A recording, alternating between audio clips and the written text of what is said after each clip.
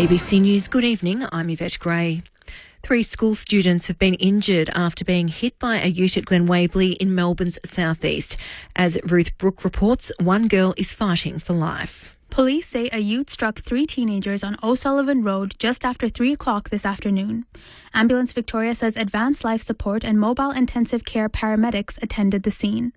A girl was taken to the Royal Children's Hospital with upper and lower body injuries. The hospital says her condition is tonight listed as critical. A boy was taken to the Alfred Hospital in a serious but stable condition with upper and lower body injuries, while another boy was taken to Box Hill Hospital in a stable condition. The driver, a 44-year-old Springvale man, stopped nearby and is assisting police. His passenger fled the scene. Police have charged disgraced AFL legend Barry Cable with historic sex crimes against a young girl in the 1960s. Cyan Valance reports. WA police allege former footballer Barry Cable sexually assaulted a 9-year-old girl between 1967 and 1968. It comes almost a year after a judge found the 80-year-old was a pedophile in a civil case. The ABC understands this alleged victim came forward after that result became public. The former North Melbourne player has since been stripped of his AFL legend, Hall of Fame and North Melbourne Hall of Fame status. Cable is due to appear in a Perth court on these criminal charges next week. Investigations are continuing after multiple shots were fired towards a known underworld figure in Melbourne's north this morning. Boxer Sam Abdelrahim, who's also known as the Punisher, was ambushed as he left his Thomastown home shortly after 3 a.m. Police say he wasn't injured and they're still searching for those involved in the incident. Thomastown resident Shiva Thata says he's shocked by the incident. I feel like a bit tense right now because it happened right next to a couple of buildings away. So, yeah, I just want to be safe, that's all.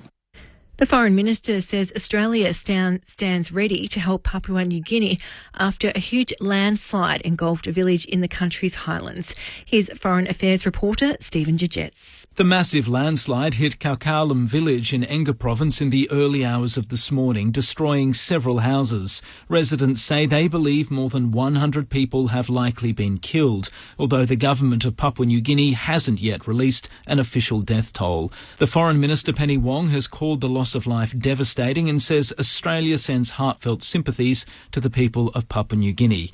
She also says Australia stands ready to assist in relief and recovery efforts if PNG requests it. Data said to be from a breach involving e-script provider Medisecure has been advertised for sale on a dark web marketplace. Here's political reporter Monty Boville. Medisecure runs an electronic prescribing and dispensing service and was last week caught up in a large-scale ransomware data breach.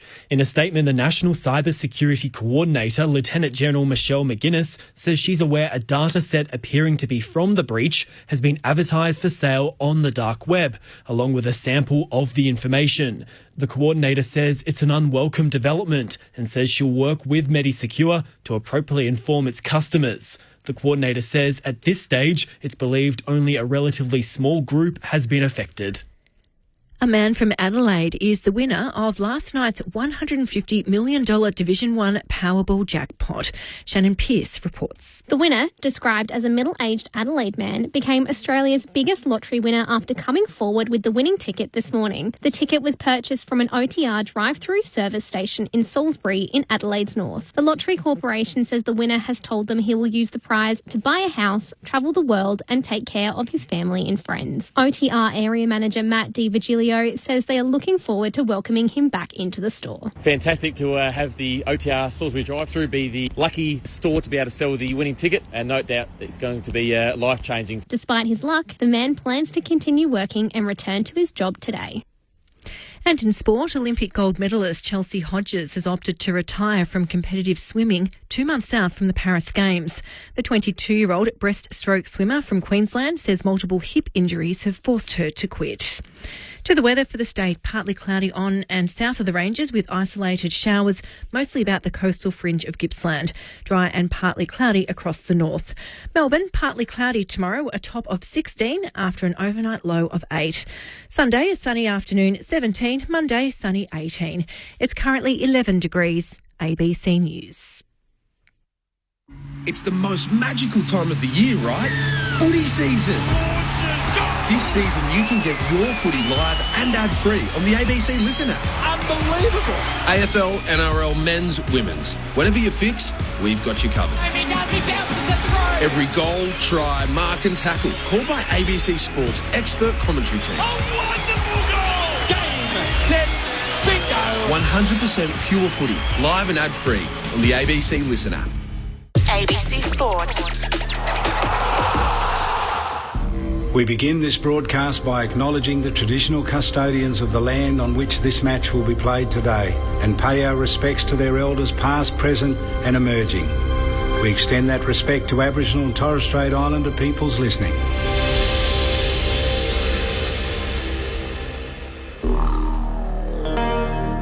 Welcome to ABC Sports coverage of the 2024 Sir Doug Nicholls Round. Sir Doug Nicholls learned to play football in bare feet in the paddocks of Cummeragunja. I was captain of the school team. When he left Cummeragunja, he went to play in the Golden Valley League for Tongala and then on to Melbourne, firstly to Carlton, then for Northcote in the VFA, playing in Northcote's 1929 Premiership team, and then Fitzroy in the VFL. I always want to be in top. Same as football. I went for the ball. I want to be on top. I was good. I want to be good. Dominating my mind that I was their equal. Sir Doug Nicholls was a runner, boxer, footballer, a champion in everything. He once told his grandson Gary Murray, to get a tune out of a piano, you can play the white notes and you can play the black notes. But to get harmony, you've got to play both. One of the first references to reconciliation. Never conscious of me colour, I felt that I was their equal. And this helped me too. Sir Doug went on to be Father of the Year, King of Moomba. He was knighted by Queen Elizabeth II. He had an audience with the Pope, became Governor of South Australia, and his great-grandson, Nathan Lovett Murray, played for Essendon Football Club. One of the good things, I made a lot of friends too. Sport was just no barrier. Heads out to Mansell. He marks it half forward. Bolton's on in the pocket. Got him. Shea Bolton marks left for the pocket of the Pont Road end. Bolton from the pocket. Showtime. Shea bends it through. This piece got us out of control. Kicks it to the goal mouth, 2-on-2. Rankin's trying to create. Rankin kicks the goal. Got us feeling like we out of this world. Cozzy Pickett swoops onto it. Kicks it end over end. It bounces through the goal. As only Cozzy can. Go hard, never lay back, lay back. And passes it to Parfitt. Set it up this time right to the goal square. It might go through. It'll go all the way. You got stage fright? No problem. You got neck brace? No problem. You got two left feet, can't catch that beat. Take a deep breath, cause I got this, yo. Having to gather on the bounce is Cameron. Zigs and zags. I got the mid again. Snaps on goal. And kills it through. I got the mid again. Spins around and bounces it through. He's kicked two amazing goals, Willie Rioli. I got the mid again. Tyson Stengel from the right forward pocket. Oh, he's a sharpshooter, all right. Got moves, got step to make you shake. Stump the ground so hard, I make an earthquake. Kicks the pies to the top of the goal square. Two Swans for they cover. Bobby Hill awake to it at the drop. Banks it through. Kicks it back to Bolton, who started all of that. Drills it. I got the mid again. Bolton puts Richmond in front. I got the mid again. Charges into the open goal square. Rioli has two. Mid again. Back to Stengel. Snaps and goals. Handballs it to Walters. Tries it again. He's a winner. The 2024 Sir Doug Nicholls Round. On your radio. Sport Digital. And on the ABC Listen app. Just look for the AFL button. I got the mid again.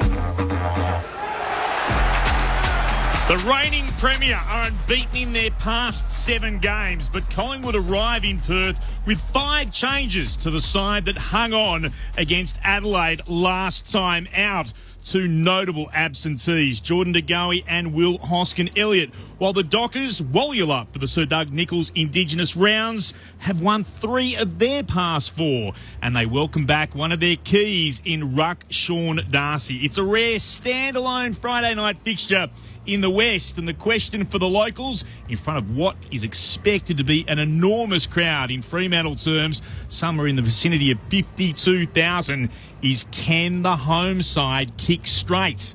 What a difference that would mean if they can take their opportunities in front of goal. Good to have you with us wherever you happen to be listening around on ABC Radio. Friday Night Footy on ABC Sport. Clint Wilden is my name. Mitch Turner is alongside me in commentary. Lots to talk about in the build-up to this one. And personally, I love a good story in football, and we're getting one tonight for Collingwood. A youngster by the name of Ed Allen will make his debut, just 19 years of age, just one of a couple of debutants and milestones in this game. But the Ed Allen story is particularly fascinating.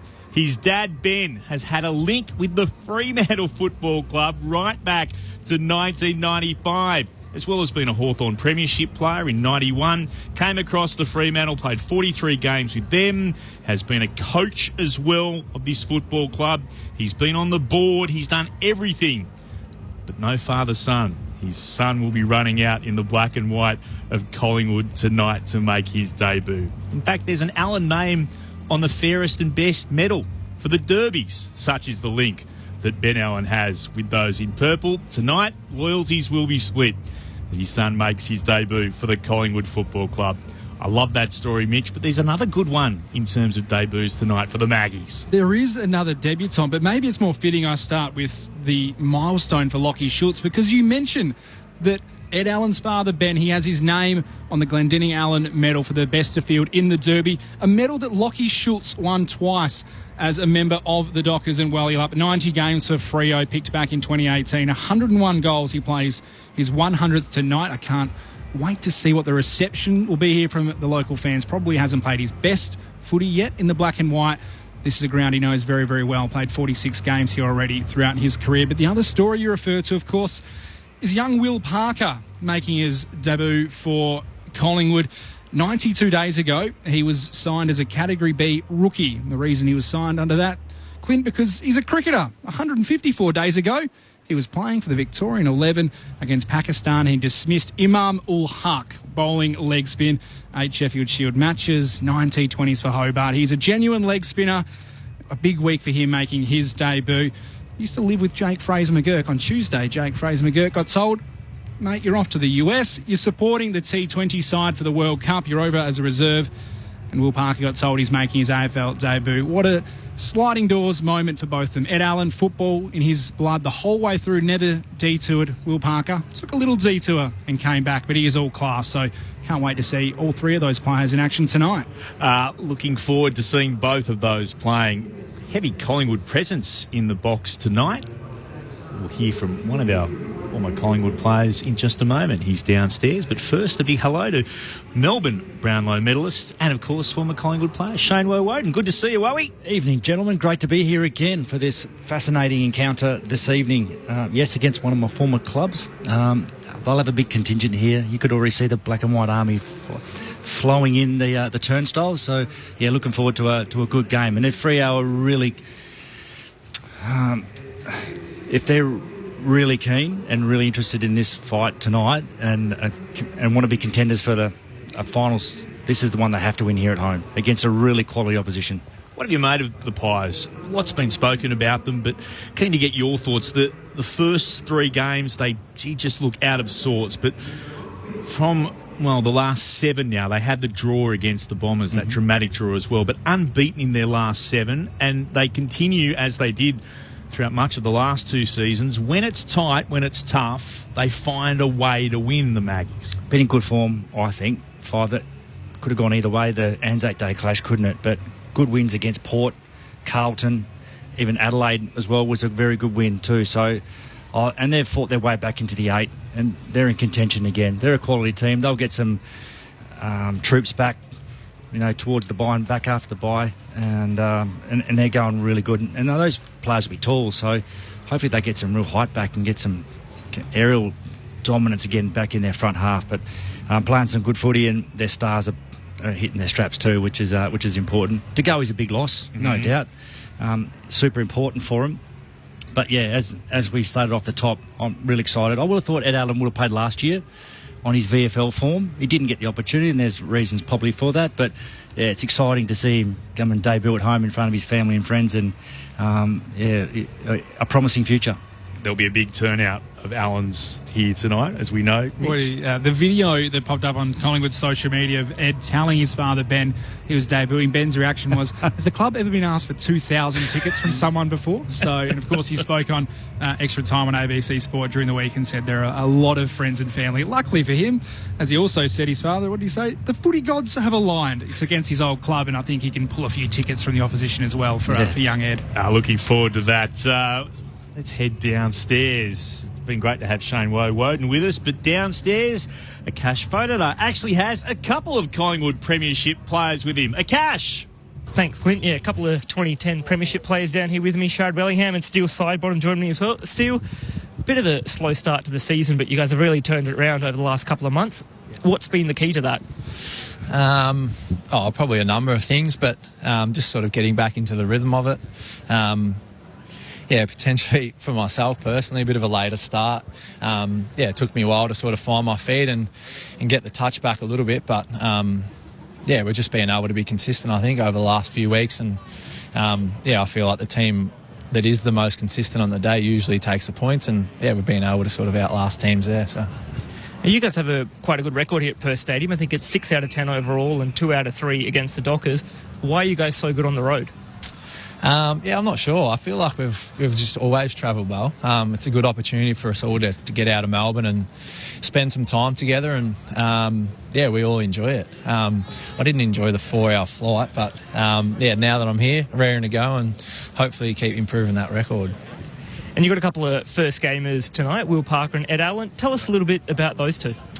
Firstly, Will is obviously, I think it's been well publicised. He's only been at the club now for a few months, but has come in and, really just had a crack, and he's just really committed himself to trying to get better. He hadn't played a lot of footy, obviously, leading up to coming here, so for him to be able to fast track and to be where he is now is it's huge, and a lot of credit needs to go to him, and I'm really just looking forward for him when he gets his chance. He's obviously starting as sub, but to come on and have an impact when he can. And obviously Ed Allen, a local boy, good for him to come back to Perth and debut in front of the old crowd now, but just another guy who's probably been sitting there and seeing some guys debut and wondering when his chance is going to come. But same with I think his VFL form stacks up, and his opportunities now, and he's always been ready. So looking forward to him running up and down those wings tonight. Hey, obviously, Park's coming in with a very different lead-up. What kind of stuff did he actually have to do? Because imagine he's physically, strong, fit, whatever, but how much was his footy kind of knowledge have to be backed up, or was it all still there? Yeah, well, he almost was training away from the group for a fair chunk at the start, just like doing his own pre-season. Would have spent a lot of time with Fraser, head of development. He obviously played footy at a young age, so he didn't forget how to kick and handball and stuff, but then he obviously has got to learn all the structures and get that down pat. But I think turning up and training and things, but he's obviously done a lot of work away from the club to be able to pick everything up, and it's a real credit to him. What's the kind of, expectation on someone who has had that little build-up? You said all the structures you've got to learn. I guess the support around him's got to be massive, especially from you older blokes and mentoring him away. Yeah, and that's part of our role as, I suppose, leaders and everyone for tonight, is for him just to go out there and make as easy as possible. We don't want his head spinning about being in the right spot all the time. I guess just the old see the ball, get the ball, really. It's our job to put him in the right spots, but I don't think you don't just fluke a game, so he knows what he's doing out there as well, and we'll be all there to back him up. From one end of the equation to the other, the old boys, you and Pendles. You said we caught up today, and you said you're still feeling like a fresh chicken, like still got plenty of miles in the legs to go, mate. Yeah, I think so. I think once I lose the ability to run will probably be the time when I'll have to hang them up or get the tap on the shoulder, whichever comes first. But I feel like I can still contribute at the moment, and while I can do that, I'll stick around. But I also don't want to overstay my welcome as well. If I think that footy's gone past me, then I'll happily put my hand up and say enough. But I guess at this moment I still think that I contribute, and I'll keep doing it. And in terms of today's game, what do you have to take away from Fremantle? I mean, lots been made of their woeful goal kicking, but other than making sure they're taking shots from bad places, what do you got to take away from them today? Yeah, well, I think their clearance numbers stack up against everyone. They want to use the middle of the ground, so it's kind of, we're sort of similar in some aspects the way that we play. So, I guess like it does every week, it'll start in the middle, and they've got some great midfielders in there, and clearance goes a long way to winning games of footy. So if we can get on top there, then hopefully the rest can just sort of fall in line after that.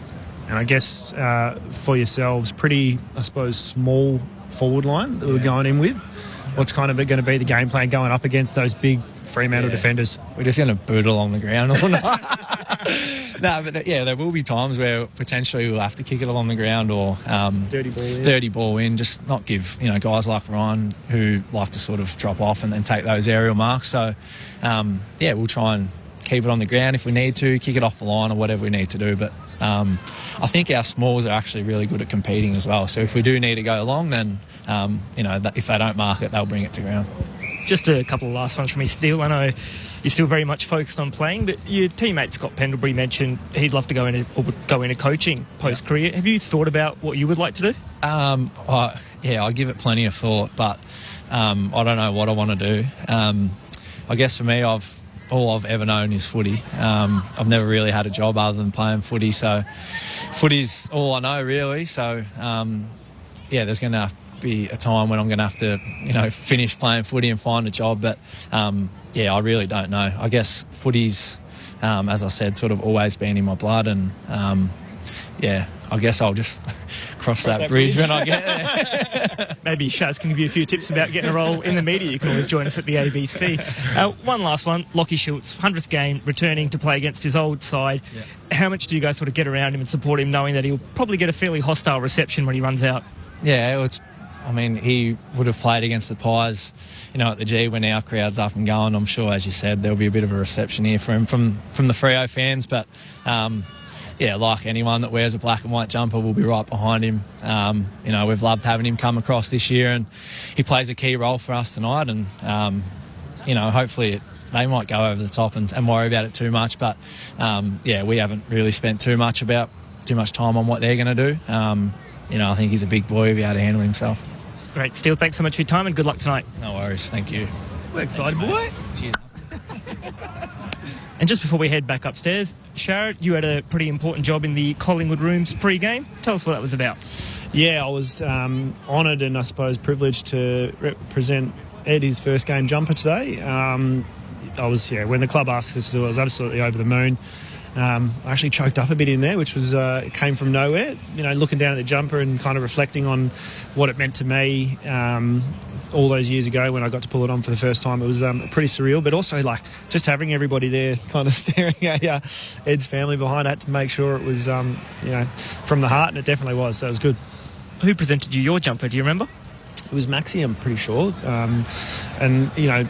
That's part of the thing I was kind of reflecting back on. I was like, it's all happened so fast, and I kind of wanted to say make sure that you do take a second just to reflect on this time, but even in my haste I forgot to say that, but you look back and go, gee whiz, I remember pulling it on for the first time and I remember going out, but I'm pretty sure it was Maxi, but I'm not 1,000% sure. Great. We'll head back upstairs now. Thanks, Clint. Got in a Cash photo downstairs with, as we said, a couple of Collingwood premiership players. One of them a multiple premiership player, still side bottom in 2010 and 2023. And alongside him, Sherry Wellingham, who'll be back up here in the box. I'm keen to have a chat with you about how did he get nervous making that jumper presentation. Shane Woden presented a jumper or two along the way, Shane? Yeah, presented one last week. Oh, yes. Tell us about it. To Shane McAdam. Right. Scraping the barrel, aren't they, the footy club? No, when Melbourne were hit, they thought we'll get a Shane presented to Shane. Yeah, Fair Shane enough. to Shane. So, obviously he'd played 50 games, not a debutant, played 50 games at the Crows, but Maxi Gawn asked me if I would present the number 23 to Shane. Obviously I was the locker next to him in 22. But yeah, agree with what Sharad was. Just listen to Sharad, then you actually forget about some stuff you actually probably scripted for yourself going into what you think you would say, and then you walk out and go, I made a bumbling mess of that. But yeah, no, it's a great moment to be able to present someone their jumper when you remember when you got your first one all that time ago. Who presented you with yours? Do you remember? I don't think it was. To be honest, I can't even remember. Yeah, which is exactly what Sharad was talking about, taking that moment as a player to remember those instances, because it all happens in such a rush. So fast. I recall having a presentation dinner for the whole club, but that's when you do get your jumper, but I can't actually recall the game day scenario and what happened on then. I think it's just get your jumper on and let's get out there and play. Off you go.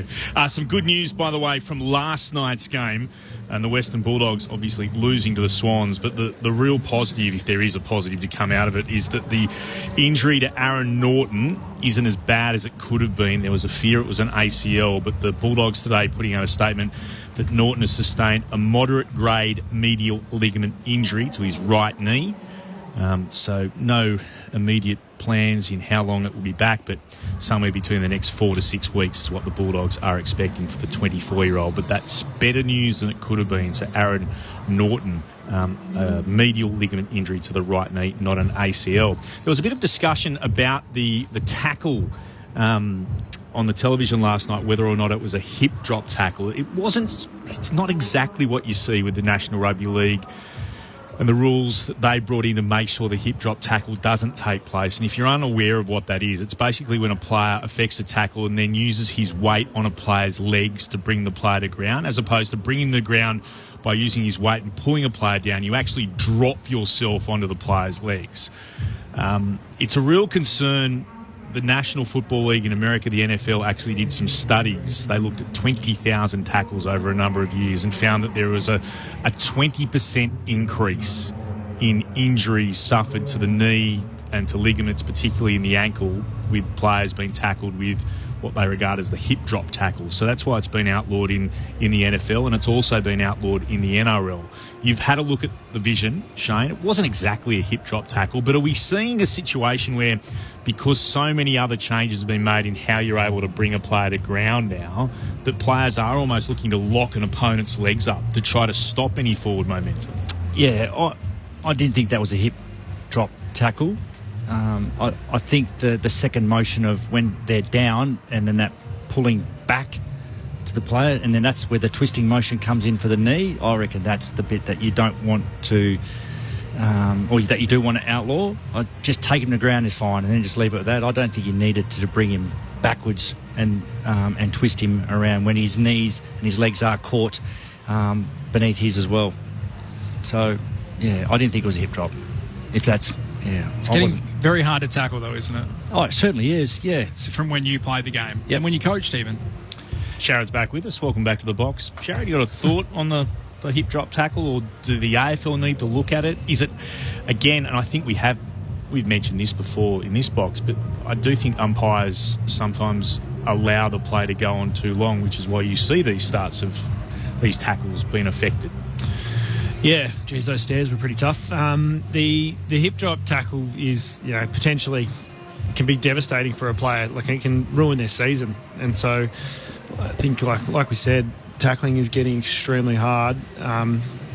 We've spoken about it, so much. The umpires already have a hard enough job of adjudicating the game, but I don't know what you can really do. Whether the whistle has to come in faster, or you kind of get away from those really nice, strong tackles being called in the back when it does draw them forward, because the player is so good now at drawing them forward that we have to kind of take it away if they've secured the player in a good enough tackle, that just because it rolls forward a bit, it can't be in the back, because that's where you're going to get that ripping action, aren't you? And trying to make sure that they don't give away a free kick. Yeah. And so the only way you're going to counteract that is by saying it's not an in the back. If you're securing an opposition player and rolling them forward, it's not a push in the back.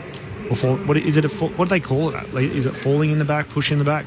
It was Melican, wasn't it? It was. Who had an arm and he had the wrist. Yeah. So and no problem, by the way, from the AFL. No. The MROs come out. There's no issue. You can't, it's not a rule. There's no rule. No, exactly. They'll probably make an adjustment to the rule where, as they do, someone will be first.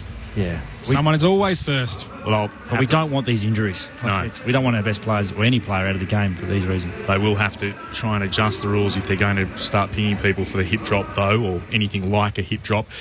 You're with, of course, Friday Night Footy on ABC Sport. Back with more from Perth Stadium after this. Oh, mornings. Will Anderson, you've been targeted. It's too early for advertising. Skip. The adverts are in your home. Spam on my fridge now? No. Unsubscribe. You're being influenced. I don't want any of this. Are you listening to me? When the whole world's gone ad. Oh, we're listening. Thank goodness there's Gruen. Wednesday nights on ABC TV. And always free, always entertaining on ABC iView. ABC Sport. We begin this broadcast by acknowledging the traditional custodians of the land on which this match will be played today and pay our respects to their elders past, present and emerging. We extend that respect to Aboriginal and Torres Strait Islander peoples listening. Welcome to ABC Sports coverage of the 2024 Sir Doug Nicholls Round. On your radio. Sport Digital. And on the ABC Listen app. Just look for the AFL button. Great, you could be with us at Perth Stadium. Both teams out on the ground. Collingwood warming up to the right of our broadcast position, the city end of Perth Stadium.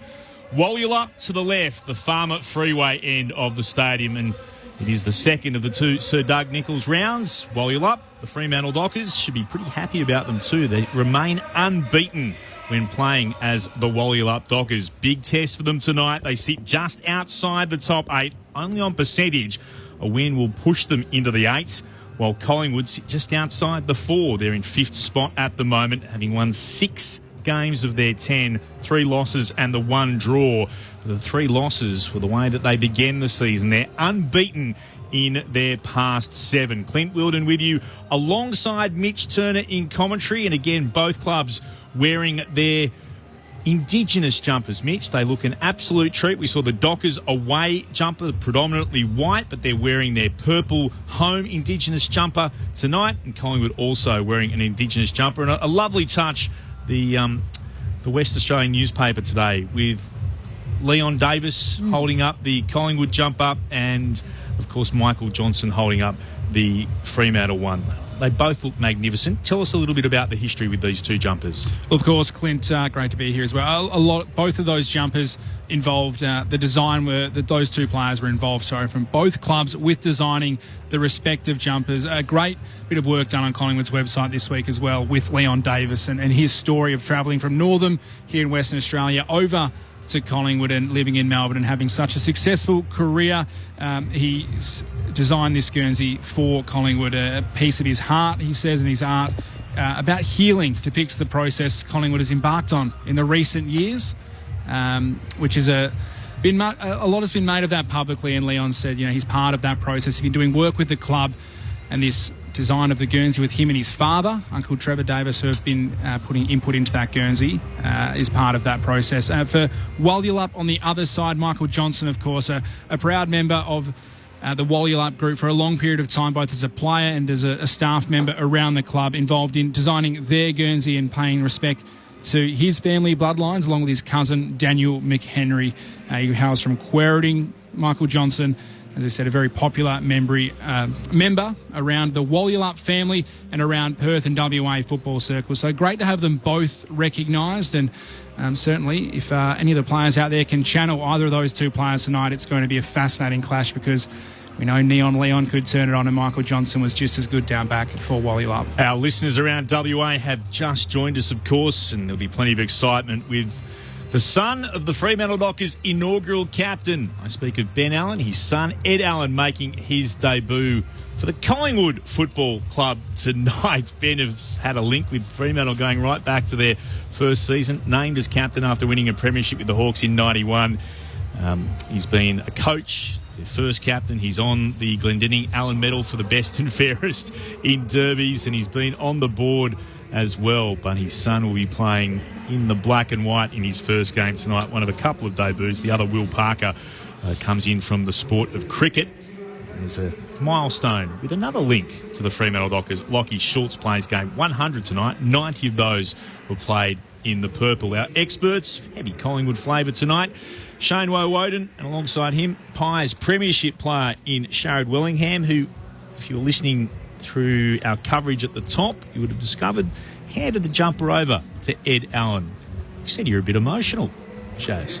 Yeah, kind of caught up on me. Came out of nowhere. I think that's lovely. In a weird way. I don't mean that to be derogatory. I think that's lovely that it still means so much to you. Yeah, I think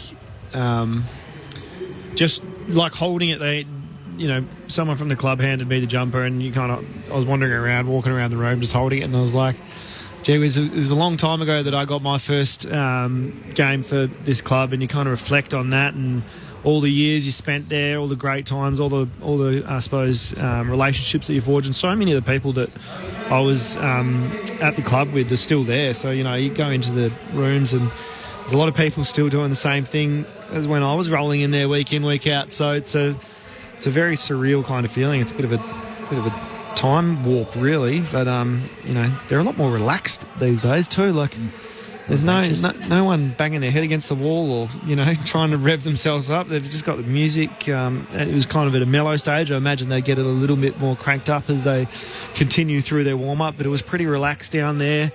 Going through the motions of their stretching, bit of personal preparation, but I think I was obviously caught up in how much it meant to me, but it was about Ed, and I tried to say, like I said before, that you got to kind of catch a glimpse of the moment that you're in. And one thing I do remember from running out on the ground, I remember it so vividly, running out on the ground and looking around, and Big Georgie Fraser told me to get the smile off my face and focus, because I was about to run through the banner, and Fraser just said, like, give me a quick shoulder, because I was just like off in the fairies, having a look around, trying to soak it all in. I remember him telling me, Tom, switch on. But it was Anzac Day, wasn't it? It was Anzac Day, so I had good right to look around, I reckon.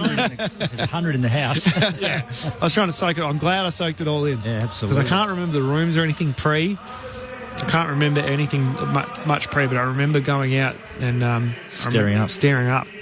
That's Afro debut, Anzac Day. Yeah, not bad. Not bad. Did you speak to Ben Allen downstairs? Yeah. What did he have to say? He was really excited. He's pretty kind of low key. He's trying to keep a lid on it. Had his wife and daughter and two other sons there as well, and he was just excited. Ed got to chill out with the family today. Got to go around, spend some time with them, which is great. He went and caught up with some of his mates as well. So I don't think he was exaggerating too much when he said that he's got a lot of people that he's had to get tickets for. I think he said 30. Like, yeah, that's just friends. How tall is he? Because they say he's the best runner at the club, and you stood right next to him. He's a monster. Like, officially 194. I reckon he's bigger than that. He's bigger than that. Like, when we were getting a photo, I said, geez, I feel like I need to go on my tiptoes here. Otherwise, I'm not going to be in the same photo. He's a monster. How times change. And yes, and Sidey said he's an amazing runner. Absolutely gets across the ground really well, up and back. So, yeah, pretty exciting for him. And obviously Parks as well. So, yeah, exciting day for the debutants. Sharad Wellingham alongside Shane Woden. Just to flick things across, we'll head and hear from the Fremantle camp in just a moment. But Shane, massive opportunity for Fremantle. They very rarely get these Friday night games. We're expecting a crowd which might go past their biggest ever non-derby and non-final crowd, for whatever that means. Basically, they got 51,000 in a bid against Adelaide at the start of this season. This is expected to go past that. The early predictions were sort of 52, 53. It all hinges on how many of the season ticket holders turn up. You can't actually buy a ticket. It's up to the corporate box holders, and there's plenty of them. There's a big area across on the other side, which is was sold out about 4,000 seats, which was sold out early on to help build the stadium. Yeah. And then how many of the season ticket holders turn up. But they're expecting about 52. Tough for them because they've had such a short turnaround. They had to stay overnight in Melbourne the last time. Basically had a 5-day break. That's going to be a challenge. But it's a chance for Fremantle to show what they can do on the national stage. Absolutely it is. And it's if they want to contend and beat these top 8 teams and reigning premiers here and home, you'd expect the Freo faithful to pack this place. Like, I was here last Sunday on West Coast. They were loud against Melbourne. So you'd expect the same thing from Fremantle here on their home ground against a quality opposition and who draws a big crowd also. So, yeah, very exciting one for them. Let's head down into the Fremantle rooms. A short time ago, we were lucky enough to be joined by someone who would be under, admittedly, a little bit of pressure considering how wayward Fremantle have been in front of goal. I speak of their forward coach. Let's go and hear from him. He's alongside a cash voted up. Thanks, Clint. I've got Fremantle forwards coach Jamie Graham down here with me. Jamie, short turnaround from the St Kilda game. How's the week been? Yeah, it has been a short turnaround, but it's been a good week. We reviewed like we do every week and focus on some of the things we did well and what we can improve on leading into this week and prepared really well for Collingwood. We know it's going to be a tough challenge. What are some of those areas to improve? How much of the week has been spent on goal kicking? Yeah, you've touched on it. Well, we didn't do, to be fair, we didn't do a lot more than we normally would. We do work on it. As we know, goal kicking, there's the technical side of things, but then there's the mental side of things. And when you do miss a few, it becomes a real mental game. I think I probably haven't been there so much on the goal kicking field, but I've been on a tee box and felt the same thing. So, the boys, they have their routine. That's the main thing, and that it really takes away the external noise. That's the whole idea behind it. So we did a bit of work on that, which we do every week, to be fair. Now, Collingwood have won the last 3 against the Dockers, and in the last clash, both Dacos boys actually had a big game. How do you go about stopping them and stopping Collingwood? Yeah, it's a difficult one because they're both very good players, and I think their midfield are very strong, and it's one of their real strengths. So we've got some plans in place. It can be challenging because Nick can go and play behind the ball and try and free himself up, and they push someone else into the midfield. So we've got a few plans, but ideally our whole midfield can get on top, and it's going to be a great challenge in there, really.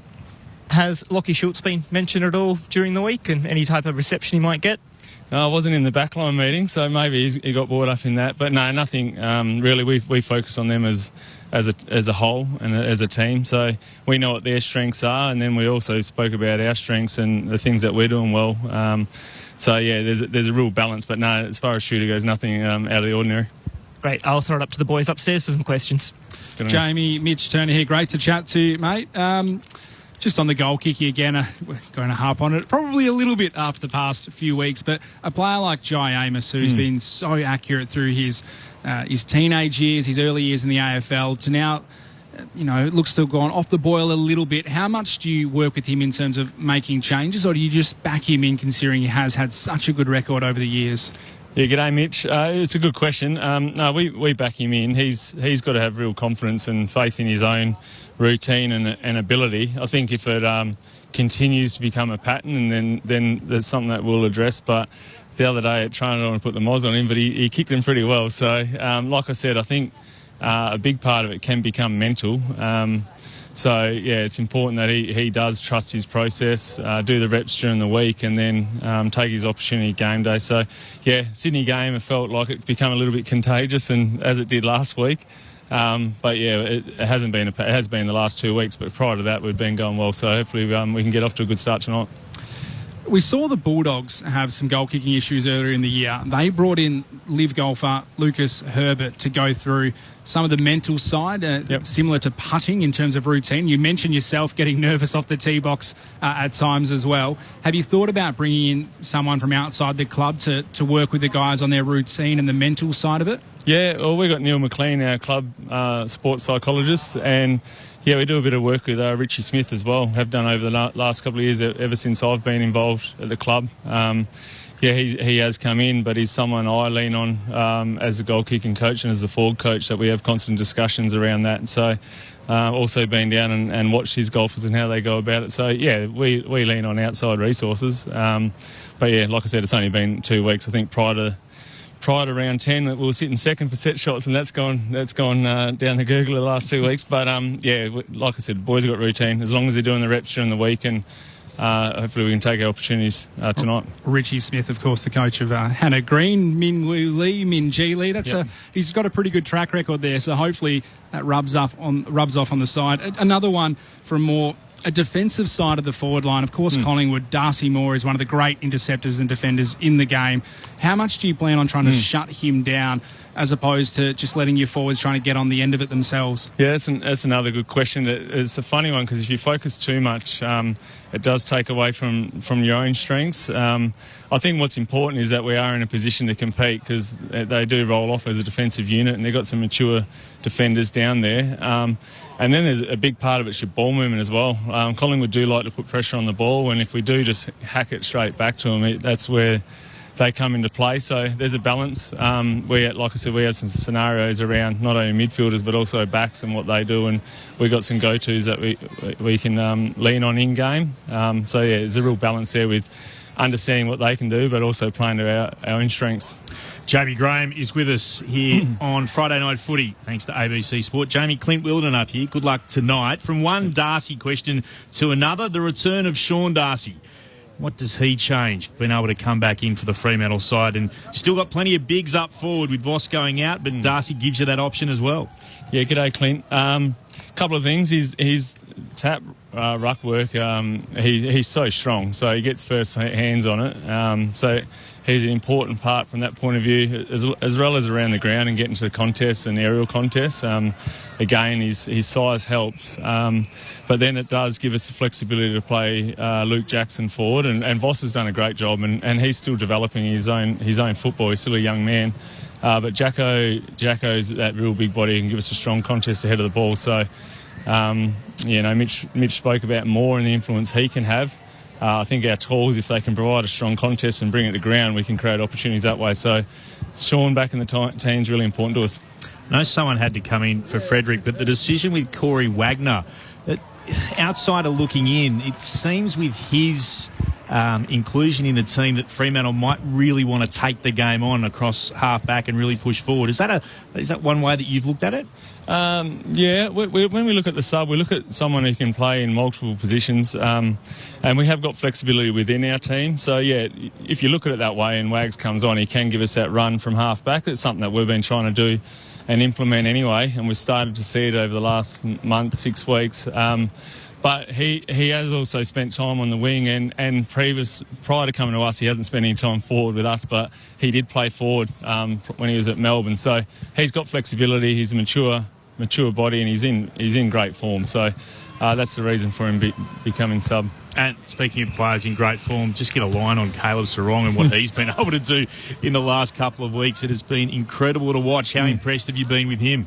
Yeah, ever since coming to the club a couple of years ago, he's the first person I realised how impressive he was. There's no surprise he's doing what he does on the field, because if you saw him day to day and he gets in first thing in the morning, he's elite with his preparation and doing the extras. And you see how clean he is. It's because of the work he does during the week. But he's also really mature and a real leader, and he understands what we want to do as a team and our game plan. So. He's in outstanding form, but if you see him operate on a day-to-day basis, it's really no surprise. Better let you go. Thanks very much for having a chat with us. Good on you guys. Thank you. Jamie Graham downstairs a little bit earlier with Akash Fotodar. It is the key question for the Fremantle Dockers. We'll talk more of the nitty-gritty about who goes where and how the game plays out. Certainly Collingwood's ball movement is something that has improved and impressed in recent weeks, and Fremantle have been tremendous with their stoppage work. Their defence has been outstanding, but there is such a focus, understandably, on just getting the ball between the big posts because that has been where they've let themselves down. They could have smashed St Kilda last week, Fremantle, had they kicked truly. Is there a question sometimes when things are going awry that you can have the famous line, the paralysis by analysis? If you think too much about it, it all goes wrong? Or do they actually have to spend some time there getting it right? What do you think? Shane Woden, Sharad Wellingham? I think they have to address it. I don't know about you, but you can't act like it's not an issue. You've got to go. You implement it in different ways. You don't go, boys, go out there and kick 100 set shots. Yeah. You at training, you just make sure that instead of maybe not finishing, when you're in a drill or something, no one focuses on the finish. But they go, no, we're seeing out the whole drill. Everybody has to watch the bloke finish for goal. Like little things like that, just that added little bit of pressure. I think that they need to address it, and especially at the level that it's at, do they need to say to Jai, do they need to go, mate, when you're having a shot from a bit further out, we'd like you to, at training, have a little bit of a go at going further back and getting some more momentum behind your kick? Because when he gets some momentum, he can kick it beautifully. Yeah. But I think he's a little bit too close to the mark and not enough momentum on those long kicks. Like some of them last week were pretty bad. Yeah, not normally what he would do, wouldn't it? I think they would have addressed it, no doubt about it. For me, I don't think it's a major issue, really. Like, I think they're doing really well in the areas to get it there and have opportunities to score it. And again, it's just a final product of scoring efficiency, but like, their defence and their attack's going real well. Their stoppage is going real well.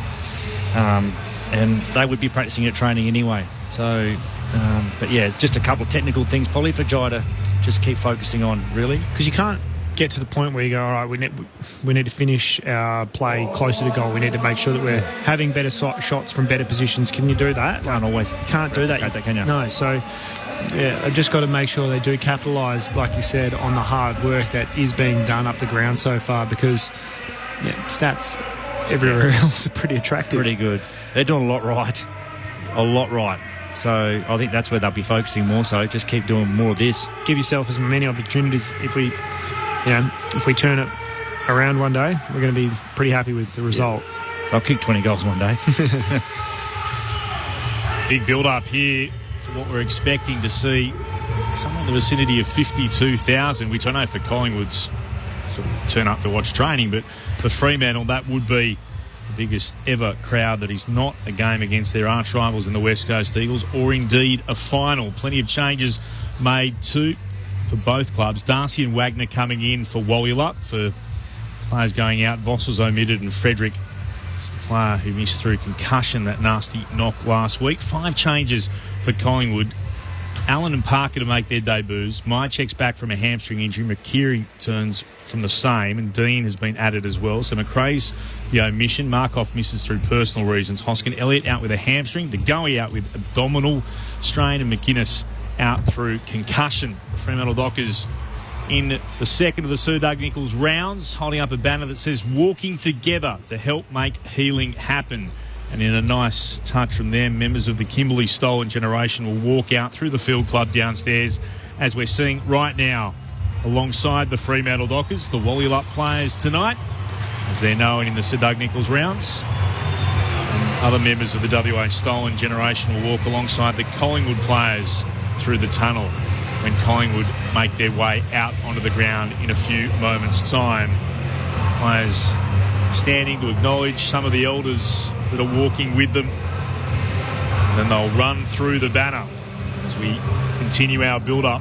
It's a game set to get underway in about 18 minutes' time between Wallyup and Collingwood. The Dockers in 9th on the ladder. 1-6, lost 4. Collingwood in 5th. 1-6, lost 3, and the 1 draw. Big game for the Dockers. So rarely with an opportunity to strut their stuff on the national stage of Friday night, and they break their way through the banner, led by their captain and one of their Indigenous players in Alex Pearce. How do Fremantle respond? Last player through the banner was Michael Walters, who made absolutely sure that he went across to every member of the Kimberley Stolen Generation who walked out with there tonight, just to give them a little handshake, little pat on the shoulder, and he'll join his team. Would have run out to the city end of the ground as smoke starts to swirl around from the pyrotechnics here at Perth Stadium. The ring of lights is fully lit up. The rest of the stadium bathed in purple thanks to the LED screens. Clint Wilden with you alongside Mitch Turner. Mitch, before we get into the who does what, with Collingwood about to run out with a banner they'll be bursting through that congratulates Lockie Schultz on his 100 games, 90 of them being played by the Fremantle Dockers. So that's a nice touch by the Collingwood club to pay tribute to him in what is a milestone match. couple of changes for the teams coming up for Sunday. They've been made official. What have you got for us? Just quickly, the changes for Hawthorn: James Sicily back from suspension, Jack Grimshaw and Jack Gunston into the side, Watson, Sarong, Phillips all out of the side, Watson being managed. For Brisbane, Zach Bailey and Ryan come into the side. Hipwood obviously suspended, Shadow Brain omitted. Nam v Uroka. For Nam, Tomlinson, Langdon, Van Royen, Hunter into the side. Lever obviously out. Brown, Howes, Billings has been omitted. The Saints, Stocker, Ross, Higgins into the side. Philippo, Patton, Jones are out. And for Kuana versus Wallich Marawa at Adelaide Oval on Sunday, Borlase, Burgess, Schoenberg and Berry in for the Crows. Himmelberg, of course, Rankin after that last week's run is out. Hamill, McHenry omitted. And for the Eagles, just the one change. Elliot Yeo in, Luke Edwards will be out. I want you to have a little listen to this downstairs. If you didn't hear it the other week.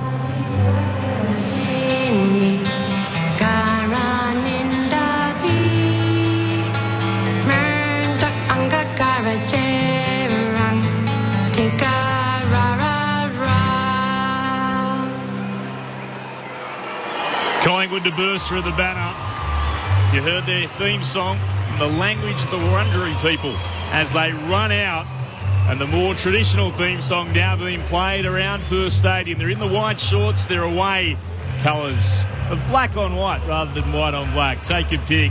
The Magpies are in town. The banner walking together to help make healing happen as the Sir Doug Nicholls rounds continue in the AFL. Great you could be with us wherever you're listening on ABC Radio, ABC News Radio, Sport Digital, and of course streaming on the ABC Listen app. Look for the AFL button. Friday night footy on ABC Sport.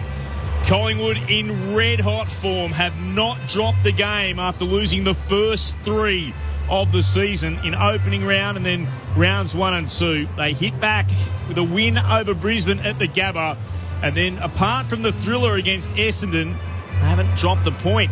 Wins over Brisbane, Hawthorn, Port, the draw to the Bombers, and then victories over Carlton, West Coast and Adelaide. Fremantle have had an up and down season so far. They won their first three, they lost their next three, but two of those almightily tight games really could have beaten both Carlton and Port Adelaide. Then after being thumped by West Coast to the tune of 37 points, they hit back with wins against the Bulldogs and the Tigers, dropped the game to the Swans, and then beat St Kilda in Victoria last week. So they've won 3 of their past 4 as well. It's a big game for both of these teams where they sit on the ladder. Every Friday night is a big game. How does it all pan out? Let's get the thoughts of our experts. Both of them have worn the black and white. Brownlow medal winner with Melbourne, Shane Woden, and Premiership Pie, Sharad Wellingham on ABC Sport. Yeah, well, gents, I think we heard Steelo wrap it up in the pre-game. He mentioned, as we hear, Scotty Cummings in the box next door, absolutely getting wild and revved up for the game. Fist pumping going through the window. No, Is he eating pies while cheering for the pies? he's trimmed down a bit, Scotty. Sandwich, well done. Yeah, Sidey wrapped it up pretty well, didn't he? I think it all starts in the centre as it does every week, but I feel like Fremantle probably going to get a little bit of ascendancy in there. I think that their midfield's pretty bloody strong. So the two ruckmen, Sarong, Brayshaw, Fife, it's really going to be tough for them to come up against for Collingwood. So you pair that with the fact that, like I said, they've got a really small, undersized forward line in the Magpies. So it's going to be really, really tough. Even when they do get in there, like Still said, they might be trying to get in there a little bit dirty, a little bit ugly, give themselves the best chance by ground ball. But I think that Fremantle or Wallyup are going to probably just be a little bit too strong through the middle. They're going to play the game in their forward half and lock it in there. Yeah, well, number one clearance team, aren't they, Fremantle, this season? Number one first possession, number one clearance contest game inside their pre-clearance, very good too. So that's something that Collingwood will have to take away from Fremantle. Also Wallyup this evening, and with Darcy coming back in, just makes them even stronger around the ball. And then you look at the Wallyup defence, it rebounds the ball so well, starts up even when they don't generate scores from stoppage. Their ability, I think, to generate win the ball back, win the ball back, and then generate play from their back line has been really impressive. They're up in rebound 50s by a couple on the averages from Collingwood. So when they're able to get a loss at the stoppage, I suppose they're able to turn it over and rebound really well as well. So it all points to a really good contest. But you put that up against the likes of Dacos, Pendlebury, Cameron, who's a really experienced player, Crisp, who's going to be running through the midfield, Josh Dacos out on the wing. I think it's a really important game for the big Mason Cox, because when he's down forward, he's going to have to really make sure that he creates a contest. Can't leave that all to Myercheck. If he creates a contest forward for them, it will enable the smalls to get to work. But then when he's up around the ball, he's going to have to really make sure that the strength of Jackson and Darcy doesn't come to the fore if they're going to stay in this game. Because that's where I can really see Wally Lupp breaking away is just getting first look at everything, getting the clearance, getting it in their first half. Getting their forward half, and just locking it in there. Yeah, Jackson's influence around contests and follow-up is going to be really important. I think Freo really improved, find that balance between methodically bringing the ball up the ground or off turnover, going real fast and getting it in quick and giving their forwards a better look in the backspace too. So, but I think, again, to match it, Pies midfield and how they've been able to change it, get Dacos more in there, get Crisp now becoming more of an insider. How much of the Fremantle ball movement do you think is showing signs of more confidence off the back of growth the Big Kahuna's shown? I think that Big Tracy has come on leaps and bounds over the last month, and I wouldn't be able to pull his numbers off the top of my head. 20 goals for the season, but a lot of marks inside 50 is what you're referring to. A lot of marks inside 50 and a lot of marks up the ground. Up the logos. Like, he's just been awesome for me, and he's a big reason as to why they've been able to have a better, I suppose, not more attacking, but more reliable. I think it helps if you can win the ball and you can clunk it down the logos and go along the line, which then helps you get it into backspace a lot quicker.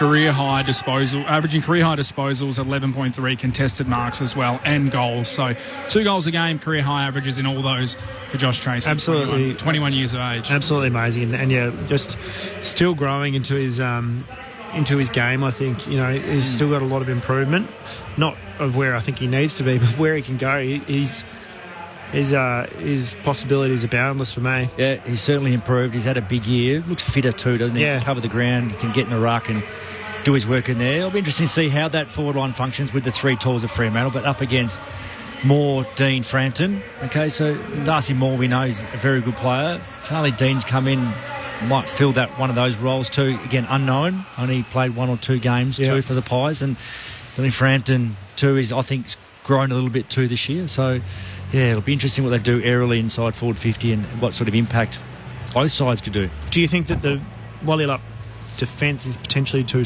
tall for that Collingwood forward line?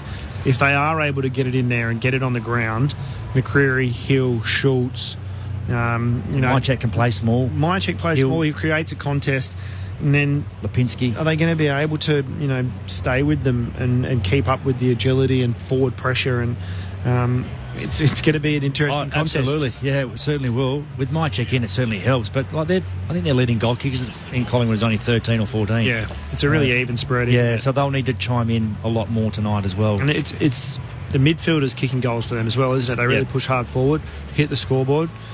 Scotty Pendlebury's hitting the scoreboard. Dacos, we know, hits the scoreboard. Joshy Dacos hits the scoreboard. It's a really nice even spread. So yeah, it's an interesting contest tonight, and I think the coach's box is going to play a big part in it, and how they kind of relay messaging down and the way they want to play the game. Wally Lupp versus Collingwood. Now to have the welcome to country. Both teams have headed across to the broadcast wing. Everyone pauses. All eyes heading towards the big screen. We'll hear from Fremantle board member, Professor Colleen Haywood, as we continue to celebrate the Sir Doug Nicholls rounds here on There ABC is a small Sport. West Australian town with very strong links to tonight's game. Quairading. A community 160 kilometres from where we gather here tonight is part of Balladong country. Whaleyalup's Michael Johnson and Collingwood's Leon Davis both have family connections to Balladong. Leon's father Trevor and Michael's mother Di both grew up in Quairading, and each of the playing Guernseys for the teams tonight tell the stories of those families, the land, the good spirit, and all the people from Balladong and beyond.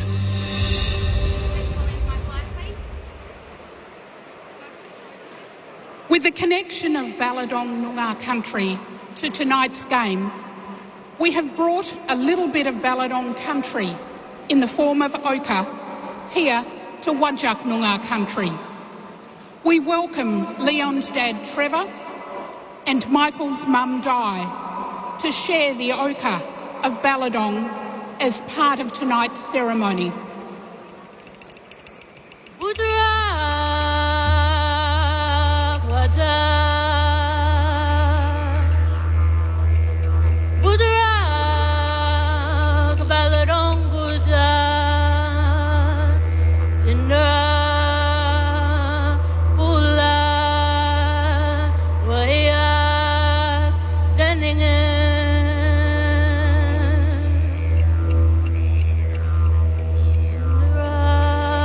May the connection our people have had with this land for more than 60,000 years continue to grow stronger.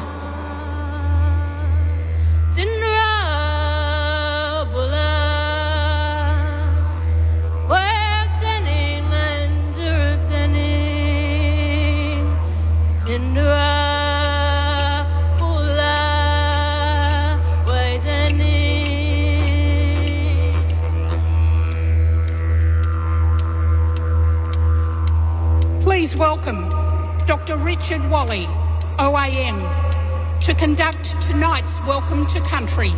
Richard. Kokela ngara jerb janang nanok nana janang wajak boja ngara mor boja weirn boja ko boja kayawa wabanin boja mera boja maman janang nanok janang ngara boja kayawa. We ask the good spirit to keep everyone safe tonight on this, what we call the Whadjuk section of the Noongar language group. It's a place we've gathered for ceremony for many generations, and tonight's another ceremony where we'll create a story, share that story and pass it on to the next generations. Nyambe mera nyambe nyambe nyambe mera nyambe nyambe burla nyonga burla burla burla nyonga burla burla ngan mort boja boja boja ngan mort boja boja boja nyambe mera nyambe mera nyambe nyambe nyambe mera nyambe mera nyambe nyambe nyambe mera nyambe nyambe nyambe mera nyambe nyambe. Thank you, Dr. Wally, and all involved in today's Welcome to Country ceremony. Have a great game. It will be. The Whaleylup Dockers against Collingwood. Lovely touch then with Leon Davis going across, and he's just given a warm embrace to Craig McRae. And Darcy Moore and the rest of the Collingwood players will now make their way across as well. Bobby Hill from Northam as well. Same hometown as Leon Davis. A nice connection there. So the Fremantle, or the Whaleylup Dockers, head across to the right of where we're sitting on the northern wing, and they'll continue to go about their warm-ups. Collingwood to the Farmer Freeway end, to the left of our broadcast position. What is it like downstairs before we get the tips from our experts? He's already been very busy tonight. Akash Fodadar, that looked terrific from where we were sitting. What's it like where you are? Yeah, really starting to hum down here at ground level, Clint. Interested to see if the Purple Army turn up and break that home and away crowd record for a non-derby of 51,037. You'll also be glad to know James Aish has the long sleeves back on tonight, so he must think it's quite cool, although it is still about 21 degrees down here. The starting benches for the two teams: for Wallylup, Bailey Banfield, Nat Fyfe, Jager O'Meara and Heath Chapman, with Corey Wagner as the sub. And for Collingwood, Joe Richards, Lockie Sullivan, Charlie Dean, Mason Cox, and the former cricketer in his first game, Will Parker, is the sub. About to have the gift exchange before the toss of the coin. Collingwood presenting Wallylup with a digging stick as part of the pre-game gift exchange. The captain, Darcy Moore, wanders out alongside him. Of course, Bobby Hill, a digging stick made by Leon Davis, we spoke of a short time ago, one of the traditional owners of Wodjak Country and a past player. And for the Dockers, going out to shake hands with them, Indigenous players Alex Pearce and Michael Walters heading across for the Fremantle Dockers. They've also got a gift exchange as well. About to have the toss of the coin. Which way to go, Mitch? Alex Pearce has won the toss, kicking to the city end of the ground. Wallylup to the right of our broadcast position. By the way, Wallylup's gift to Collingwood, a couple of tapping sticks gifted by elders in Werriting. They come from the mangut tree in Noongar language, the jam tree known in the English translation. Which way are we tipping, gents? Shane Woden, Sharad Wellingham? Fremantle for me. I don't know. You can't be sitting on the fence here, Sharad. I'm going to go with the Pies. Pies for you. Freo for Shane. Just. What about you, Mitch Turner?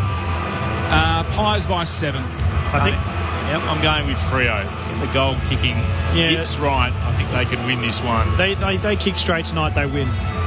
This is a nice touch too for the Sir Doug Nicholls round. Up on the roof, what is probably level 7 in terms of height. Normally you've got the guitarist rocking out. There's a bit of a didgeridoo action taking place as well at the city end of the ground.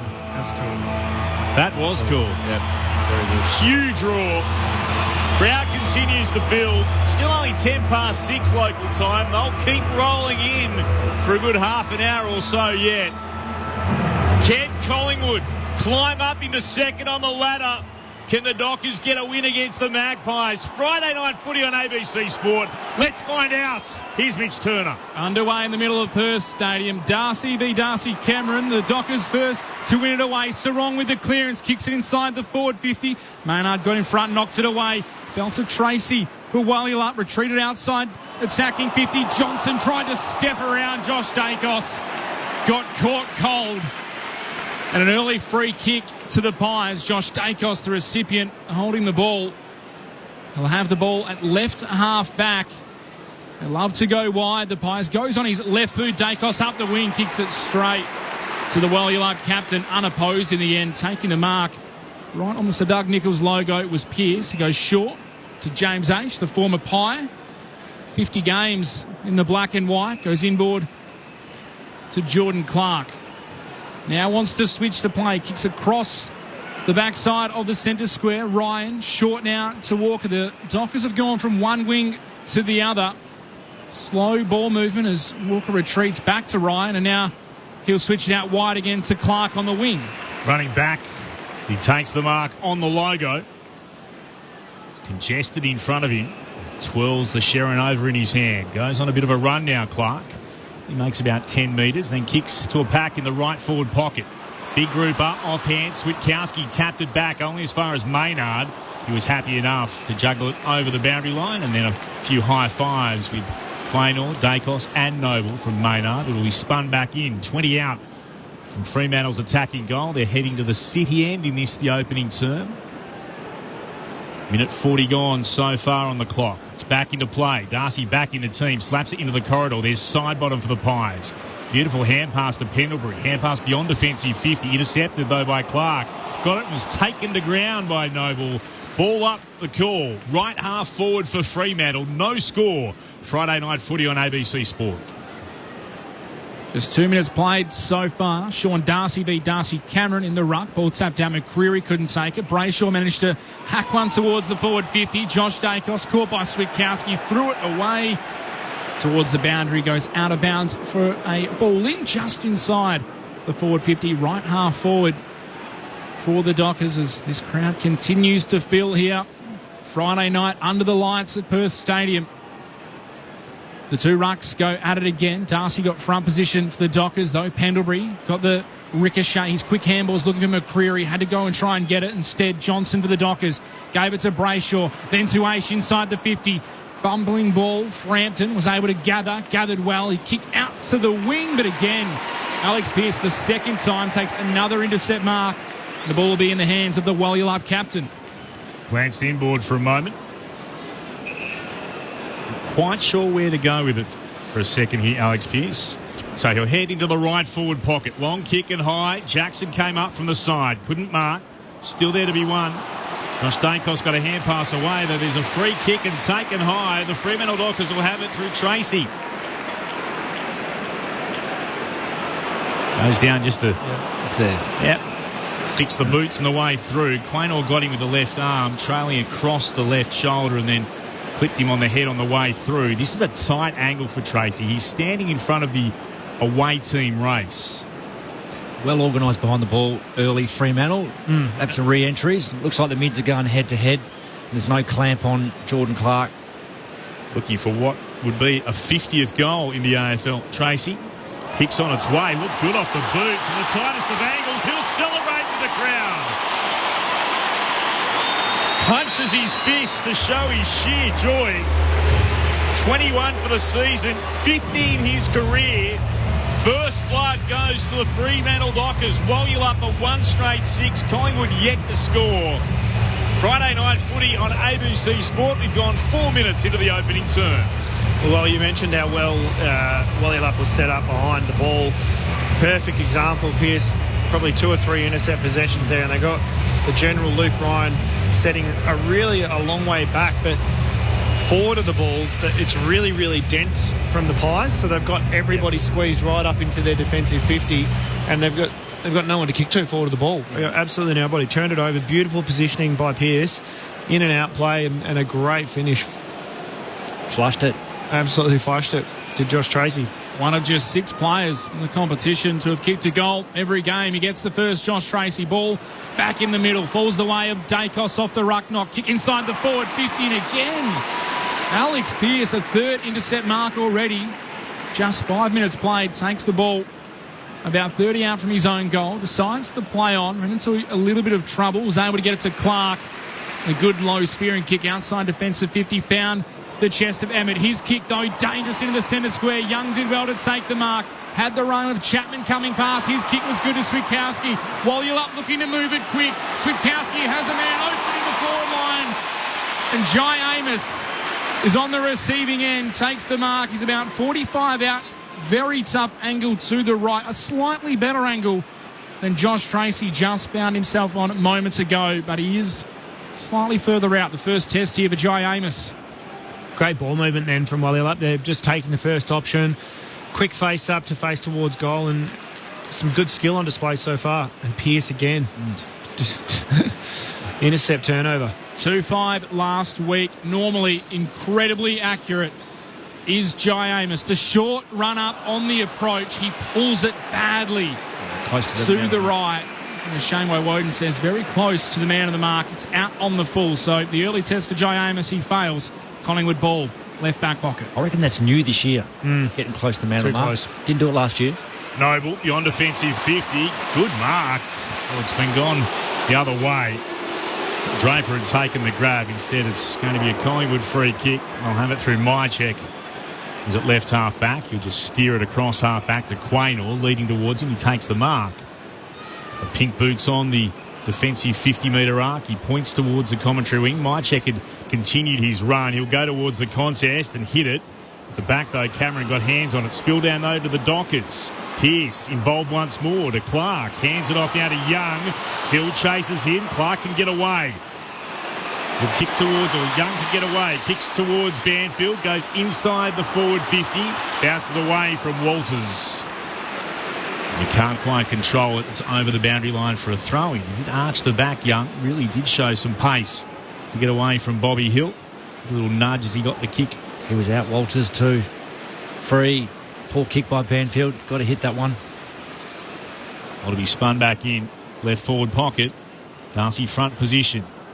Went to ground. coming away with it. The Magpies, quick chain of hand passes, ends up with Maynard getting a kick away, but it's down the throat of Adoka, and they've got the ball on the outer side of the ground through Draper. Kick towards half forward by the Dockers. Goes over the top of Chris. Able to get it to Emmett. He fires on goal. The kick is away to the left. So 2 opportunities already missed by Welliolup. A minus score, 1-1-7 they are, as the Pies bring the ball back into play and have the ball at left half back in the hands of Isaac Quainer. And the bright salmon pink boots, we'll call those. I like them. Beyond defensive 50. Here's a battle. And Mychek is able to work his away from underneath the football, and he takes the mark for the Pies. Short to guess who?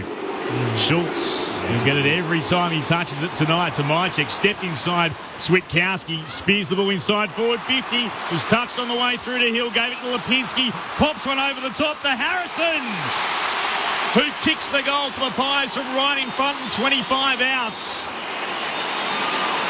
Hill knew that he couldn't gather it and go back and take the mark. Had to move it on to Lipinski quickly.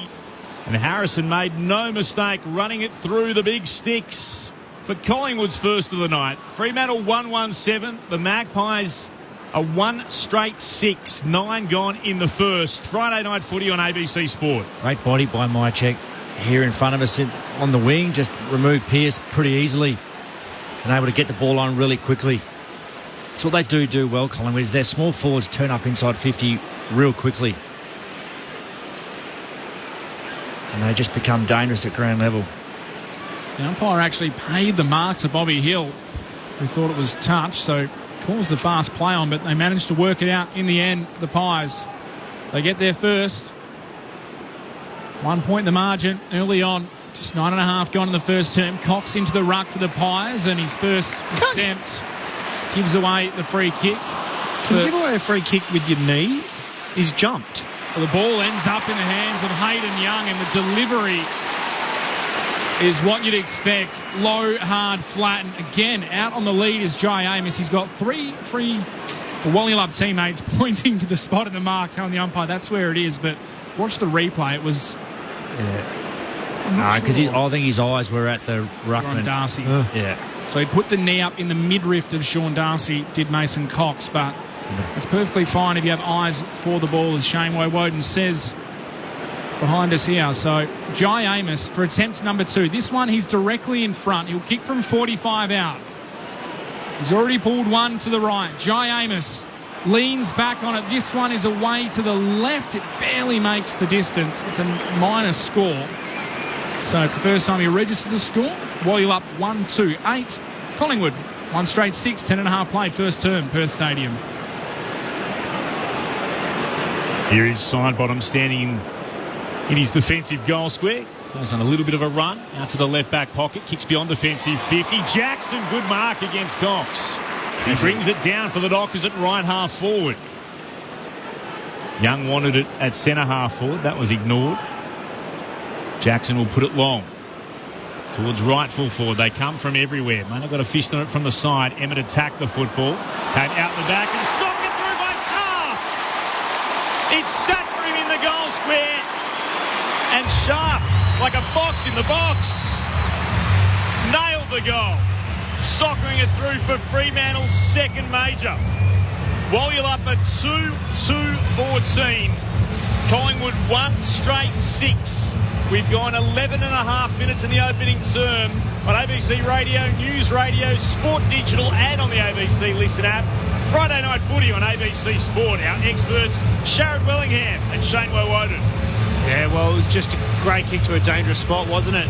And for Sharp, who's doing a great job on the wing this year, he's held a great position. Young Ed Allen probably gets to not a bad position in terms of covering the back of the contest, but leaves Sharp, who's smart, sits off nice and wide, and anything that doesn't get gobbled up at that contest is going to be spilling out beautifully to a wingman. Unfortunately, I think it may have been in Ed's hands as well, so a slight fumble, but yeah, unlucky about the kid. Terrific finish from Jeremy Sharp. Ball back in the middle. Tapped down Sarong. Had a fresh airy. Nick Dacos took possession. Got into the champion Pendlebury. A beautiful kick out wide. Was able to find Joe Richards. It's been impressive. These 2 games so far. Goes short to Nick Dacos. Wants to move it quick. Back to Pendlebury. closing in on game 400. Number 394 tonight. Has the ball, kick and a half away from home. Goes into the pocket, looking for a target. Schultz to the back, couldn't mark. Cameron spilt it as well. Ball hits the deck. Aish is on top of it. Players dive on top of him. And it'll be a ball up. Although it looks like it was out of bounds. The umpire says he'll toss it in the air. Right at the heart of the boundary. Left forward pocket for the Pies. They trail by 8. Jackson and Cox through the ruckwork down to Schultz. Somehow got a kick away towards goal. A dribbling ball and diving on the last line of defence. You know what's odd about that boundary going in there, not being a boundary throw-in? Why wasn't it holding the ball? He did dive on top of it. Got away with the James H. minor score. 2-2-14. Wally up 1-1-7 the Pies. Alex Pearce giving away the behind, the rush behind. Rugby style, diving across the line, but was under pressure in the goal square. Fremantle went out to the left. Walker decided to go back towards fullback. Ryan will bring it now towards right halfback, and a chance for Johnson. That has to be a dangerous kick. Walker was able to win it to ground under pressure against Lipinski. Tapped it to Sarong. Kicks towards centre half forward. Went through the legs. Unable to gather O'Meara. Walters there, hand pass back to O'Meara under real pressure. Lipinski slapped it out the back. Noble goes towards it, tackled by Walters, spilled out again. Came towards side bottom, kicked up in the air. McCreary tries to knock it to ground. Fife bustling through. Magpies through Lipinski, can get it away. Here's Allen. Lovely hand pass, or lovely kick to McCreary. Spins away from Johnson. Kicks inside forward 50. Hill! Went but couldn't mark. Gathered, hand pass off to Lipinski. Aish got him. Ball goes to ground. They'll try to shovel it forward once more. Sullivan looking to Hill. Hill's been tackled by Clark. Ball up inside forward 50 for Collingwood. Fremantle dodged that. Great tackle by Clark there. Last line of defence stuff. If he doesn't lay that tackle, Hill's probably running into an open goal. Great contest work by both clubs. Pressure from Aish, terrific as well. Ball gets tossed up again. Jackson was able to tap it down to Heath Chapman. The kick was well off the side of the boot. A clear miss kick. It rolled out of bounds for a moment. The Collingwood players running in thought they may have had an insufficient intent, but there was a genuine miss kick from Heath Chapman trying to clear congestion. So the ball will be tossed back in. 75 around from the Collingwood attacking goal. Jackson worked Cox out, but McCreary Shark the roving, kicks it towards the top of the square. Big pack forms, no player can get a fist on it. Pearce knocks it down. Walker at ground levels, able to tap it to Clark for the Dockers. Through hands, got it to Sarong, able to release wide, release some of the pressure. Jeremy Sharp has a paddock, decides to take off, takes a bounce, kicks up the wing. Banfield marks on the chest. Now the Dockers are out. Walters has to take it on the bounce. Waited for support. Sharp kept running. Has a player over the top in O'Meara. Kicks it over the top. Handballs to the runner Brayshaw.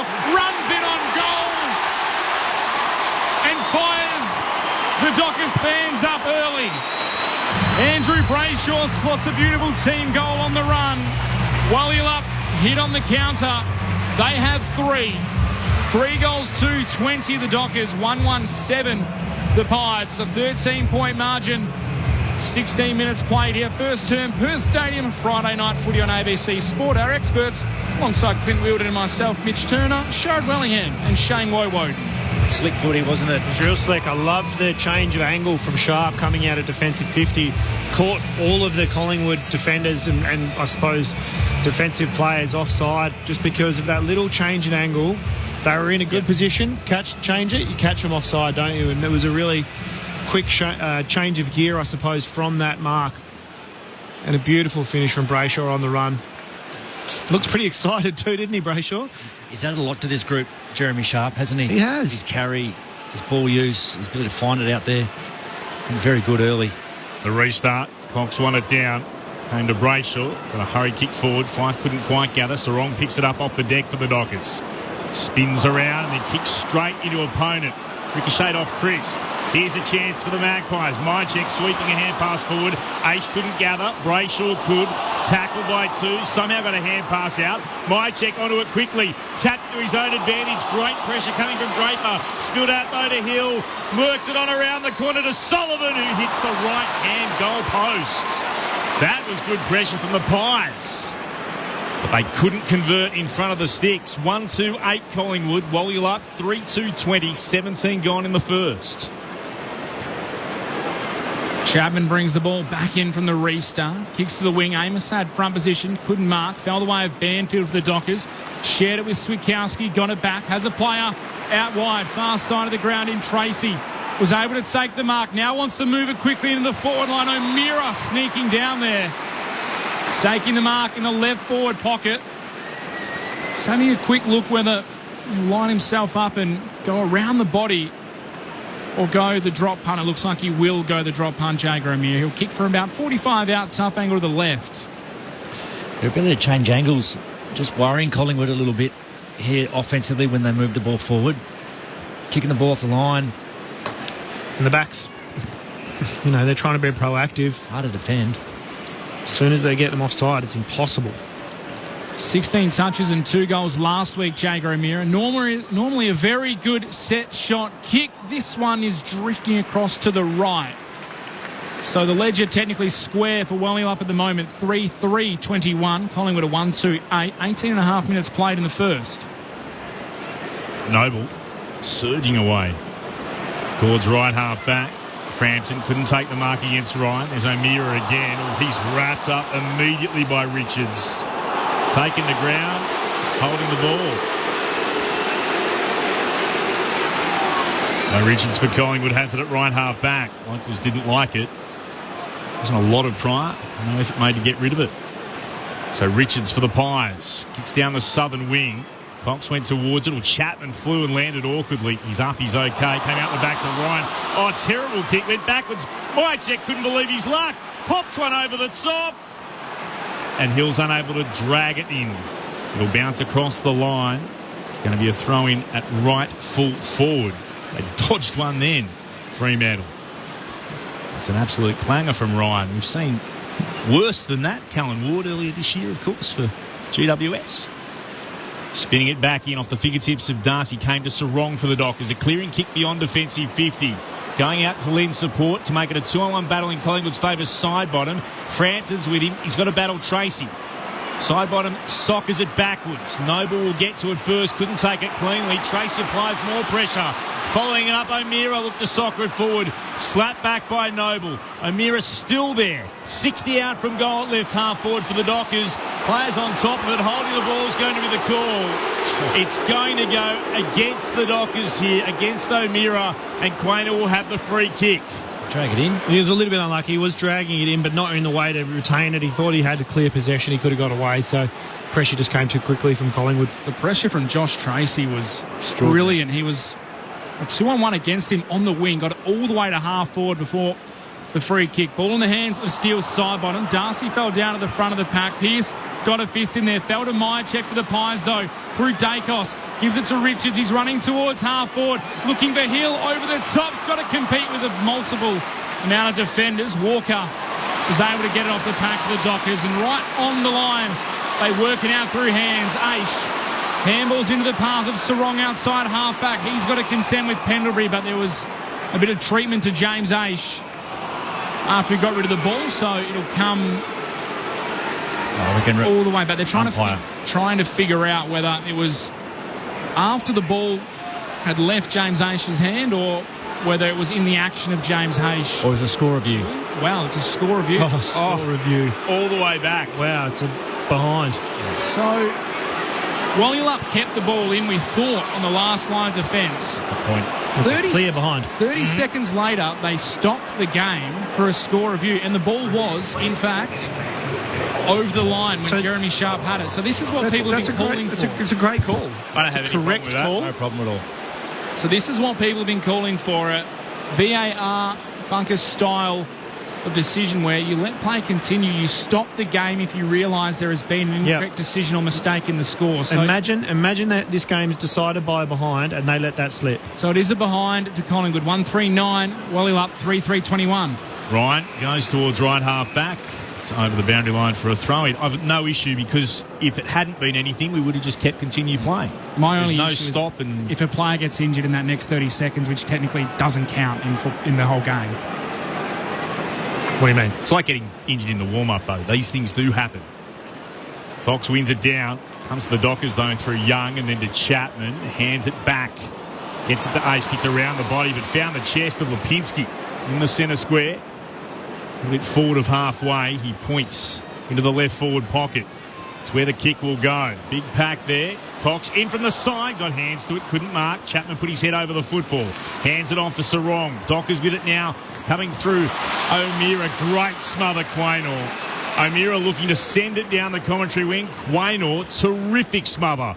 Ball ricochets away and goes over the boundary line for a throw-in. Left half forward for the Pies. Dockers leaders 12 points. 23 gone in the first. Friday night footy here on ABC Sport. Quaynor started that chain last week that led to the Jordan De Goey goal. His pressure out of half back. Close umpire called play on as well. So Nick Dacos has a free for a hold. Sharad Wellingham says the umpire 5 metres away put his arms in the air, said play on. The non-officiating umpire paid the free kick. Dacos kicks it inside the forward 50, comes off hands to the back of the pack. Walker handballed it to Draper, who's seen out of bounds wearing the number 37. Of course, Michael Johnson is part of designing Wally Lump's Guernsey tonight. Famously wore the 37 in the purple for many, many years. Got away with that, Walker. Just infringed on Hill. About to take a hang. Ball spun back in. Sean Darcy in front of Cox. Taps it down. Brandon Walker, the first one there for Wally Lump. Tried to keep it in and in the end was happy to take it out. That was well stumbled. Yes. Of course, Brandon Walker ruptured his patella tendon against Collingwood last year, so good to see him back playing football at the top level this season. By that I mean was able to make sure that it wasn't done for taking it out deliberately. Cox wins the tap from the restart down the throat of Sarong, who's immediately set upon. Good tackling in there. Last man up off the deck is Schultz, the former Docker. It's a ball up in the left forward pocket for the Pies. Darcy gets there first and takes clean possession. Hands it off to O'Meara. Going to hand pass away to Chapman. He'll kick the Dockers beyond defensive 50 to right half back. Frampton attacked the contest. Went up over the side of Dean. In there too is Jackson and punches the ball out for a boundary throw in. Right half back for the Dockers. 3-3-21 while you're up. 1-3-9 Collingwood. 24 gone in the first. Friday night footy on ABC Sport. Clint Wilden alongside this man, Mitch Turner. Interestingly, Jack Crisp has not touched the football yet for the Pies. Unusual for the veteran as McCreary soccers the ball out of the pack from the restart. Got it to Richards. Handball to Josh Dacos. Normally a beautiful kick of the football. And this time is no different. Sends it straight through the uprights. And Josh Dacos gets Collingwood second. 2-3-15 the Pies. 3-3-21 the Dockers. A 6-point margin. 25 minutes played. Beautiful quick work from the Pies and a beautiful finish from Josh Dacos.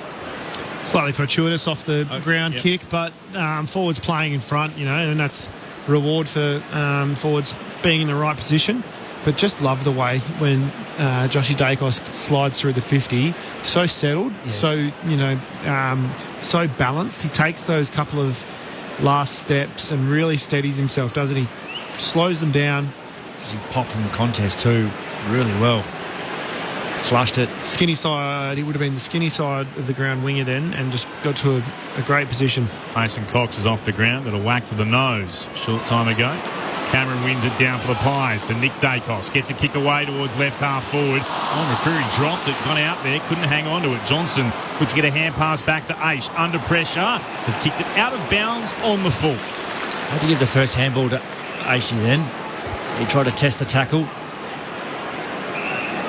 Just a little, on the replay, a little slap accidentally from Darcy to the nose of Cox. The reason why he's requiring some treatment on the bench. So Collingwood have the free kick. Maynard will take it at left half forward. He points into the left forward pocket. Sends it with the left, high and long. Jackson sets himself for it, went up, couldn't mark. Hand pass over the top. Came cleverly then from Harrison. Ball out the back to Cameron. Cameron couldn't gather. Draper picks it up and then he's tackled. Harrison gets him.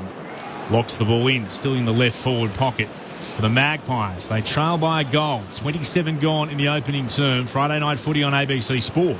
Cameron and Jackson do battle. Tap down to Nick Dacos. The umpire about 65 metres away has spotted a free kick for Collingwood and it's going the way of Jack Crisp against Caleb Sarong for a hold. Orient's against Fife for a push. Push in the back. Smacked him in as he came into the stoppage. Yeah, push in the back seems to be a call as, Fife just disposed of Jack Crisp. The left footer tucked up in the pocket. Hasn't had a touch yet. Well, this will be, his second now.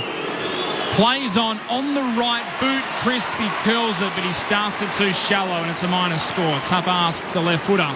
2-4-16 the Pies, 3-3-21 the Dockers. Better from that position, Jack Crisp. Tight opening quarter. Ryan decides to go long up the corridor. Flying Amos. Couldn't mark it. Jackson emerges with it for Fremantle. Hand pass to Young.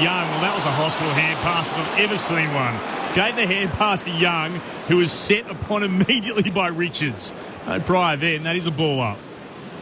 Thanks, Luke. Appreciate that. Cameron won it down. Sullivan's kick was smothered. Jackson got a hand pass back to Clark, then to Aish. Hand pass forward to no one in particular. Cameron on the ground, worked it forward. Switkowski socketed back the other way. Richards will get to it first. Tackled the ground by Sharp, held in.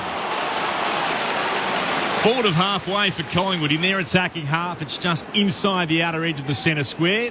It's the Pies who trail by 5 points. 28 gone in the first. Cameron tried to take it out of the ruck for Collingwood. Young stole it off him, hacked it forward. Pendlebury, though, got it back for the Pies. Looping handball to the first gamer in Allen, and immediately he's wrapped up by Sam Switkowski.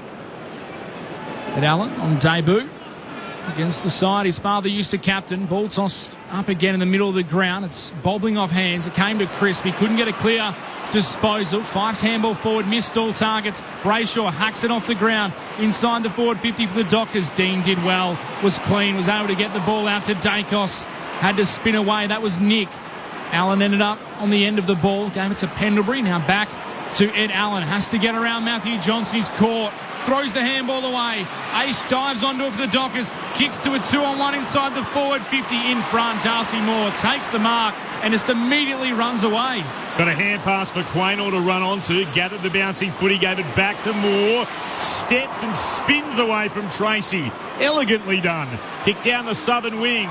He's got worked under it. Got a touch on it. It's a push against Myercheck. Yep. Right decision. A few Pies supporters in the crowd. They're everywhere, Collingwood fans, and they're loud too as Alex Pearce moves it towards left half back, and a chance to set up again through Chapman. About a metre in from the boundary on a short run. Kicking towards left half forward for the Dockers. Pies have the numbers in the marking contest, but it spills off hands to Jackson to Young. Lipinski gets him, wrapped him up immediately. Ball up will be the call. It's twice from Jackson. He's got to drive his legs, test that first tackle, because his next option is a better one for his handball. Dockers by 5, half an hour gone in the first. Cameron again won it down to Nick Dacos. Threw it on the boot. Myercheck slides forward, can't mark. Ball on the deck, trying to emerge with it. Chapman came out towards Sharp, and his hand pass intercepted. Here's Josh Dacos, or Nick Dacos rather, kicks towards right half forward. Harrison shows some strength. Was able to gather, gets a free kick, been held without it. Harrison has it 60 from goal, about a metre in from the boundary. He'll steer it back to Lipinski. Marks for Collingwood. Time ticking away for quarter time. Can't mess around with it. The kick is into the right forward pocket. Myercheck flew. Clark stayed down. He takes the mark defensively. And he has it at fullback for the Dockers. Not long left in the opening quarter. Myercheck just slow to get to his feet. Behind play. Back into the side this week. Number one target up forward for the Pies. We'll keep an eye on him through a cash Vodadar as Wellielupper happy to take some seconds off the clock at the end of this first quarter as the umpire has called James Aish back. There has been an infringement of some sort because James Aish had the ball and he had taken the mark. The umpire has reversed it. Given the free kick, it could be off the ball because there is a bit going on further up the field between Tracy, Moore, Ed Allen involved as well. So there is confusion as we see the replay. Jai Amos and Dean wrestling. So a reverse free kick with seconds left on the clock ends up in the hands of Harvey Harrison. From 45 out, 45-degree angle. He gets his second. Wow. A goal on the siren of quarter time. You can hear the Dockers fans. They're not happy. A free kick off the ball. Harrison delivers the blow. 3-4-22 Collingwood. 3-3-21 Wallylup. A 1-point lead to the Pies after one quarter. That's a big price to pay for something that took place a long way away from where the ball was. Inside Fremantle's defensive 50, there was push and shove between both Dean and Wallyulup's forward in Amos. Probably was a free kick in many circumstances, but descended all the way. Well off the ball. He's put his arm around him. The thing is about where the punishment happens. So, yeah, interesting. Harrison, though, given that opportunity, made no mistake, and he has a couple for the evening for the Pies, who lead by a point at quarter time. The other goal kicker, Josh Dacos, for them. So 2 to Harrison, 1 to Josh Dacos, while for Wallylup, goals to Brayshaw, Sharp and Tracy. Wherever you're listening, on ABC Radio, ABC News Radio, Sport, Digital and streaming on the ABC Listen app. Look out for the AFL button. This is Friday Night Footy on ABC Sport. Jimmy Steins here, and if you're looking for life advice, let me suggest the ABC Listen app. Try Ladies, We Need to Talk. What if it's a choice between I'm staying or I'm living out of my car with my kids? You might also like Parental as Anything, Teens. We all need to face the fact that teens are sending and receiving nude pics. Or Life Matters. Let's begin at your 60th birthday party. Load up a podcast and level up your life with the ABC Listen app. The 2024 Sir Doug Nicholls round. He'll head into the right forward pocket. Long kick and high. Jackson came up from the side. Couldn't mark. Still there to be won. Josh Dacos got a hand pass away. Though there's a free kick and taken high. The Fremantle Dockers will have it through Tracy. This is a tight angle for Tracy. He's standing in front of the away team race, looking for what would be a 50th goal in the AFL. Tracy kicks on its way. Looked good off the boot. The tightest of angles. He'll celebrate with the crowd. Punches his fist to show his sheer joy. 21 for the season, 50 in his career. First blood goes to the Fremantle Dockers. Takes the mark for the Pies. Short to guess who? Schultz. He'll get it every time he touches it tonight. To Mychek. Stepped inside. Switkowski spears the ball inside forward 50. Was touched on the way through to Hill. Gave it to Lipinski. Pops one over the top to Harrison, who kicks the goal for the Pies from right in front and 25 outs. Banfield marks on the chest. Now the Dockers are out. Walters has to take it on the bounce. Waited for support. Sharp kept running. Has a player on the top in O'Meara. Kicks it over the top.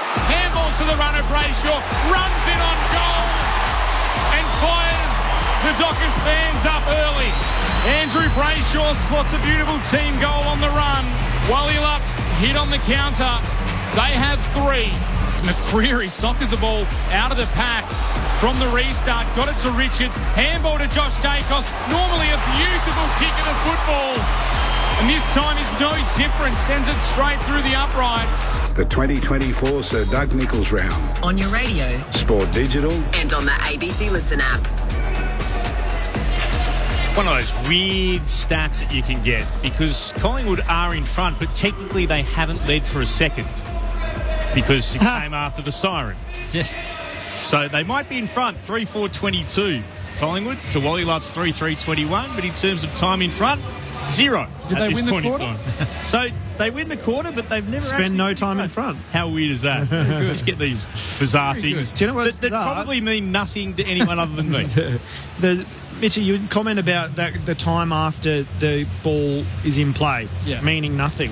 No, so what I was saying, that the review was called back, but there'd been 30 seconds of football in between that review coming back. If they reset the clock, as they do in other sports, to what it was when it went behind, that next 30 seconds technically doesn't exist in the game.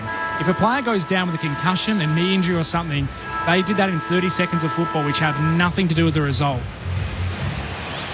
I still don't have an issue with this. I'd rather get the... I see both sides. I would rather get the right result if we can continue to play and not have a horrible stop. You'd be annoyed as a club, though, if a player went down in that period and then it turns out the goal umpire at the time made the wrong call or took too long to decide. That's my point. That's devil's advocate, because I do agree with what they've done in terms of letting the ball play and not wasting too much time. It was a good result, but that's the devil's advocate on the other side of the argument. Yeah, okay.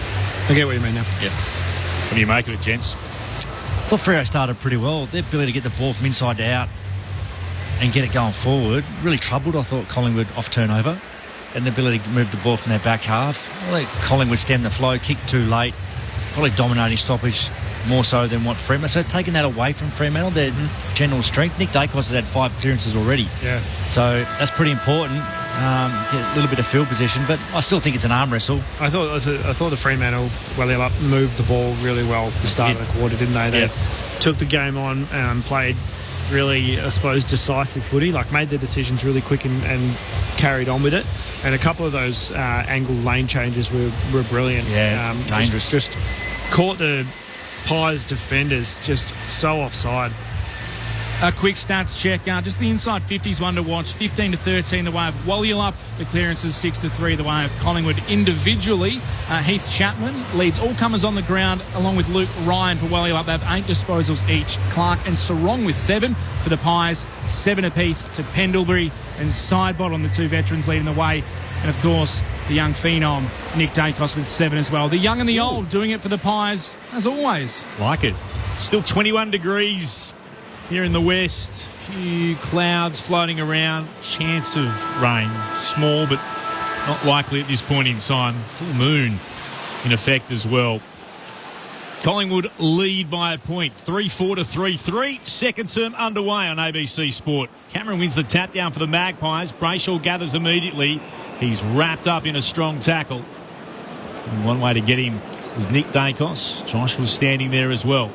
The restart, Darcy took clean possession, gave it on to Fife, kicks immediately towards right half forward. Coming out, Jackson. Juggled it, dropped it, had another go at it. Quaynor dives in, gets a hand pass away for the Magpies. Lipinski threw it on the boot. Kick towards centre half forward. Pearce got in front of Cox, took the mark, spun away and continues to play on. Kicks the Dockers towards the logo. Commentary wing. O'Meara scoops it up. Dangerous hand pass to Chapman. Tackled by Harrison straight away. Was allowed to go the 360. Got a hand pass to Walters. Broke the Allen tackle. Handed it off again to Brayshaw. Then it came to Chapman. Kicks towards full forward. Floating back in front. Good defensive mark to Frampton for the Pies. Wants to go quick as well. Frampton goes wide to his premiership teammate. And Isaac Quaynor out. To the boy from Western Australia, from Northam in the Wheatbelt region. And Bobby Hill shares it with Dacos, runs back and gets it past, kicks up the wing now to Crisp, moves it on quickly to Lipinski, has it, 65 from home, opted not to give the handball to Nick Dacos running past, instead goes wide to Bobby Hill, continued his run, his chip kick into the pocket, didn't quite get to Nick Dacos, gathered it though, on the bounce, kicks on goal and doesn't quite make the distance. Jordan Clark there on the last line of defence to take the intercept mark. And he'll rebound for Wellilup, who's still trailed by 1 point, just a minute and a half played in the second term. Stabs it to O'Meara, marking in the left back pocket, plays on immediately. Didn't even take a step to Ryan, who marks. That's a dangerous kick. Hill! He was looking, Ryan, for Brayshaw at the top of the defensive 50. Hill saw it coming, leapt up with the intercept mark, can go back and have a shot from right in front and from 50 out. Oh, you can see exactly what he was going for, but the kick's off by 1%. And yeah, good awareness by Bobby's Hill. Just sweating on that and set himself perfectly, didn't he? Saw it coming. Beautiful mark. Bobby Hill, the Norm Smith medalist from last season. Comes in, strikes it right in front. From 50 out, it's across the face to the right. Won't even have the distance. Spills down off hands. Here's Ryan again. Elects to go by hand. Clark got pushed out of it. Thought he should have got a free kick. Came to Crisp. Hand pass back into traffic. And Chapman locks up his opponent. Eventually the ball will come back to the umpire. We'll ball it up. Lipinski in amongst all of that. Darcy tried to take clean possession. Dropped it through Clark. Actually, the hand pass was into the back. Emerging with it, it comes towards Lipinski, shoots on goal from the right forward pocket and misses to the right-hand side. Been good, Lipinski. 3-5-23, the Pies. The Dockers are 3-3-21. 2 point lead to Collingwood. We've travelled 3 and a bit into the second term. Luke Ryan takes the kick out for Wellilup, goes short and wide to Chapman, then Chapman's ball short inboard to Brayshaw, still inside the Dockers defensive 50. Now kicks beyond the 50, looking for Fife. Chris got back there with a bit of pressure, but Fife paid the mark. There's a bit of front-on contact, but he held it long enough regardless. Two players that were a little quiet early on, both Fife and Chris. It's disposal number 4. The two-time Brownlow medalist. Now called to play on, kicks it out to the wing, sets Walters a task, didn't want to compete with the big man of Darcy Cameron, who floated in and took the intercept mark. Also back in his home state of WA from Albany, down deep in the south of Western Australia. Comes backwards to Maynard in the bright boots. The short back and sides haircut, kicks it up the wing, looking for a big targeting. Cox worked his way to the front, was able to get on the second grab. He has the mark right on centre wing. The Pies still lead by 2. Harrison went racing towards right half forward. That was ignored. It's now been closed off. The kicks towards centre half forward and well read. Floating across Emmett. Takes the mark for the Dockers. Sends it back from whence it came. O'Meara went. Cox dived up. O'Meara gathered. Then kicks hard towards Tracy. Knocked over the boundary line as well. Tracy on centre wing. Kicks the ball back into the middle of the ground. Marking there's Emmett once more. Has an opportunity to spot players in space on the southern wing. It goes the way of Sharp. He marks, looks to play on, heading towards Jackson in the right forward pocket. Out of bounds on the full. Just had too much on the kick. The Dockers will have it in the left. Collingwood will have it in the left back pocket. They lead by 2, 3-5 to 3-3. 5 gone in the second term. It's in the hands of their captain in Darcy Moore. He kicks it wide of defensive 50. O'Meara was there for Wallyup. Couldn't beat the 2. Harvey Harrison was one of the 2 who won the ball. His kick up the wing, though, was a grubber. Missed the target. Chapman won it back for the Dockers. Gave it to Darcy. He just tosses the ball away. Then Sullivan, messy football, just socketed into the path of Jordan Clark, and he uses his speed to retreat all the way back to Draper in defence. His kick goes wide, and Walker in the long sleeves able to reel the ball in one hand. So Wallyup go from one side of the ground to the other. It's in the hands of Jeremy Sharp, as he always does. Just takes off running down the wing, kicks it towards half forward. In front was Cameron, couldn't mark for the Pies. Darcy Moore claims the mark. It came off 3 sets of hands. He eventually played on and goes across defensive 50 to McCreery. In a dangerous kick, right at the bootlaces of side bottom, but he was up to the task. Took the mark between fullback and centre half back. Points first off in the direction of the commentary wing. Thought about the southern wing and then heads towards right half back. And that's a good score from Tracy. Waiting for it was Ed Allen. Tracy attacked the football, got a touch on it. Spoiled it across the line for a throw-in. Left half forward for Fremantle, who trail by 2. 6:20 gone in the second term. Friday night footy on ABC Sport. Clint Wilden alongside Mitch Turner. Sharad Wellingham and Shane Woden, your experts. Jackson won it down straight to Josh Dacos to McCreery, who lost his footing. Getting a ball out there to Cameron, immediately met by 3 Dockers players. Looked to shovel it forward, but only as far as Johnson. Picked it up for the Dockers, gave it to Sarong. Kicks inside forward 50. Quaynor knocking it down. Oh, strong tackle. Side bottom was able to wrap up Emmett Hen. Quaynor took him to ground. The ball ricocheted away, and then Chris followed up with a strong tackle again on Switkowski. The pressure is immense. Ball up. 51 out from Frio's goal between left half forward and half forward. Jackson went early. Trying to emerge with it, Josh Dacos. Hand passed into traffic. Sullivan had a go trying to slap it out the side. It's into space. Clark picks it up. Met by Quaynor. Came to Sullivan again and Nick Dacos. Measured a kick backward for Noble to run onto. Just broke away from Tracy. And he finds Chris hard up against the boundary. 50 out from his defensive goal. They worked that well, the Pies. They still lead by 2 points. 7.5 gone in the second. 225th consecutive game for Jack Crisp as he goes up the wing. Schultz couldn't take the mark. It fell to Myercheck. He knocked it back into the path of Schultz. He just hacked it out of midair towards half forward. Clark's the first one back there, though, for the Dockers. Kicks it wide in his own defensive 50. Sharp has to go and gather. Has a little bit of space on Hill, but had nothing up the field, so forced to retreat all the way back to Walker. Walker's kick to Draper. Didn't get to him. Had to try and take it on the half volley. The Dockers have coughed it up. Sullivan handballs to Richards. He can't gather. Lipinski's in there. Chapman trying to worry him off it. Now Hill eventually back to Lipinski. Got the handball to Sullivan. And he sprays it away to the left, a second behind Lockie Sullivan. That was messy football from both sides. 3-6-24 the Pies, 3-3-21 the Dockers. It's not pretty, but there's 8.5 minutes played in the second term.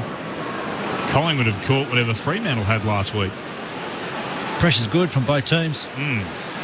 Forcing into errors. Here's Draper in the right back pocket, getting it from Ryan. Kicks towards the outer wing. Chris got his hands up, spill down out the back to 5. Dockers through Emmett. Continues a run, assesses the option.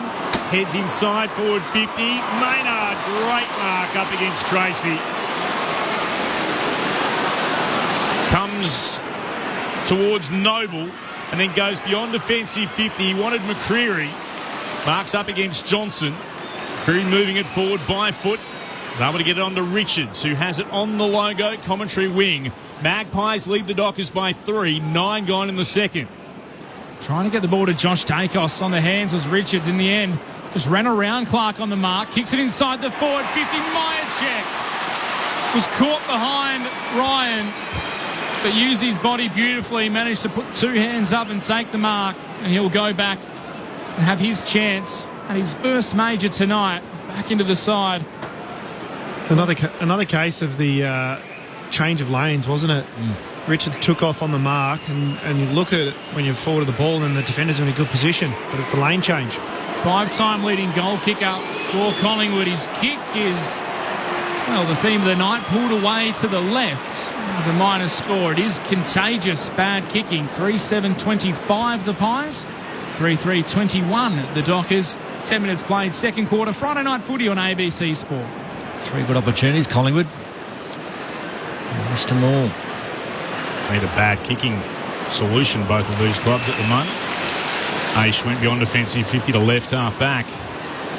Certainly in front of goal. It's Ryan who takes the mark. Ryan will head towards the commentary wing. Front position was side bottom, got a fist to the football. Umpires spotted a free kick. It'll come the way of Cox, who was infringed and attempt the mark.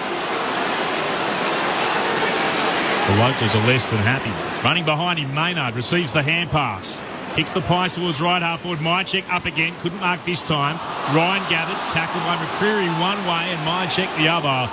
50 out from the Magpies goal. It's at right half forward. We'll have a ball up. Still the Pies lead by 4. 11 gone in the second. Friday night footy on ABC Sport. Still no goals kicked this quarter for either side. There's a ruck infringement and it's going away as Sean Darcy. Just a little bit of high contact from Mason Cox. Darcy played on by handball to Aish straight away. The kick up the wing from Aish is at the bootlaces of Tracy. Couldn't mark the ball. Well, he'll up. Clearly wanting to just get the ball outside of their defensive 50 there. It wasn't maybe the greatest of execution in the end, so it'll be tossed back in right in front of the two interchange benches. Sean Darcy and Mason Cox. Cox got to the front, tried to take it out of the ruck, was dispossessed. Straight to his feet. Players dive in. Nick Dacos on the bottom of the pack.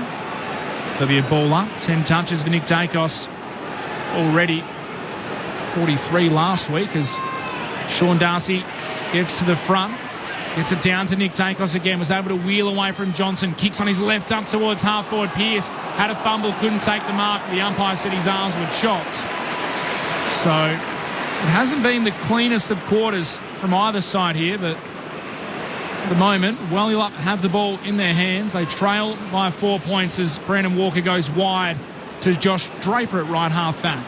Neither sub required so far. As you heard, Wagner for Wellup. Collingwood, it's the former cricketer in Parker.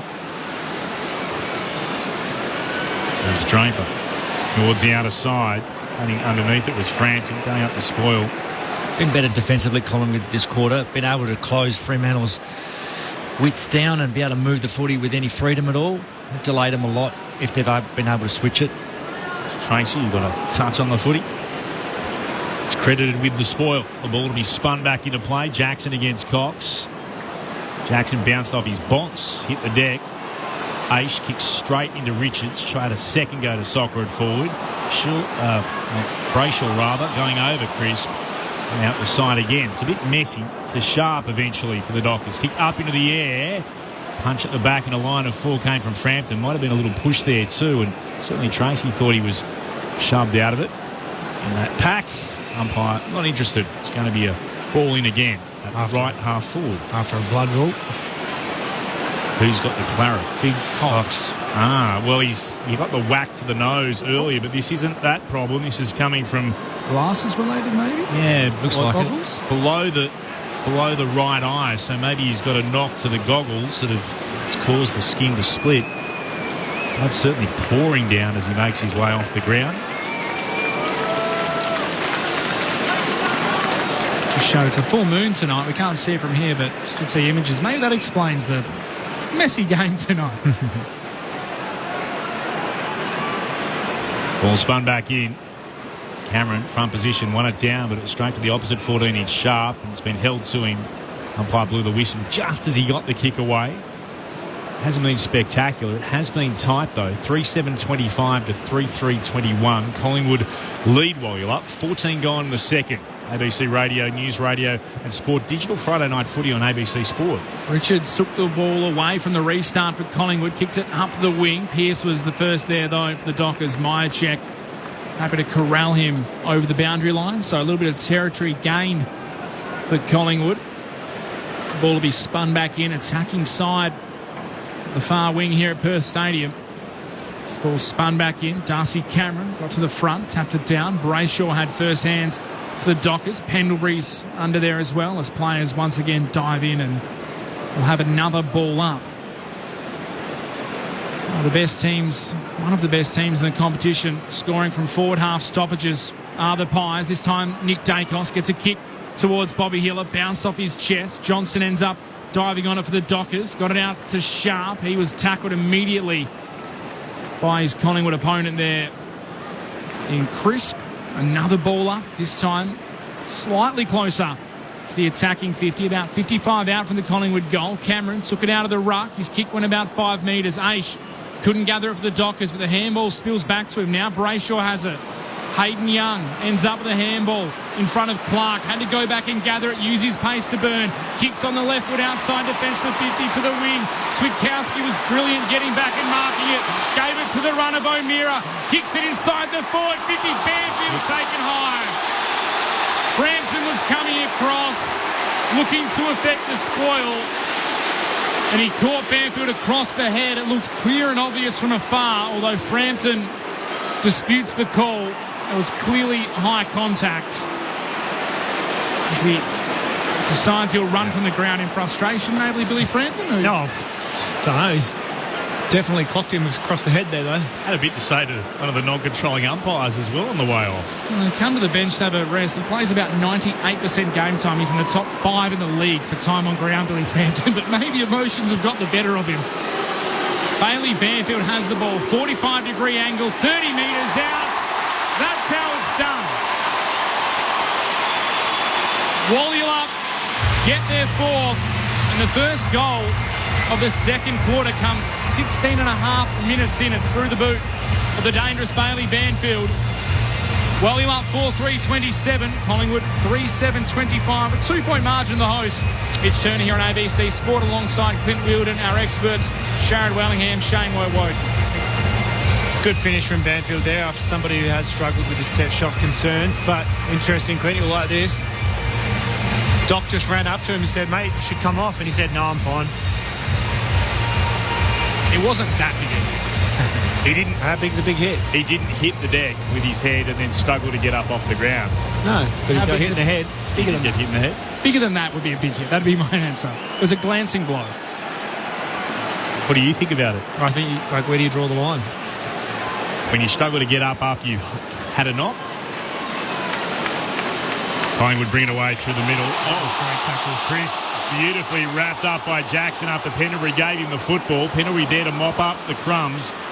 Try to work it to the outer side. Johnson steps around one and then got away from Schultz.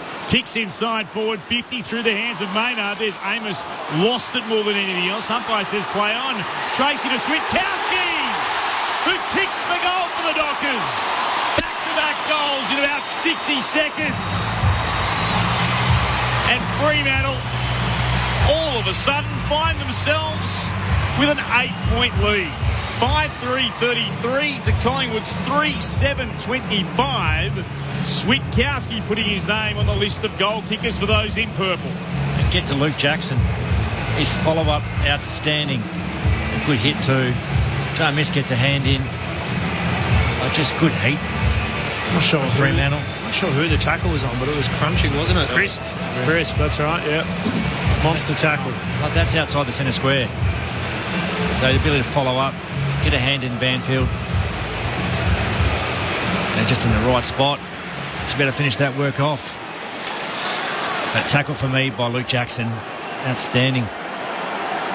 Just his 4th goal of the season for Sam Switkowski. His 8th game of 2024. Ball back in the middle. Darcy Cameron v Sean Darcy. Ball fell the way of Collingwood. Darcy Cameron followed up and socketed it forward. Sullivan couldn't gather for the Pies. Young could for the Dockers. Gave it to Fife, who shared it for the run of Jordan Clark. His kick up the wing favoured the fist of Maynard, who was able to track it down and handball it to the experience of Pendlebury. Now to Dacos. Oh, Josh Dacos' handball was stolen beautifully by Chapman. Was able to get it to Walters. He's got space on the wing. Takes a couple of bounces. Able to find Switkowski. Gives it back to Walters, who continued to run. His kick towards Tracy was beautifully read by Darcy Moore. It was low and spearing. The Collingwood captain cut it off. Gave it to Noble. And he hits the lead just inside the far boundary of Richards. The right idea. Forward coming at the kick. Just Darcy Moore too good. Richards steps around Chapman and gets a kick away towards the outer side of the ground. Leaping up to it, Crisp couldn't mark on the deck. Clark got it to Fife for the Dockers. Goes back by handed Johnson. Somebody get around Josh Dacos and will kick in the direction of the right forward pocket. Spoiled there by Moore. Spilled down to Quaynor for the Pies. Kick back towards Lipinski. Hand pass to Maynard. Got through 2 Dockers and bounces a kick beautifully to Schultz. He gathered it on the bounce as it kicked up and moves it along the boundary line to McCreary. Steps inside Sarong and the logo takes a bounce. It opens up in front of him. Oh, shocking second bounce. Means he has a chance to gather. Then he's wrapped up by Ryan, who gets him and holding the ball. Oh, the surface betrayed him then. And then 50 metres because he didn't return it straight away. Just to add a bit more insult to the free kick. And Ryan will be brought up towards centre wing or forward of centre wing, commentary side of the ground for the Dockers. They lead by 8 points. 20 gone in the second. Ryan sends it towards the hot spot. Big pack of players form. Comes off hand. Switkowski trying to crash through. He was tackled by Quaynor. Spilled to O'Meara. Off the step. Snaps around the body. The Dockers have got another 3 in a row. Out of nowhere, Wellula have jumped all over Collingwood. They've kicked 3 straight. O'Meara gets his first. And the lead now quickly out to 14 points. 6-3-39, 3-7-25 as Collingwood score. 14-point margin.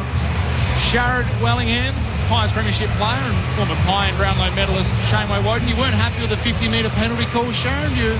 I just wasn't sure if it was 100% there. It wasn't like he was delaying it too much, but it's beside the fact. I think the pressure from Fremantle or Wallyup has just been through the roof these last 3 to 4 minutes, and that's what's caused the back-to-back goals.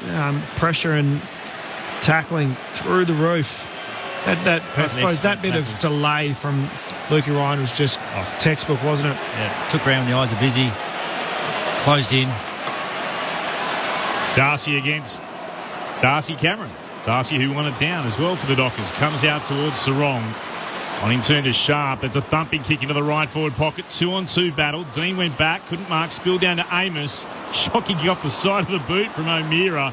Spilled the way of Sullivan for the Pies. To Moore. Hand passes to Josh Dacos. Hand pass along the ground. He wanted Dean. The ball squirted off the dewy surface away from him and over for a boundary throw-in. 60 out from Freo's goal. After those missed chances, Lipinski, Sullivan, Myercheck, Collingwood were looking like they'd sort of had the better of the Dockers. Fremantle have stormed away, lead by 14.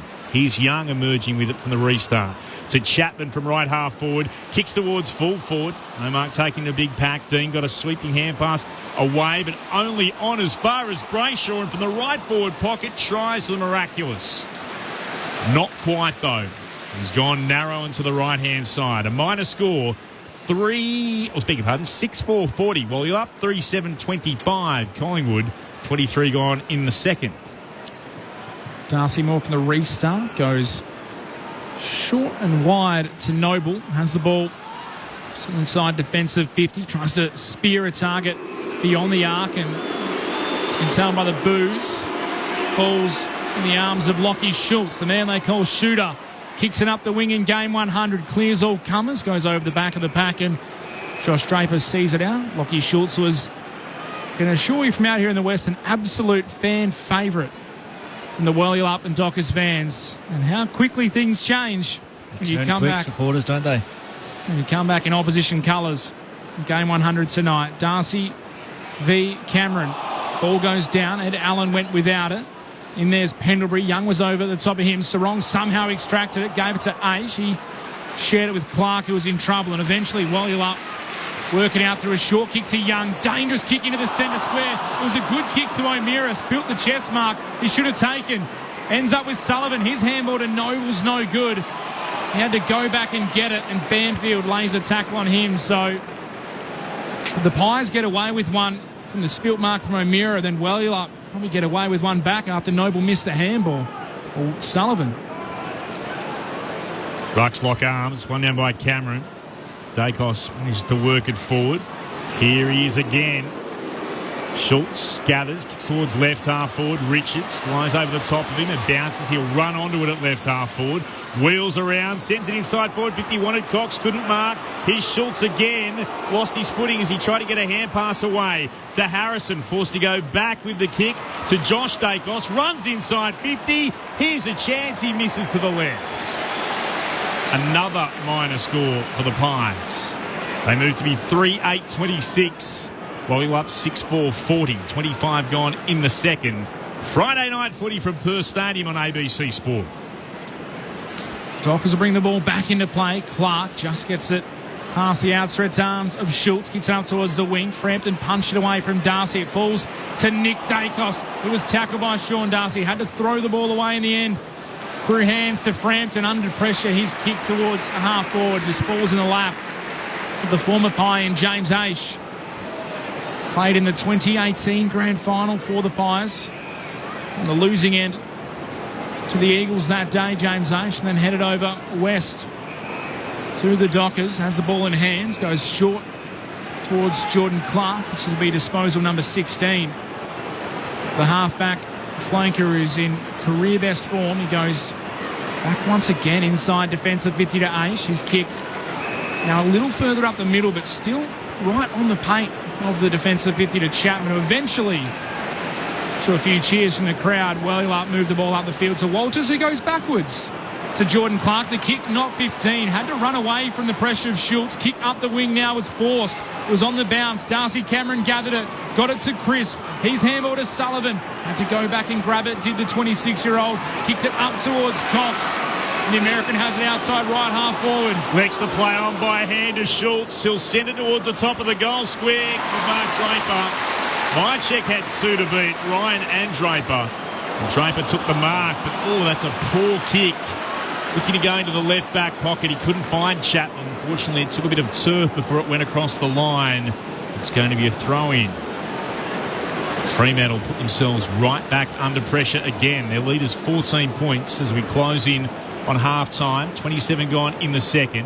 Cox palmed it back into the corridor beautifully to Josh Dacos. Hands it back to Pendlebury. Steps away from 5. Steps away from Clark. Throws it on the boot. Misses to the right.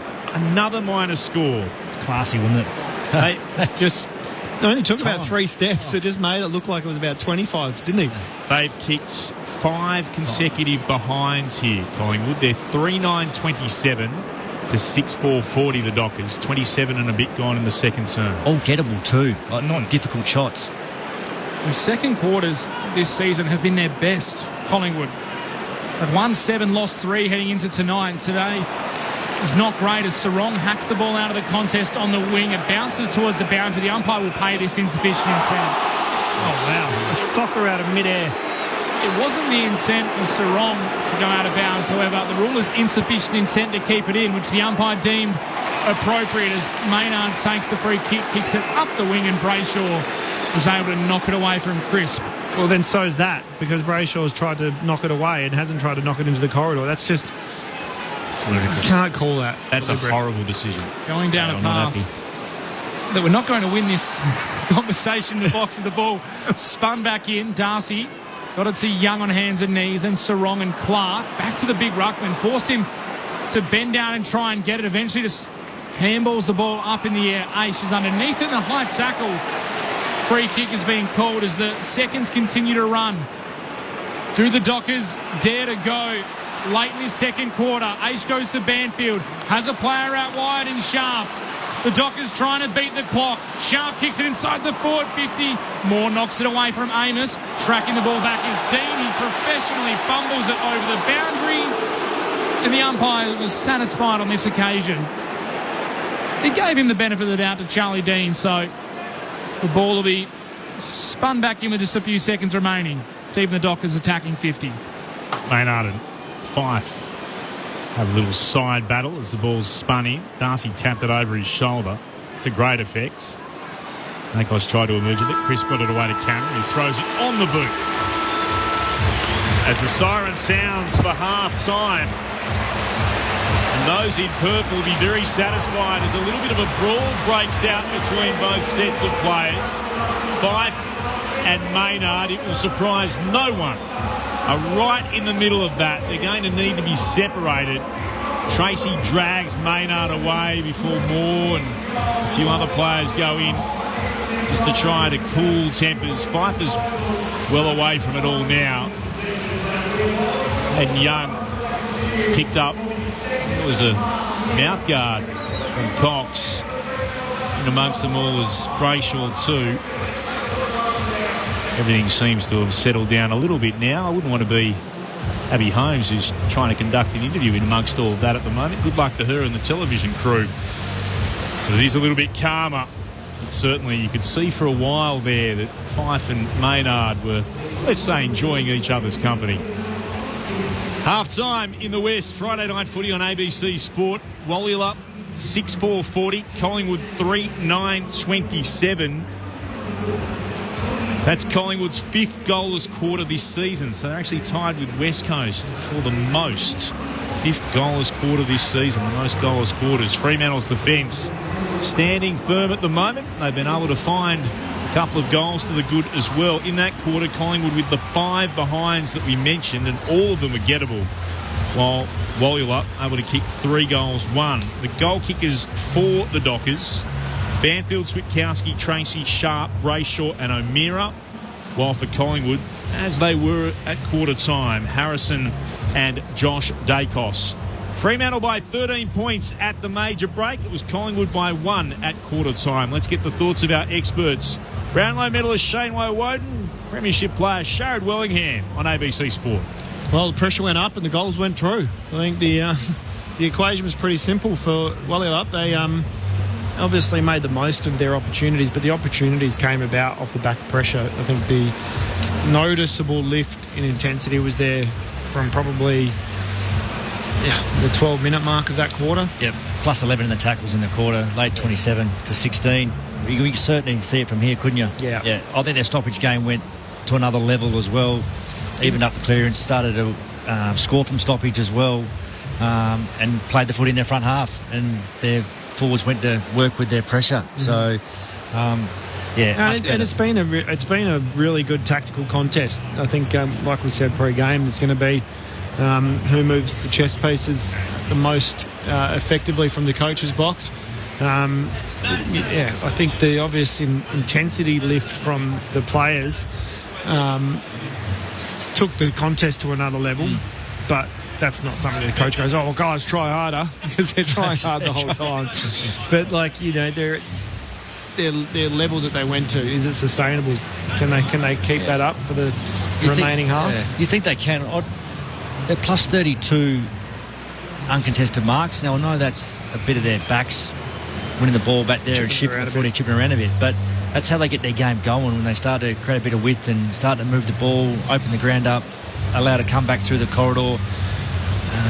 I think when Collingwood don't allow that and force them to kick long and skinny, it brings Collingwood back into the game again. But as soon as they start to get big on the ground and start shifting the footy, I think that's where Freo become really dangerous, and then they can start to really go and get really quick.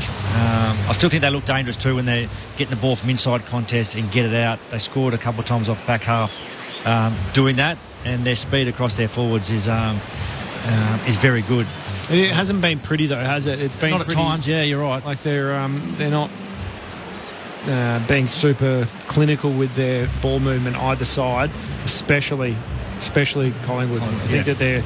I mean, they did say at pre-game they're going to be pretty haphazard, pretty bit of dirty ball going forward. They don't want to fuel the likes of we saw in the first quarter of Pearce just being able to clock everything and turn it over. So yeah, maybe that's part of the deliberate process for them going forward, is to just haphazard entries and let the forwards get to work. But we probably need to see them kick it a little bit more to space if that's to be effective, so that they can work onto the ball. A couple of times I feel like they did get to space, especially out on the wing. Some great defensive efforts just shut that down, like we saw with McCreary and Ryan on the other side. I think it may have been, who was it? It was out there, Richards potentially, who gets held up really well and makes it hard for them to go inside 50. Yeah, Fremantle doing a really good job at sliding across, and then you keep the pressure and then the midfield support comes in behind. It's really good. I'd like to see Fremantle in their centre forward area change, so they get it wide, like Jeremy Sharp, for instance, a couple of times in that quarter. They get it to a point out there on the far side, but then all their numbers are back inside 50, so ability to come back through the corridor again and just change the angles when they come back inside 50 because of his numbers. Continues to go wide to limited numbers. Yeah, and which just makes it too easy to defend. Too easy to defend, can't score, can't bring your small forwards into play. Are we going to see either side really change though, or are they going to stick with what they're doing and see it out? I feel like Collingwood are probably going in there now going, we had our opportunities. We didn't score any goals, but we had very gettable opportunities. We scored 4 behinds, was it? Five behinds for the quarter, and all of them gettable goals. Or do they adjust what they're doing? From Wally Lupp's point of view, I don't think they really need to adjust anything. They're just got to stick tough. Yeah. Sometimes it is an arm wrestle, isn't it? For a period of time, and you don't really crack the game until into the third, early in the fourth. So still some opportunities being left out there from both sides. So we've got a good arm wrestle in our hands. I've not seen, don't see every game, but I've not seen a review for a behind being called while play was on. No, but it was good. No, I like it. But have you seen that before? No. If anyone else has seen it, I'd love you to send us a text and let us know about it. There are times when you have to put your hand on your heart and go, that was new to me. We know it happens with goals. They've got the 30 seconds where it comes back into the middle to review a contentious goal. We're all comfortable with that, but I've not seen it before, and I don't mind it. I know what Mitch says, and that's a reasonable point, but I just think I would much rather have that be correct, not this awkward stop where we all stand around, because if it's okay, then none of us ever need to know. So send a message to the AFL to say, look, is this the first time it's happened? Has it always been there and we just don't know about it? But I'm keen to find out, did you like it? 0437 774 774. Haven't had a lot of time for text messages tonight, but imagine the goal umpire who knows that it went over. Like he should have called it. If they're down on the line, well, how? He doesn't have a whistle.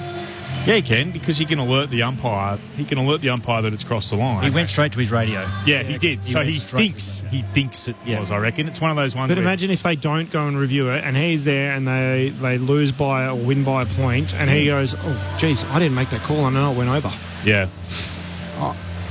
The benefit, what I hate about the replay... It'd be like the guys in the pocket when Harms knocked it back in. Yes. Collingwood fans have never forgotten that, have they? Never. But one of the problems I have is the constant stoppages for video reviews in a game, which doesn't lend itself to stoppages. It's not cricket. That worked. Yeah. I like that. Good decision. Let's see more of that, or potentially see none of it if every decision's correct, which is the whole point. You don't have to stop the game. No, you don't. Anyway, love to get your thoughts on it. 0437 774 774. Half-time, Friday night game of Sir Doug Nicholls round, and it's Wallyup who lead Collingwood 6-4-40 to the Magpies 3-9-27. But do you just want to give a shout-out to, on the weekend, tomorrow, ABC Sport Digital and the ABC Sport button on the Listen app will be live at Wembley Stadium for Sports World for the 143rd FA Cup final between Manchester City and Manchester United. You can join Lee James for all the build-up. Mark Schwarzer, of course, one of our favourites from the Socceroos. He'll be there alongside Manchester United striker Dion Dublin and former Manchester City defender Nendon Oanda. So, we'd love you to join us wherever you happen to be on ABC Sport Digital and ABC Sports button on the Listen app. That is for the FA Cup final between Man City and Manchester United. It kicks off midnight Eastern, 10 o'clock if you're in the West. Coverage beginning at 9 o'clock. 9 o'clock Eastern as well. So the game kicking off midnight Eastern, 10 o'clock in the West, coverage beginning from 11 o'clock Eastern. You can sort out your times wherever you happen to be around the country. Let's pause, though, with Fremantle. The Wallyup Dockers leading by 13 points, and get the latest from the ABC Newsroom.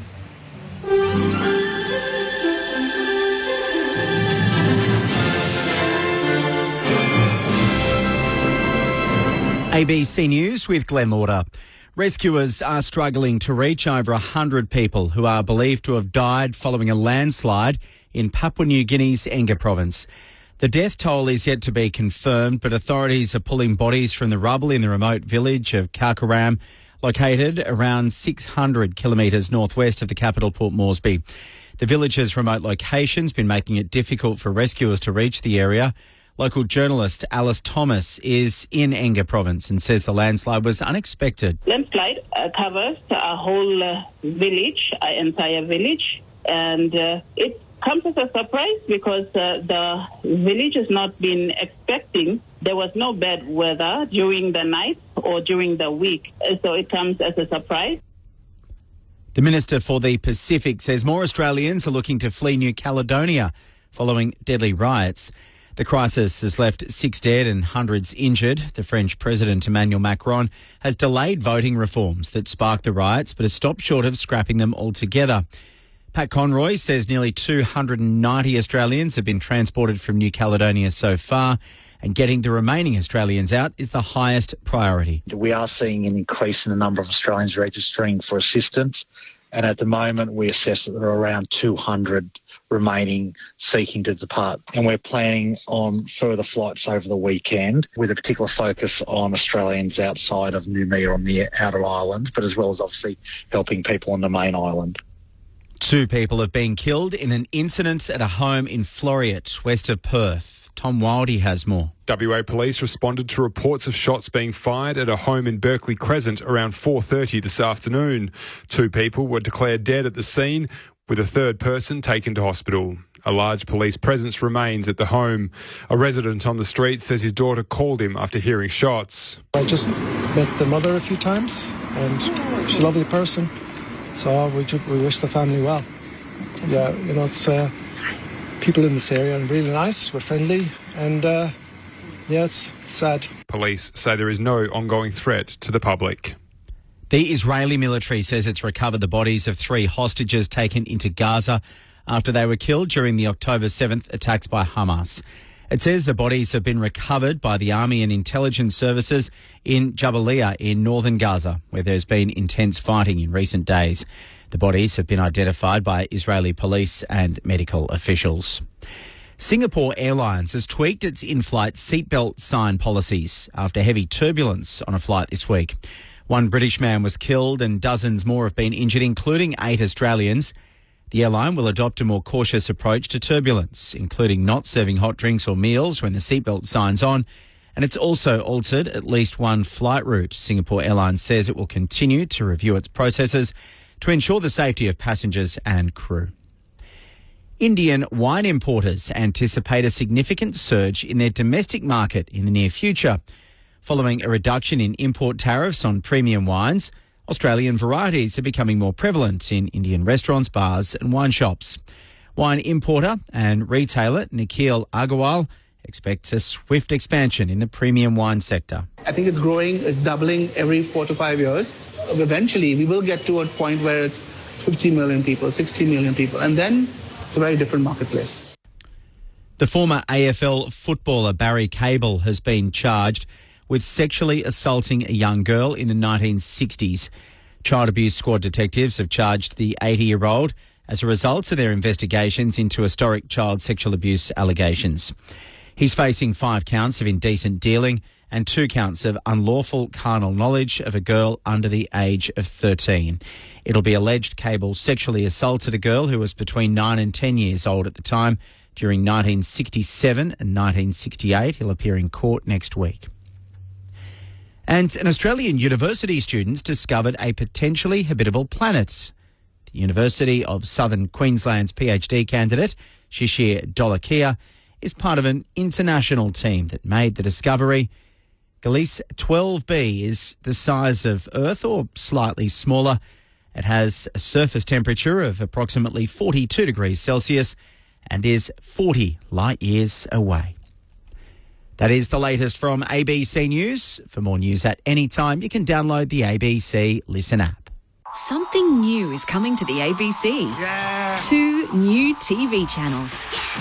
Check out ABC Entertains, the destination packed with comedy shows, dramas and movies. I'm extremely excited. And if you're chasing shows for the family, step into the world of ABC Family, where you'll find TV favourites plus new shows like Tom Gleason's Hard Quiz Kids. Correct. On your screens from June 3. A piece of glorious television. ABC Family and ABC Entertains. The 2024 Sir Doug Nicholls round. Hayden Young ends up the handball in front of Clark. Had to go back and gather it, use his pace to burn. Kicks on the left foot outside defensive 50 to the wing. Switkowski was brilliant getting back and marking it. Gave it to the run of O'Meara. Kicks it inside the forward. Vicky Banfield taken high. Branson was coming across, looking to effect the spoil. And he caught Banfield across the head. It looked clear and obvious from afar. Bailey Banfield has the ball. 45-degree angle, 30 metres out. That's how it's done. Wallula get their 4th. And the first goal of the second quarter comes 16 and a half minutes in. It's through the boot of the dangerous Bailey Banfield. Johnson steps around one and then got away from Schultz. Kicks inside forward 50 through the hands of Maynard. There's Amos, lost it more than anything else. Umpire says play on. Tracy to Switkowski, who kicks the goal for the Dockers. Back-to-back goals in about 60 seconds. Ryan sends it towards the hot spot. Big pack of players form. Comes off hand. Switkowski trying to crash through. He was tackled by Quainer. Spilled to O'Meara. Off the step. Snaps around the body. The Dockers have got another 3 in a row. The 2024 Sir Doug Nicholls round. On your radio. Sport Digital. And on the ABC Listen app. Good to have you with us at First Stadium. It's the Dockers 6-4-40 to Collingwood's 3-9-27 half-time.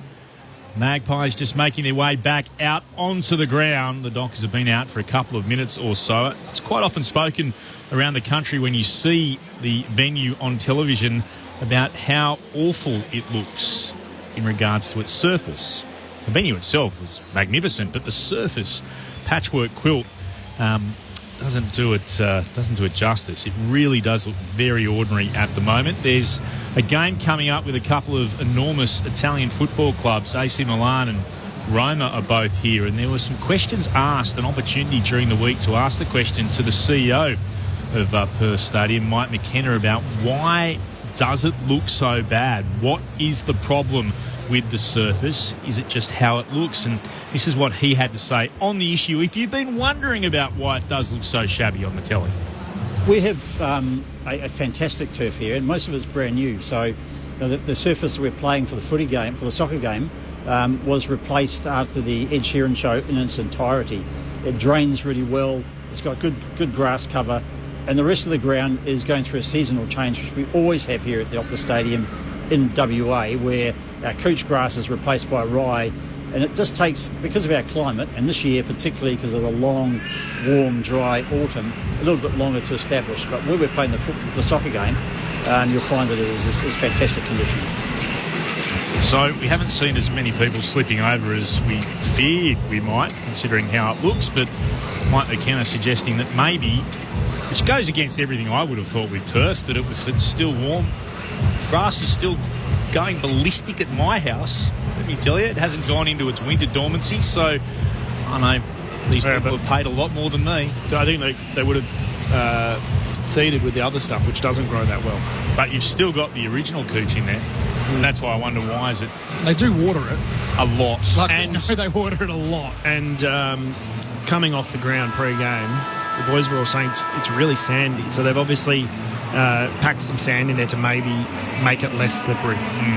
So that's the answer for many of you wondering why the surface does look like it is, from the CEO speaking this week, Mike McKenna, part of the build-up towards Roma versus AC Milan. Hopefully a big crowd, certainly a massive crowd the other night with Tottenham and Newcastle. That was outstanding. And tonight, a big result as well with the A-League side thumping Newcastle 8-0.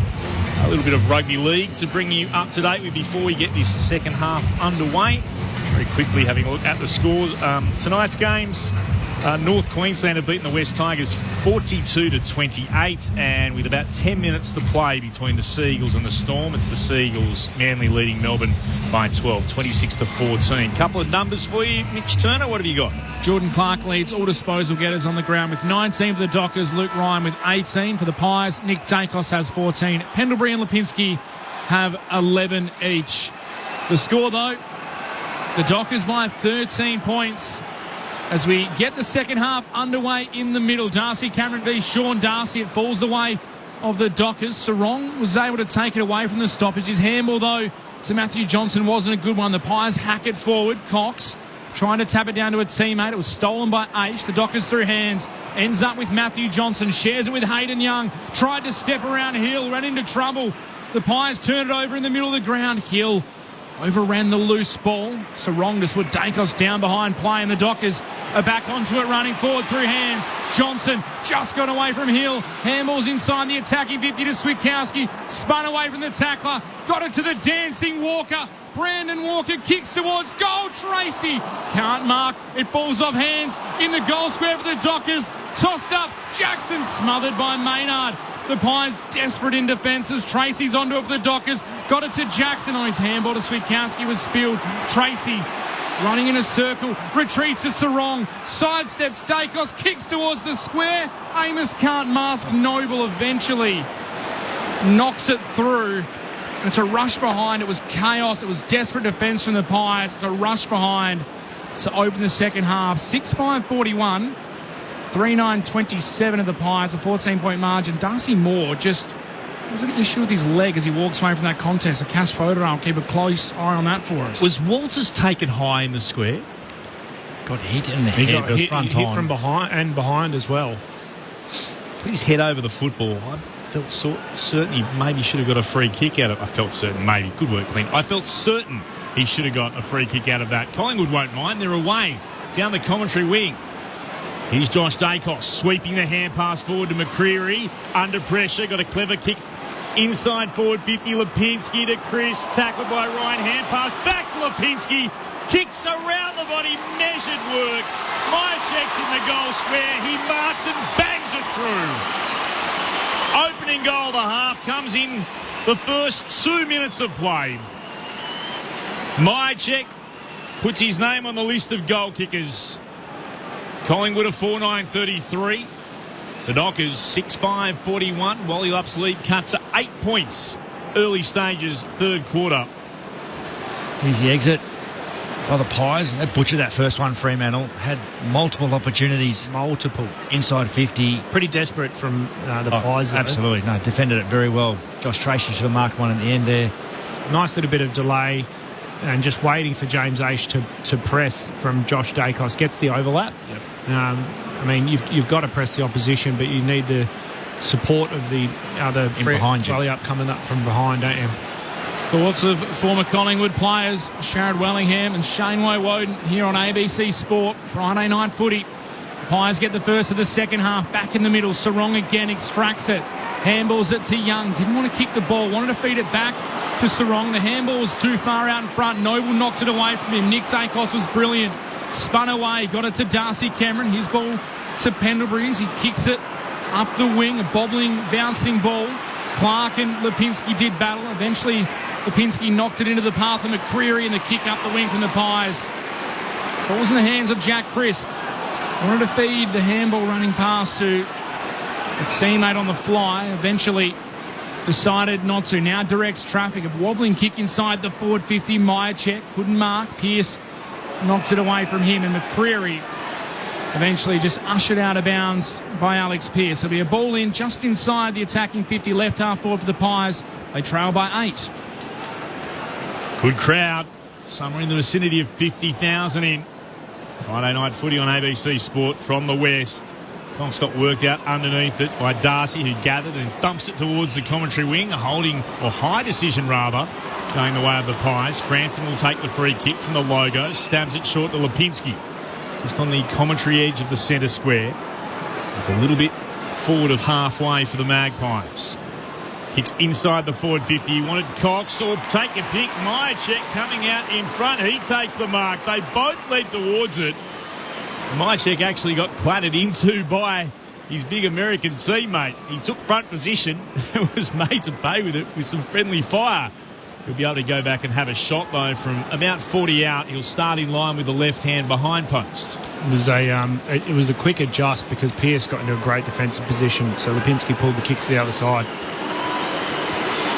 Myercheck, the most recent goal for the Magpies. He's got their first 2 of this half.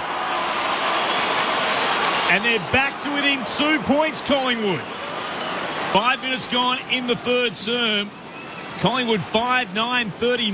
Myercheck with 2 of those. Walyalup still lead, if only just. The Dockers 6-5-41. Friday night footy on ABC Sport, on ABC Radio, ABC News Radio, Sport Digital, and streaming on the ABC Listen app. Clint Wilden alongside Mitch Turner, our experts, Sharad Wellingham and Shane Woden. That's what they do well, though, Collingwood do that. They hit that little 9-9 three-quarter kick, open up a pocket of space for their big keys to go and launch at it. Perfectly executed. Back-to-back goals for Brodie Myercheck and the Pies. The margin 2 points. Ball back in the middle. Luke Jackson for the Dockers. Darcy Cameron for the Pies. Cameron won the tap down, got it into the path of Crisp, was able to gather the ball, kicks it inside. The Pies attacking 50, but Jordan Clark's there to intercept. Takes the mark on his chest, coming up for disposal number 20. Kicks it out wide for Heath Chapman. 29 last week. Jordan Clark as Chapman goes up the wing. Found the chest of Emmett. His kick almost got to Switkowski. Noble got a finger in there in the end.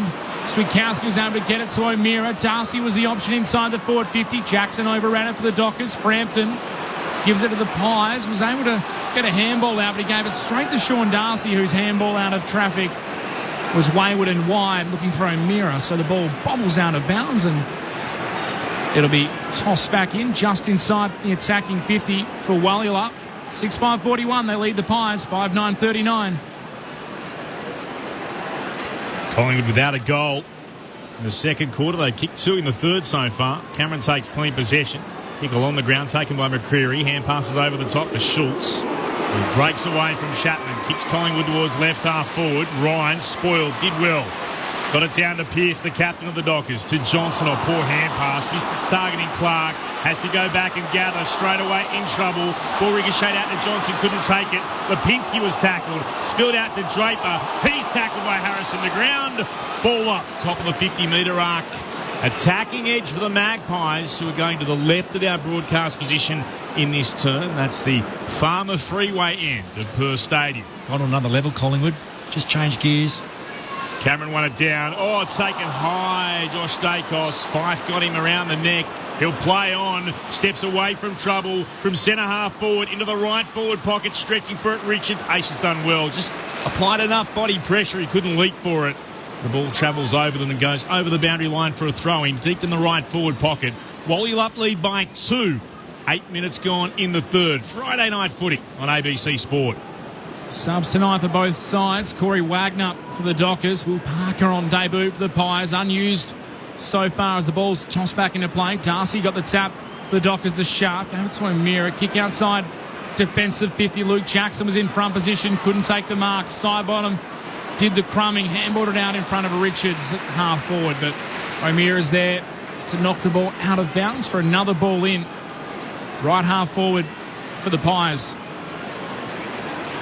Trailing by 2 points. 2 goals so far in this third term to Collingwood, both off the boot of Brodie Myercheck. This time O'Meara takes off the stoppage for the Dockers, kicks it inside the middle of the ground. Ed Allen on debut did well to get away from Banfield. Now kicks it inside the forward 50. Sean Darcy couldn't take the mark. Schultz handball didn't quite get to Lipinski cleanly, and he's tackled in the end by Luke Ryan. So a stoppage inside the forward 50 for Collingwood. Great momentum swings in terms of intensity from both sides here. Balls tossed back up in the air. Darcy Cameron v. Sean Darcy coming through as Richards got it to Nick Dacos. Now McCreary takes possession, snaps it towards goal. Ryan can't take the mark for the Dockers. Harrison sharks it off the pack and snaps his third. What an impact Harvey Harrison is having tonight. The Pies have got 6 goals and Harvey Harrison has 3 of them. His 5th goal for the season, his 8th goal of his career. And all of a sudden the Pies are in front at Perth Stadium, 6-9-45. They lead the Dockers 6-5-41. They've kicked 3 goals this quarter. Sharrod Wellingham, Shane Woden. Just looked like they collapsed. Fremantle there inside that stoppage. Yeah, Josh Draper went in to get to Dacos. Leaves McCreary out there. Great contest by Myercheck. Yeah, that contest because Luke Ryan was the one on Harvey and just managed to get himself in the contest. Great crumbing. Dacos come off the ground a little bit sore after that goal. Other teams use their sub yet. Wagner for the Dockers, Parker for the Pies as they get the clearance here through Pendlebury. Collingwood towards centre half forward. Diving in Lipinski, got a hand pass out to Cox, couldn't gather, slapped it over his shoulder, wanted Hill. Fife got in the way, wrapped up, strong tackle, Lipinski, hand pass awry though, Sullivan hand passed into traffic, bounced back to him, gave it to Pendlebury at left half forward, 55 from goal, gave it on to Hill, skip past 1, skip past 2, sent it towards the right forward pocket, out to try to mark, Myercheck couldn't. There's Harrison again, he's in the vicinity, Allen couldn't gather, came out the side. It comes once more to Walters. Kick goes in for Sharp. Beyond defensive 50. It's over the boundary line for a throw-in. The Dockers survive on that occasion. Throwing about 55 out from Collingwood's attacking goal to the left of our broadcast position on the northern wing in this quarter. And it's the Pies in front now by 4. 11 gone in the third. The reigning premiers have cranked up the heat. Ball back into play. Trying to work through the pack was Pendlebury. Now Brainshaw's in there for the Dockers. Got it to Sharp. Eventually ends up in the hands of Fife. Just does a dribbling little kick up the boundary line. Quain is the first to get there, but Walters tackles him out of bounds. Collingwood have just ramped up the pressure this quarter. It slipped in their front half too, off clearance as well. Starting to get the ball played there. Ball will be tossed back in, slightly favouring Collingwood's attacking side of the far wing. Cox got in front position. Hacking it forward was Chris, eventually knocked forward off the ground by Pendlebury. Sullivan trying to gather for the Pies outside attacking 50. Chapman did well to win it for the Dockers. Ended up with Young. He slipped but somehow got it out. Back to Chapman. Fife through hands. Gives it to Sharp. Fife just takes Josh Dacos down in the Shepherd. Now the kick goes up towards half forward. Over the head of Amos. Frampton, the first one back for the Pies. Shook the tackle of Walters. Dribbled it outside defensive 50. Dacos had some time. This is Josh. His kick up the wing was a good one. And it lands in the hands of Lockie Schultz. He kicks it towards half forward. Myercheck takes the mark, 60 out, plays on, shakes the tackle, runs the 40, kicks on goal and hits the post. A minor score. The Pies lead by 5. 6:10:46. The Dockers 6:5:41. Almost 13 minutes played in the third. He could have had a third for the quarter, Mychek. Not to be. Mitch Soljic, 5-point advantage now for the Pies as the Dockers through Walker, then Switkowski, now to O'Meara. Lovely pass measured towards Emmett. Stands in front of the Dockers interchange gates on the northern wing. Goes back inboard with the kick to Walker. Sends it into the middle of the ground to Pearce. Alex Pearce, the captain for Wallylup, steps back to assess the options. Stands just in front of the defensive edge of the centre square. Goes to Ryan. Out towards left half, back to Draper. Draper. Kick had to be precise. It wasn't quite. Richards got in front of Sharp, won it down. Shares it with Dacos. Clever hand pass all on the ground for Dacos. Solomon picked it up. Great tackle. Walder's got him. There's no prior. Ooh. Really? No. He picked it up. Bang. You think it was holding the ball? I think he went to give the handball to Quainer and decided not to. Well, I don't know. I'm prepared to be wrong. We'll see it one down in the middle here by Jackson. The non-controlling umpire's spotted a free kick, has he? It's going Freo's way. It's happened a lot tonight, huh? That Fife actually has been given the free kick. And that was called from 60 metres off the stoppage as well. Fife will move it short and he'll find Sharp, who should have had it a few moments ago. He's got it hard up against the boundary, just forward of the wing. 5-point lead to the Magpies, 14 gone in the third. Numbers flooding back as Sharp kicks it deep inside the attacking 50. Tracy flew from behind, couldn't mark. Sidebottom came through and went without it. Then Tracy tries to knock it into space. Allen's there for the Pies, deep in defence, got it to Quainer, dribbles a kick towards the defensive arc. It went through Dacos. Oh, it was picked up by Sharp. Bursting through his kick on the outside of the boot would have been a special finish. But instead, it's away to the left. So 6-6-42. Wallylup 6-10-46. Collingwood a 4-point margin the way of the Pies. Watching a replay a moment ago of Frampton just trying to fend away Walters, flicking out the left arm and getting Walters in the face. Meantime, the Pies have brought it into the left back pocket. Maynard, the kick beyond defensive 50. Up and from the side, Jackson drags in the mark in a pack of about 6. Gets told to move it on. Now he goes and put it into the right forward pocket. Amos front position, Cox from the side flew. Punched down here by Frampton, spilled out to O'Meara. It's there for Brayshaw! Not quite. He was trying to curl it around with the outside of the boot. He's missed to the left as Cox is down and he's in a bit of trouble. The Cash voted up. What did you see? Yeah, he hit the ground pretty hard and the doctor and the physio, actually there's more of the medical staff all getting out to him now. I think the umpire may have to hold this up because it's right there inside the Wallylup attacking 50. His right leg has been caught but underneath him as he's landed on the ground. So as he's gone to ground, that really would have given the knee an awful wrench. He's up, though, and he's making his way off the ground under mostly his own steam.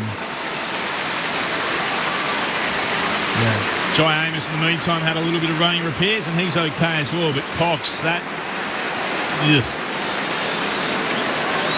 would have hurt. Hope he's all right. Yeah, really big levers getting, wrenched right around like that. It's going to put a lot of stress on that knee joint. The limp's, worn off the further he's gone towards the bench, but hopefully he's okay. Game 124 for Mason Cox, 33 years of age. He's a terrific story out of the US. It's a 3-point lead, though, to the Pies. We get play back underway. The kick from Collingwood outside defensive 50. He's looking for the target of Moore, but it was knocked away. It'll be a ball in about 2 kicks from home for the Dockers. Haven't kicked a goal this quarter. Collingwood were goalless in the second so far. Wallylup a goalless in the third. Ball spun back in. Falls off the rucks to Brayshaw. Clark took it from his teammate. Kicks it inside the forward 50 for the Dockers. Frampton, big punch from behind. Emmett roved it. His handball to Amos was a little hot. The Dockers lose possession. Side bottom. Snaps one out to the wing. Foot race is on. Walker v Hill, the 2 speedsters. Walker gets there first. Hill works him out of bounds. Great battle between the two, Brandon Walker and Bobby Hill.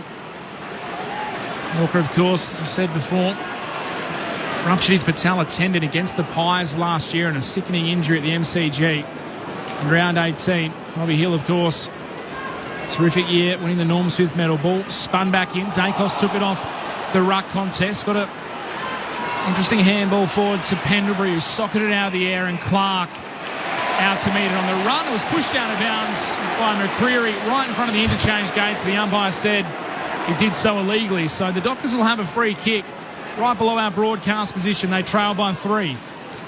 Clark stabs the pass to Brayshaw. Freo's most recent shot at goal. Only just missing to the left. Gave it to Clark. Kicks back into the right forward pocket. 3-on-3 battle. Moore went up, had hands on it, couldn't take it. Goes a second time. Shoveled the hand pass out to Allen, and his kick was smothered. Johnson into his chest. Then there's some push and shove between Allen and O'Meara and Maynard. About to continue on for a moment. A cash vote at ours downstairs. No surprise, Mason Cox is now being taken down to the Collingwood rooms, but when he was on the bench, they were actually applying some ice to his left cheekbone as well. Darcy punches it down from the restart. It's a wrong! Oh, he's hit the left-hand goal post. He was hard up against the boundary in the right forward pocket. That would have been some goal. That was going to be a miraculous goal. They're inching their way closer here, Fremantle. 6-8-44 the Dockers, 6-10-46 Collingwood, 19 gone in the third. This has not been the scoring end of Perth Stadium, the City end tonight.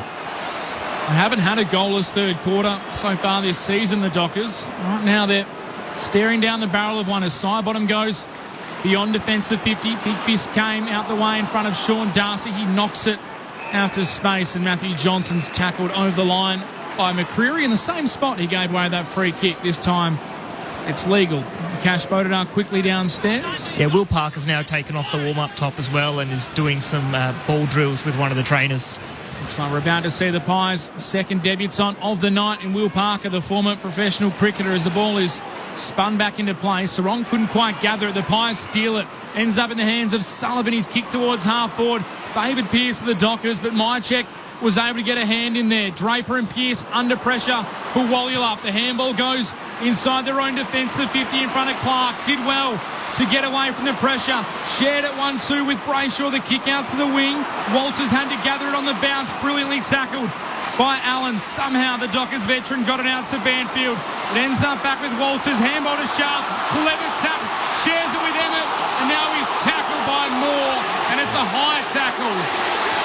Creative stuff from the Dockers, living on the edge of their seats and the skin of their teeth, were able to get it to half forward, and luckily for them, Darcy Moore just caught Jeremy Sharp high as he slipped over.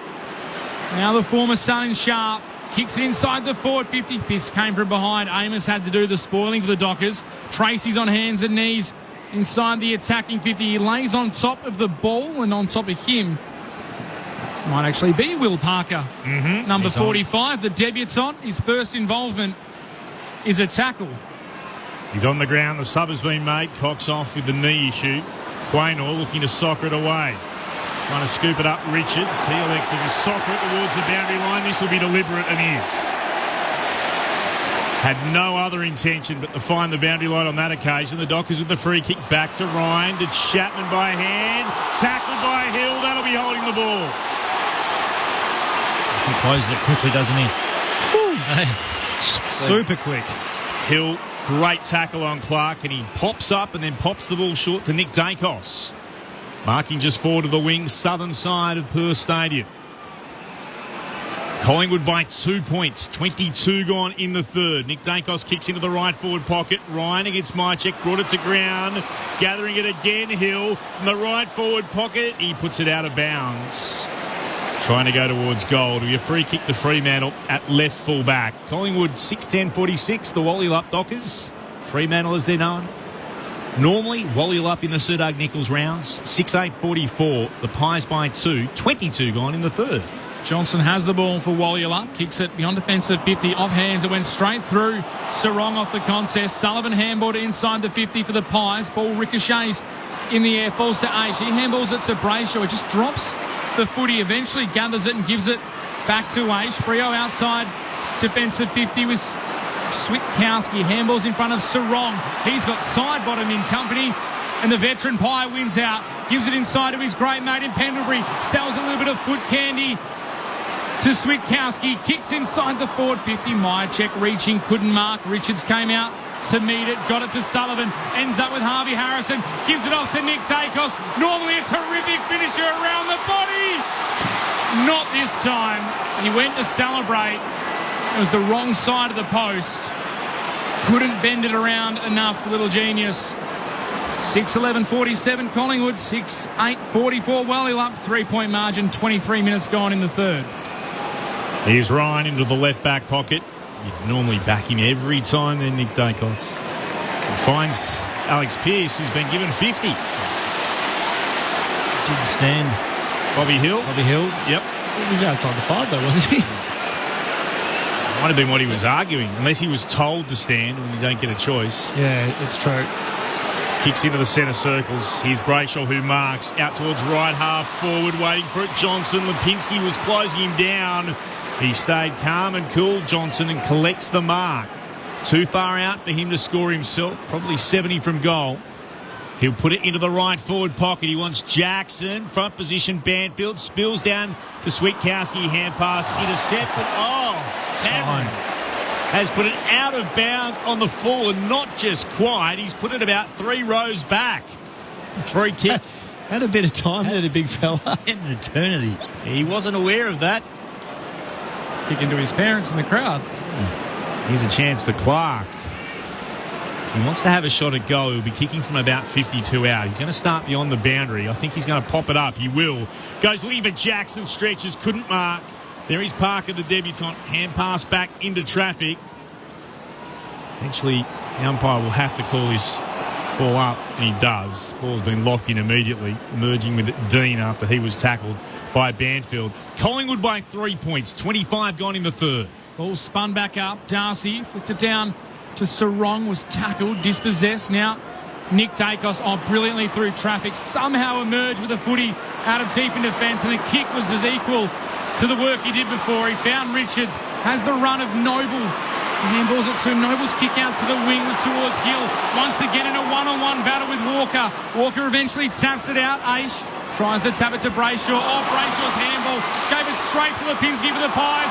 He sells the candy. Breaks the ankles of Ryan, and the kick inside the forward 50 was not equal to the brilliant evasive work. He kicked it straight to Alex Pearce on the chest, and the Dockers now casually rebound out through Johnson, and the crowd want them to go. Kicks it into the middle, and Tracy takes the mark in the centre square. Running by Young, the hand pass ignored. Tracy, not a great kick. Into a nest of Magpies, and Cameron takes the mark at left half back. He can move it short to Parker if he wants. Instead, he'll go straight up the field and find Frampton. He'll kick across half back to Noble. Drew Switkowski, and then plays on. Kicking it out towards Richards, marking forward of the logo on the southern wing. Lukey Ryan in a really great defensive position here. It gave him no chance of going inside the forward 50. Playing as a spare at the moment, Ryan. Just chopping off that short option. The ball short to Quaynor. Back to Noble in the middle of the ground. Step inside Young. Stabs it towards full forward. Spoil came from Draper against Myercheck. Spilled to ground. Wrapped up there by Sullivan. It's held to him. Ball up the call. Between full forward and centre half forward for Collingwood, who lead by 3. We close in on three-quarter time. Jackson palmed it down straight to the former Dockery. Schultz gave it to Sullivan. Got a hand pass away to Schultz. Kick up into the air. Won't be a mark. Pearce couldn't gather. Hill over the top of it. Pearce locks the ball into him. Ball up at the top of the goal square. He's one out, Myercheck. Competing so well early. Now, is Hill hurt here? He's got a blood rule, I think. Has he? No, it's okay. Umpire took a long time. Cameron palmed it back into traffic. Came the way of Ryan. He was tackled eventually. Ball up will be the call. It's a long look at Bobby Hill. Just worse for wear. With Pearce been on him before, must have been the reason for the stoppage. Jackson took clean possession, and then he's tackled to ground. Ball came out to Sullivan, though. Hand pass. Lipinski snaps. Goals for the Pies.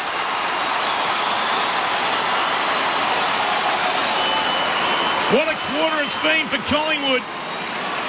They've kicked 4 goals to none so far, and they put their lead out to 9 points at the 27-minute mark of the third.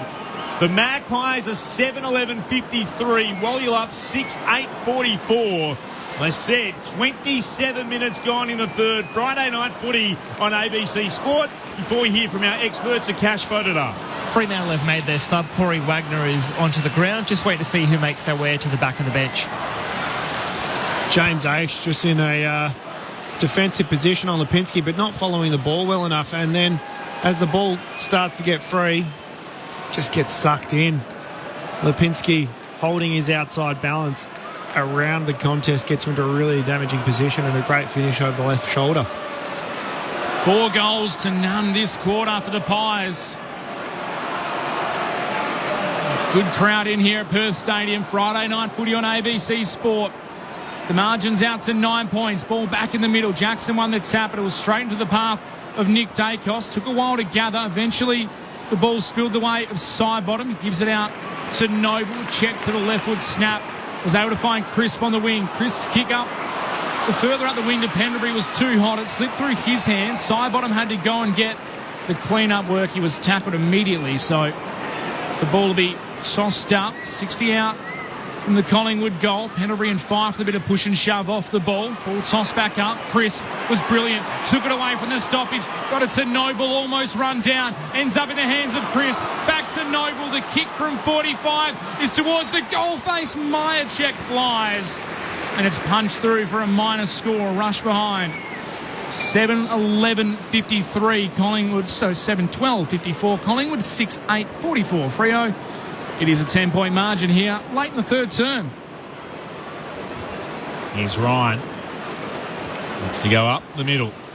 Jackson flew up against Dean. Brought it to ground.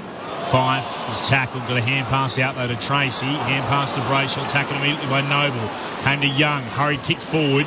Works its way through traffic. Sarong gathers. Spins. Hand pass knocked down by Noble. Maynard able to attempt to gather. And then it spilled out again towards Brayshaw, who's locked in a strong tackle by Maynard, Cameron and Crisp. Ball up. Commentary edge of the centre square. Cameron with more telling tap down to Pendlebury. Looks to soccer it forward. Intriguing. Leaping up into the air. McCreary provides a shepherd. Pendlebury out after it. Doesn't gather. Neither does Johnson. Ran over it. Pendlebury stuck a boot in, trying to knock it out. Has a second go at it. The socket into the chest of Fife. Like a goalkeeper. It ricocheted away from him. And then went out of bounds for a throw-in right beneath our broadcast position.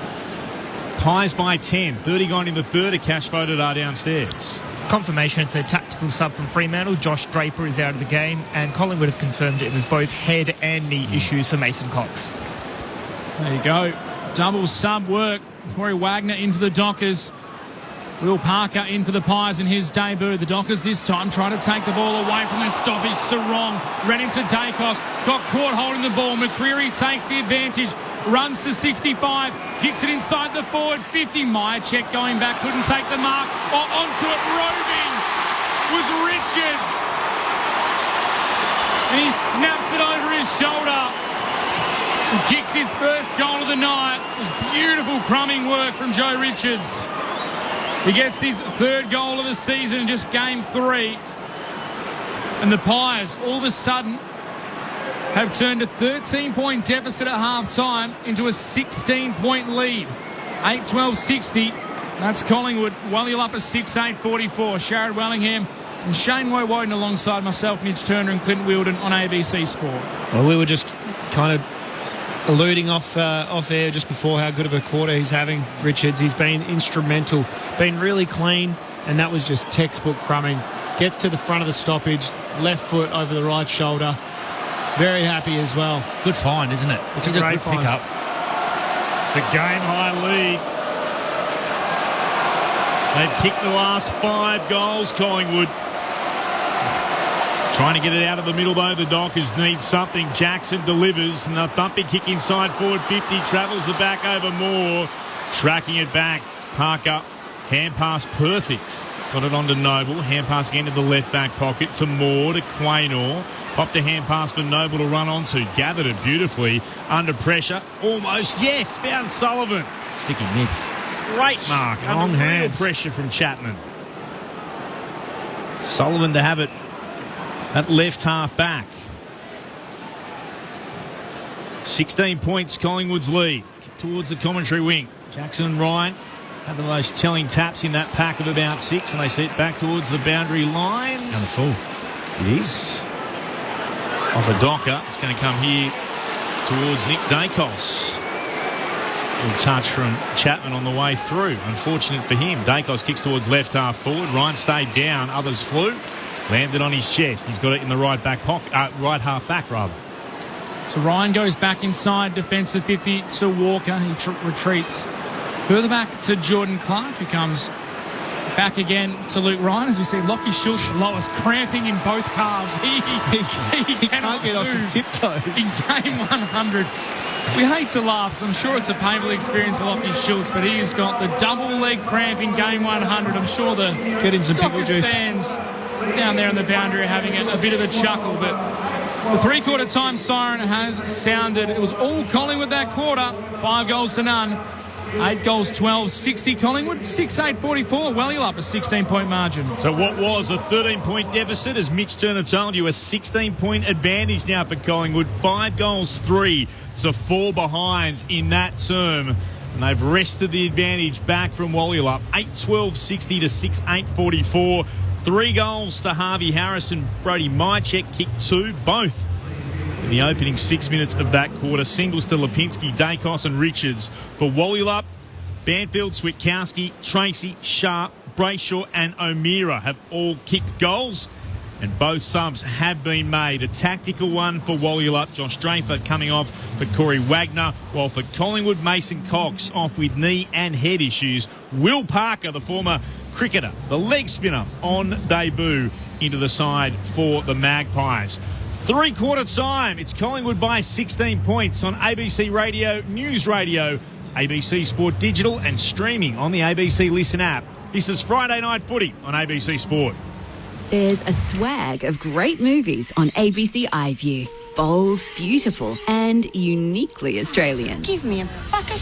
There's Mystery Road's Detective Jay Swan in Goldstone. Things are going to change sooner or later. Dance sport drama in Strictly Ballroom. I want to dance with you your way. Tim Winton's novel adapted in Breath. Plus Sisters of War, Looking for Alibrandi and so many more. Because that's how life is. Great Aussie movies. Always free, always entertaining on ABC iView.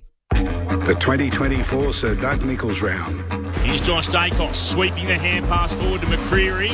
Under pressure, got a clever kick inside forward 50. Lipinski to Chris, tackled by Ryan. Hand pass back to Lipinski. Kicks around the body, measured work.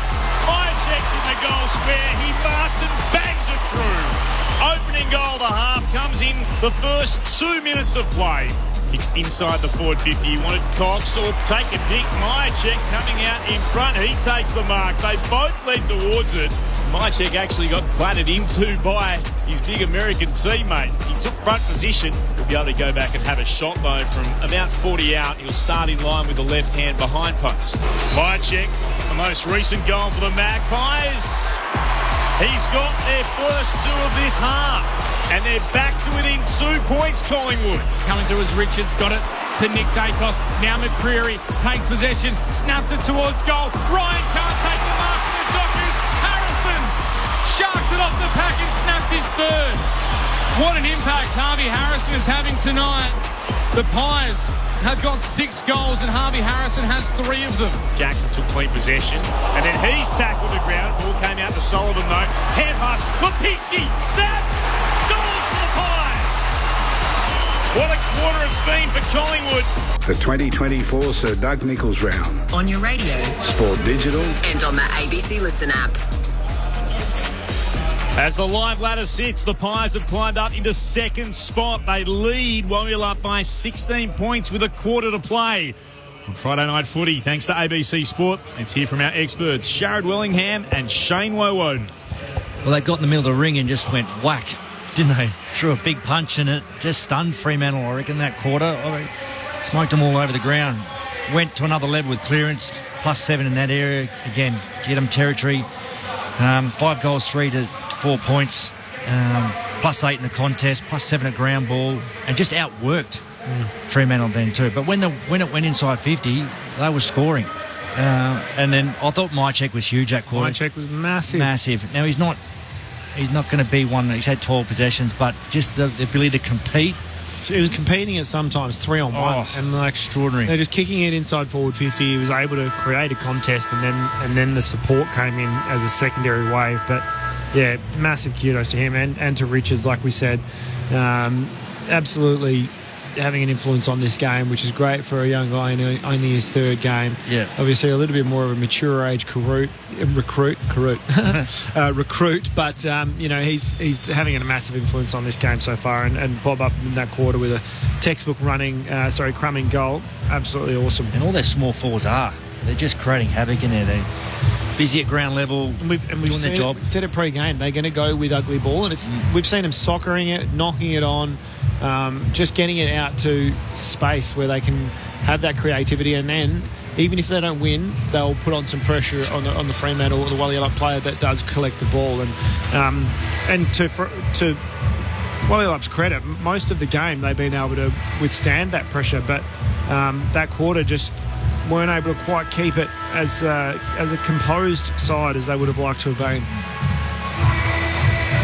Some of the numbers as we head into the final term. Jordan Clark leads all disposal getters with 30 for Wellyup. Luke Ryan, 26. Andrew Brayshaw with 22 for the Pies. Of course, Nick Dacos at the top, 23 touches. To go with his 8 clearances as well. Scott Pendlebury, 21. Joe Richards, 19 touches to go with the goal, has been highlighted having a terrific game. The inside 50 count, 39-37, favouring the Dockers. The clearance count, though, 35-28, favouring the Pies. The score, though, 8-12-60 Collingwood, 6-8-44 Wellyup, a 16-point margin favouring the Pies as we get ready to head into the final term. Freo, if they're good enough, are still within striking distance. Collingwood, they would know, though. They have the advantage, and they've gathered it in that third term. But for whatever it's worth, the scoring end has been to the Farmer Freeway end. That's the way Freo are going in this final term. Can it be the Magpies holding on, just like they did last week? Their fans will be hoping it's not quite as nerve-wracking. Cameron wins it down to get the final term underway.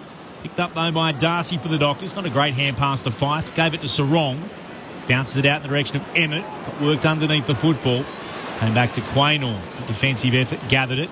Gave it to Chris for the Magpies. And now to Nick Dacos, just forward of the wing.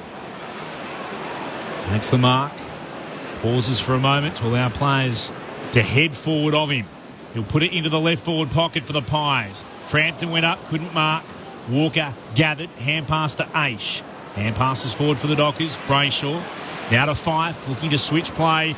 Almost turns it over. He wanted Tracy. Maynard got in front, and he does. Maynard won it down. It comes now to Josh Dacos, and he kicks straight into Sharp.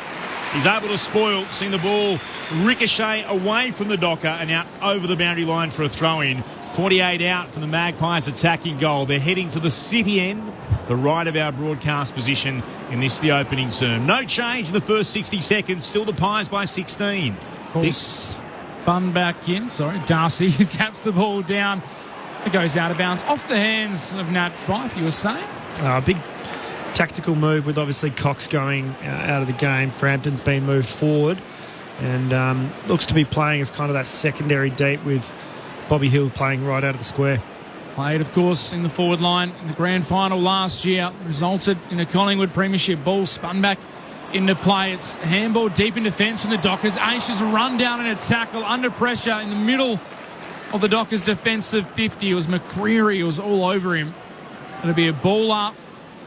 35 metres out directly in front of the Collingwood goal. Darcy and Frampton go up in the ruck. It comes off hands. It falls to Nick Dacos. And again, the Pies hit the post and Dacos curls it around too much. It's a minor score.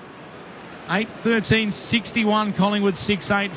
Wellyup 17-point margin. Just 2 minutes played in the fourth term. Reminder, they've kicked the last 5 goals, Collingwood, as Fremantle beyond defensive 50 to Pearce, then to Sharp running by. Kicks down towards Tracy up against Maynard. Ball hits the deck. Walters tapped it twice. Then a second time can't quite control it before Parker, applying the pressure, sees Walters over the boundary line for a throw-in. Left half forward for Fremantle. Understatement of the day to say they need the next one. Put back into play. Cameron on it down against Darcy and then soccers it forward in hot pursuit to gather the football. Nicely done by Harrison. Hand pass over the shoulder to Nick Dacos to Chris. That was lovely. Well worked, Collingwood. Popping it forward to McCreary. Just gets the kick away despite the Clark pressure. Bounced off the shoulder though of Pearce. And it's going to be a free kick to come back. Tackle on McCreary from Clark. Got him over the shoulder. So high. We'll come back to McCreary to have it right half forward. He could have given that inside to Crisp into Pendlebury. Curry goes back. Able to find Maynard. Measures the pass again. Here's Parker. Former cricketer.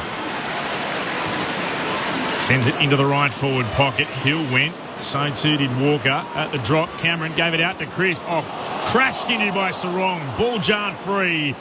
It spilled onto the ground. Sarong went to follow up with a good tackle. Dived on top of Cameron to lock it in. Genuine great physical pressure from Caleb Sarong. Throwing up once more. One down by Darcy to Fife. Hand pass into Pendlebury. Gathered it again, Fife to Clark. Hard up against the boundary. Left back pocket. Has to go across the face of goal. Ryan stretches. Couldn't mark.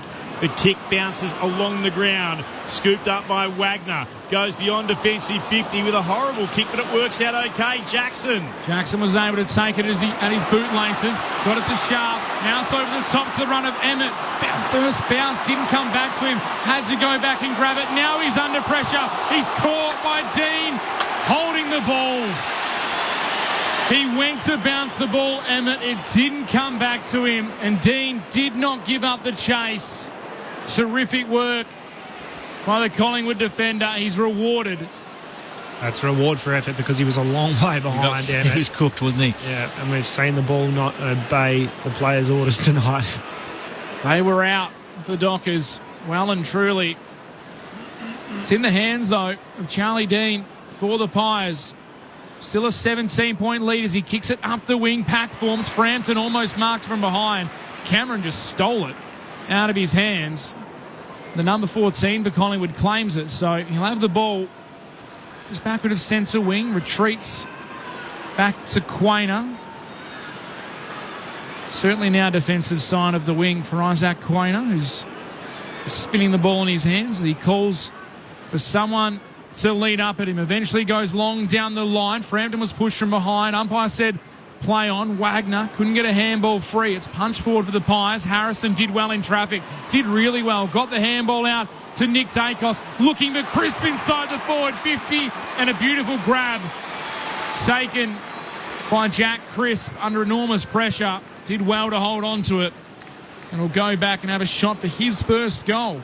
Did well to just sort of inch their way up the ground a bit there through kicking to a contest.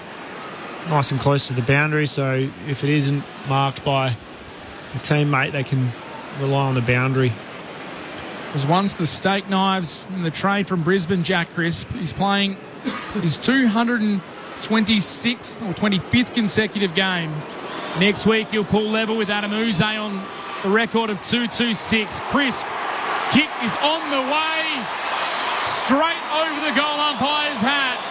He turns to the crowd, celebrates, and that is a big blow for the Dockers and a big goal for the Pies. It extends the margin out to 23 points. 9-13-67 Collingwood, 6-8-44 Wallula. The margin 23, 6.5 minutes played in the final term. Real belief in this group, isn't it? Their third quarter was outstanding and they're continuing on in this last quarter. It was a great spot up by Nick Dacos. He could have blazed away, had every right to, but just to have some composure and just slot and find Crisp inside 50. Are you stirring up the crash test dummies in the box next to us, Jared Willingham? No. I think you are. Let's go downstairs. The cash photo up. Tonight's crowd, 54,035, which is a record home crowd for Fremantle in a game that's not a derby. That's a great result from them. And not a final. Remarkable effort. They turned up in big numbers on Friday night. They haven't been able to deliver on the scoreboard yet. From the restart, it's been locked in just on the outer edge of the centre circles. Josh Dacos last to climb up off the patchy stadium turf. Cameron had 2 goes to tap it down. Josh Dacos out after it, bounces to Lipinski, going 50 as a pie, swept the hand pass over the top to Richards. Now it's with Branson in the left forward pocket. He's missed. She's getting through the front too. They're leaving it wide open. I mean, they've probably got a lot of confidence in Jackson to win the hit out. I'm sorry, but just don't lose their shape around the ball there though. Another behind for the Pies. 9-14-68 to 6-8-44. That's Wally up. 8 gone in the 4th. The ball in the hands of Hayden Young for the Dockers. Kicks it quite central up the wing. It falls off hands to Fife. He was tackled by Moore. Just threw the handball away. Now on ground level. Dean did well to get it to a teammate. The kick goes inside the forward 50 for the Pies. Bouncing ball. Chapman the first out to meet it for the Dockers. Handball's inside to Walker. Ran into a little bit of trouble. Was able to release it wide to Ryan. Had to pick up the bouncing ball. He's got McCreary for company. Couldn't shake him. Good work by Bo McCreary as he... Number 31 tackles number 13 over the line, and they give a little tap on the head and a pat on the back to each other. Recognise a good contest. The ball will be spun back in as Jackson and Cameron await the ball. Cameron knocks it down to Sullivan for the Pies. Got it to Nick Dacos. Gave it to his brother in Josh. And he hits the chest of Lockie Schultz, who marks right on the paint of 50. And Chapman will get pulled. His toes are on the line, the man on the mark. So Lockie Schultz, with the boos of the crowd, straight away pointed to the goals and said, I'm having a ping. 90 games for the Purple. He was a fan favourite. He sets it up, looking for Hill in the pocket. The jump from behind, he couldn't get over the top of Brandon Walker. It's off hands and out of bounds. He was never going to make the distance, Lockie Schultz. He passed it. And the ball will be tossed back in, deep in the Collingwood attacking 50.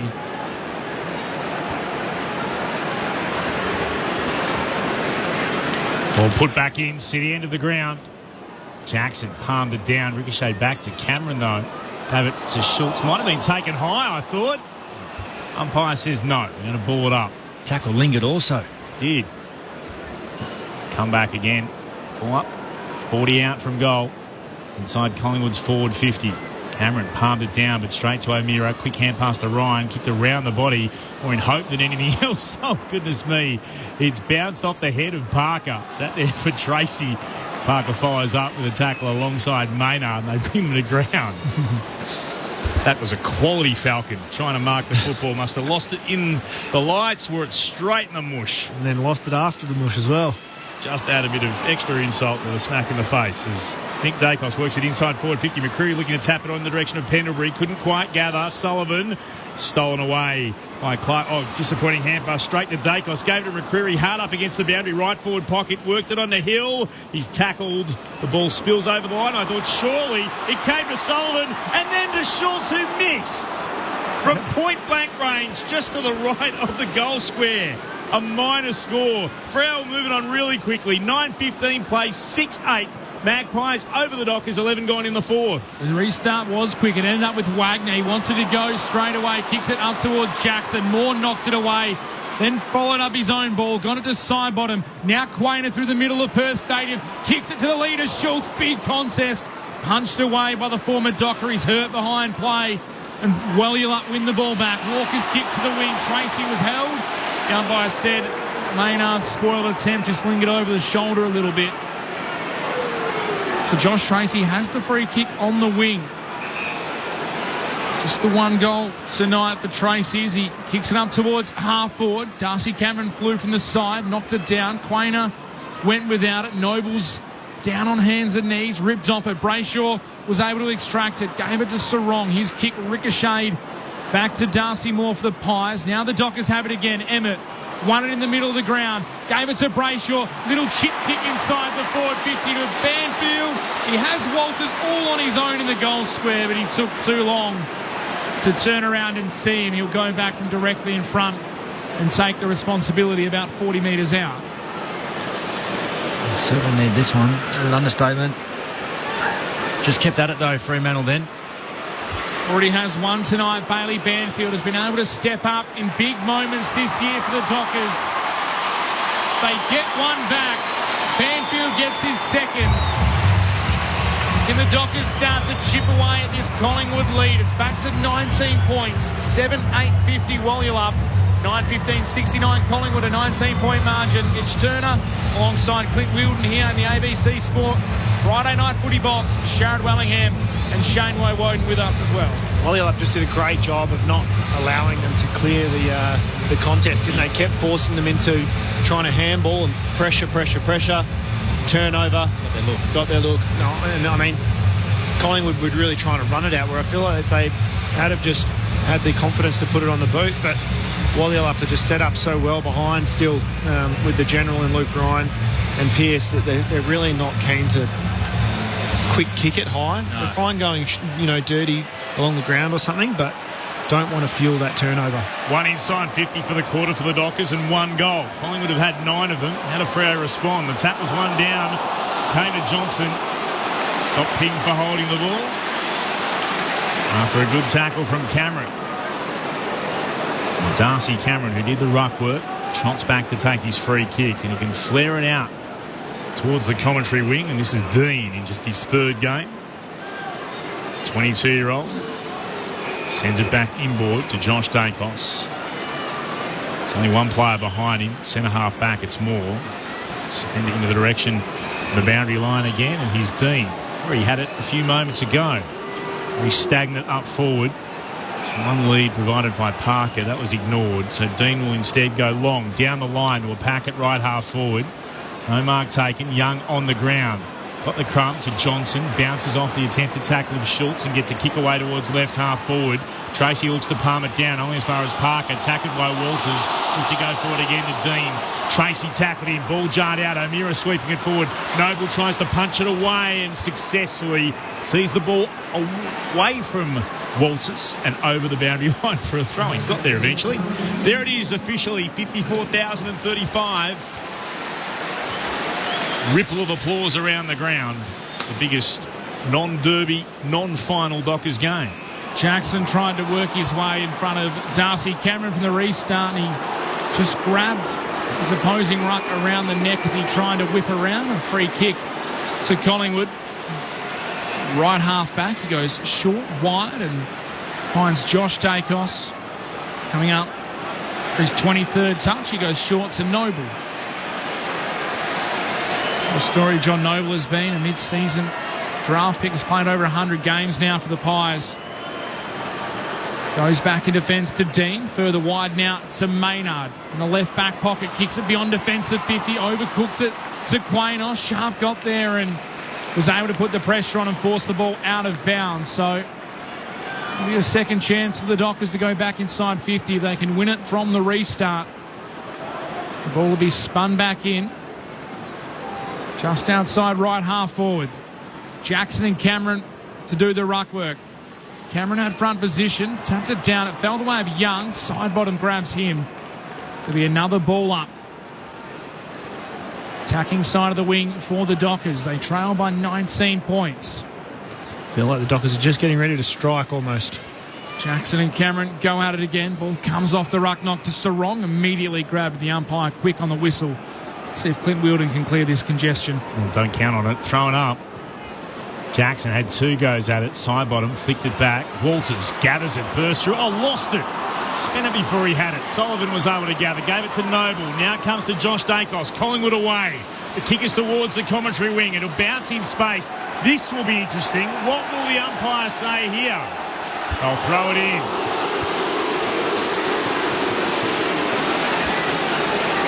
Good touch finder. There was no one in the vicinity. Is that sufficient intent to keep it in play? Box goes quiet. Ball thrown back in again.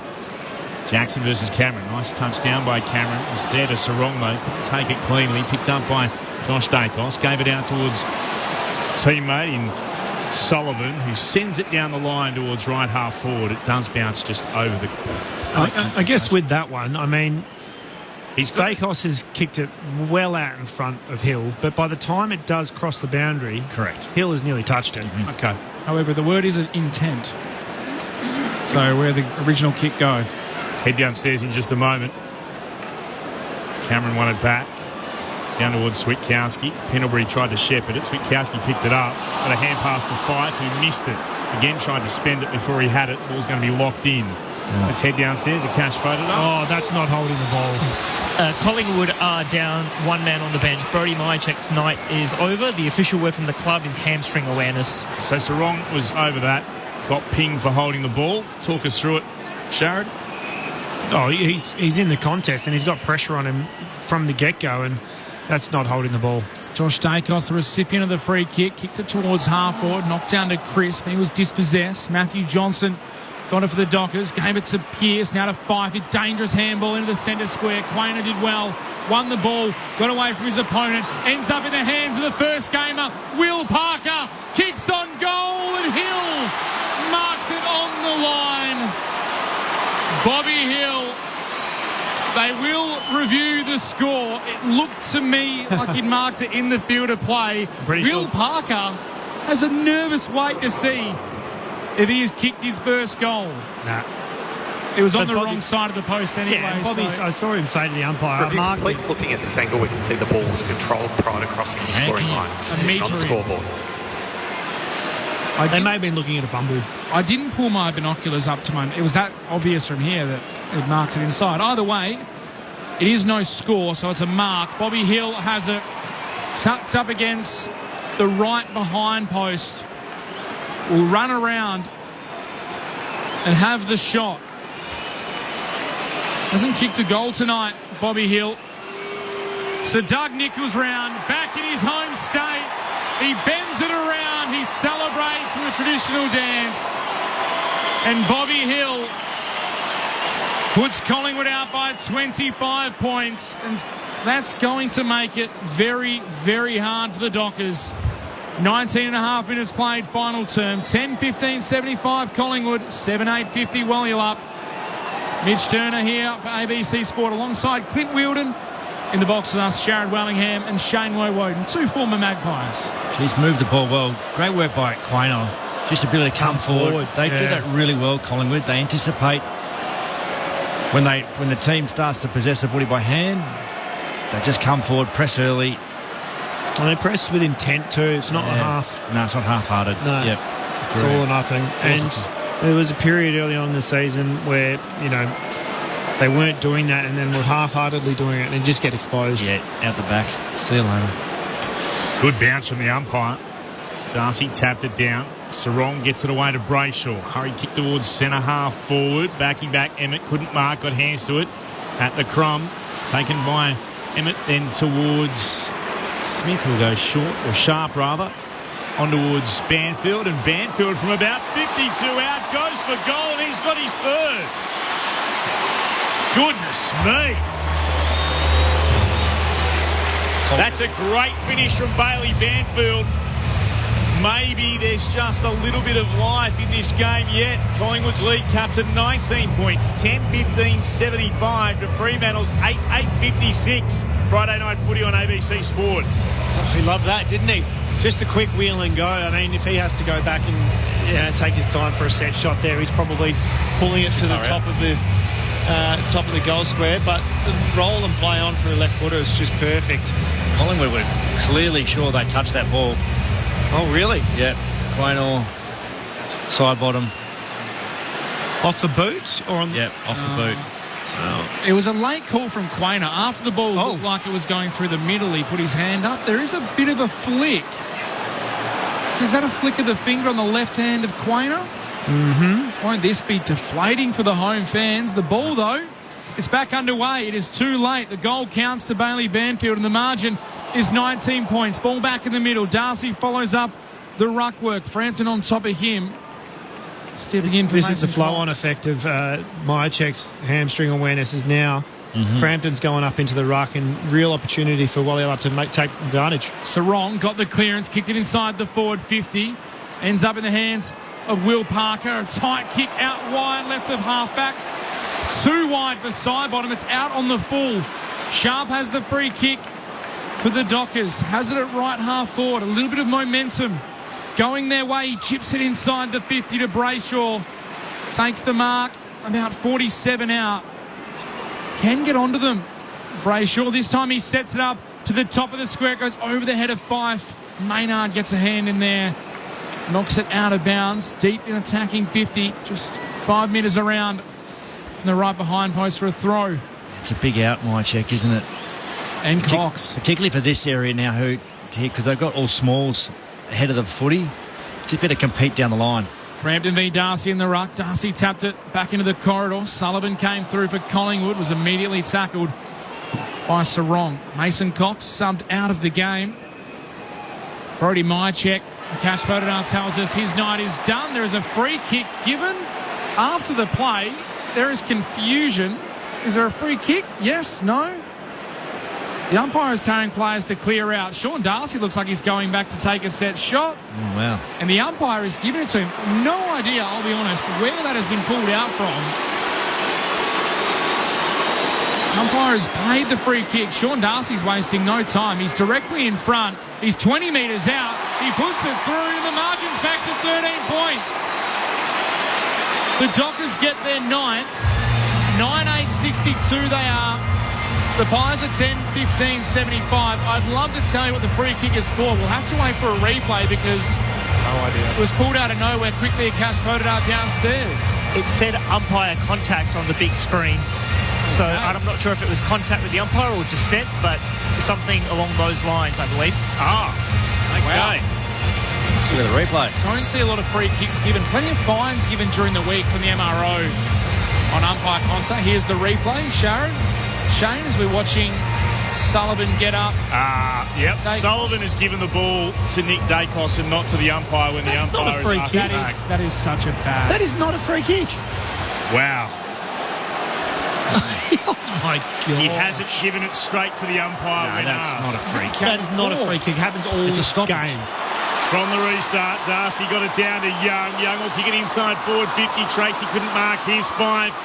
Fife kick smothered by Sullivan. Maynard dives over the top of it, trying to emerge with it. Getting legged was Nick Dacos.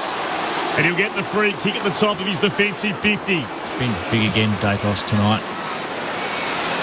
Certainly has been. 32 touches for him. So is the talk about Matty Nichols during the week, I reckon. Yep. Moves it to Noble, who took the mark at right half back. He'll kick towards the commentary wing. Up was Allen, couldn't mark. Here's Sullivan again, spinning out of trouble to McCreary. He'll run towards right half forward. It's an open forward 50. Goes inside attacking 50. Richards tries to throw it on the boot. Pressure came from two Dockers defenders, Ryan and Clark. Clark was able to get it. Gave it to Banfield in the right back pocket. Centres the pass on in turn to Sarong, who's looking for options and finds Banfield again at right half back. Banfield moves it quickly by hand to Wagner, the sub on the ground. Fresh legs, gave it to Sharp. His kick was smothered by Maynard, had to go back and get it. Gave it back to Wagner. Side bottom puts the pressure on him. Kick towards half forward. Jackson couldn't beat more in a one-on-one. It falls down. Noble takes possession. Immediately tackled. Ball up outside the 50. No feel for the game, Nichols, on that one, was there?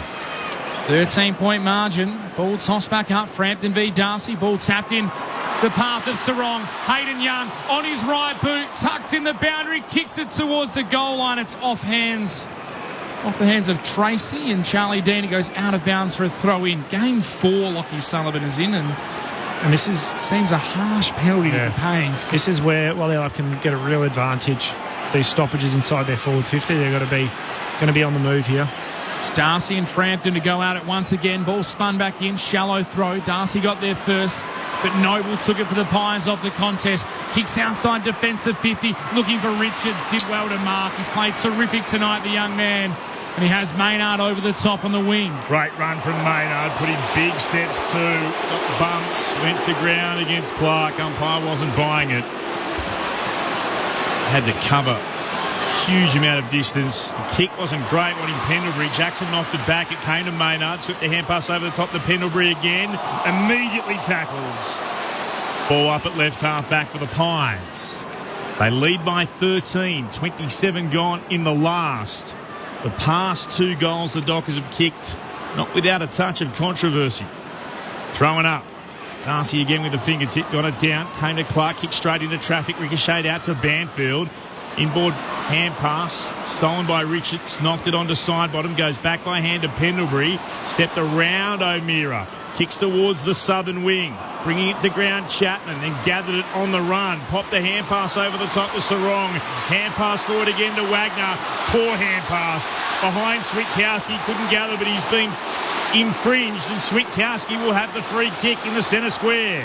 Crowd starting to get behind their team here at Perth Stadium. Switkowski goes short to Brayshaw, kicks to the pocket. Tracy from the side, couldn't mark, falls to Amos, gives it to Banfield, tucked in the pocket, gave it back to Hayden Young on his left side, snaps around the body and brings the Dockers fans to their feet. Hayden Young with the goal. Wellula cut the margin back to 7 points. They get their 10th goal, 10-8-68. Collingwood, 10-15-75. 28 and a bit minutes played. There is still time for the Dockers. Collingwood don't want to throw another lead away. Where's it been, Freo? Like, they've decided to really now put the foot down and take the game on. It's the, I suppose, power of having the ruckman out there. Absolute dominance with the hit-outs. I mean, able to put it wherever they want.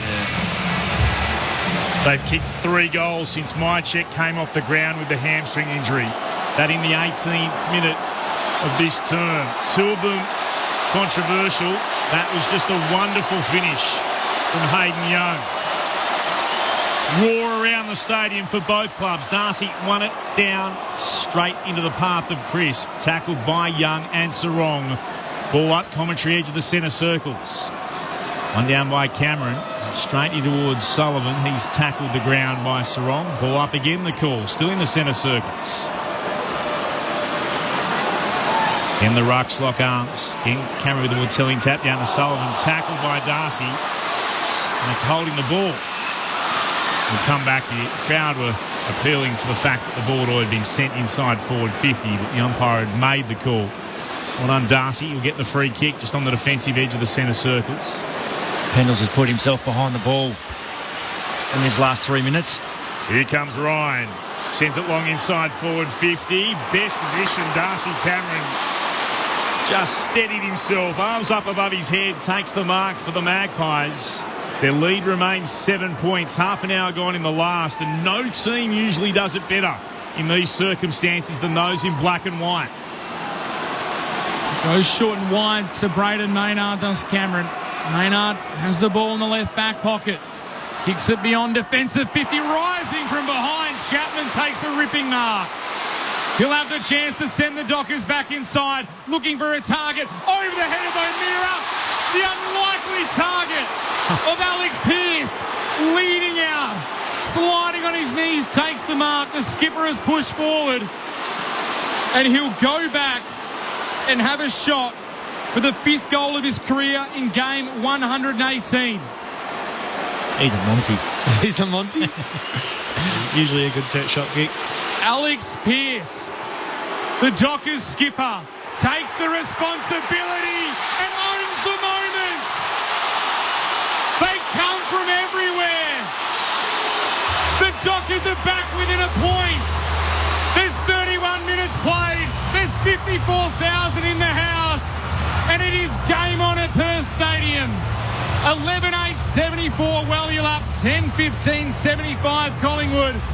We've got another thrilling finish on our hands. For what it's worth, his first goal since round 23, 2022, Alex Pearce. A long time between drinks.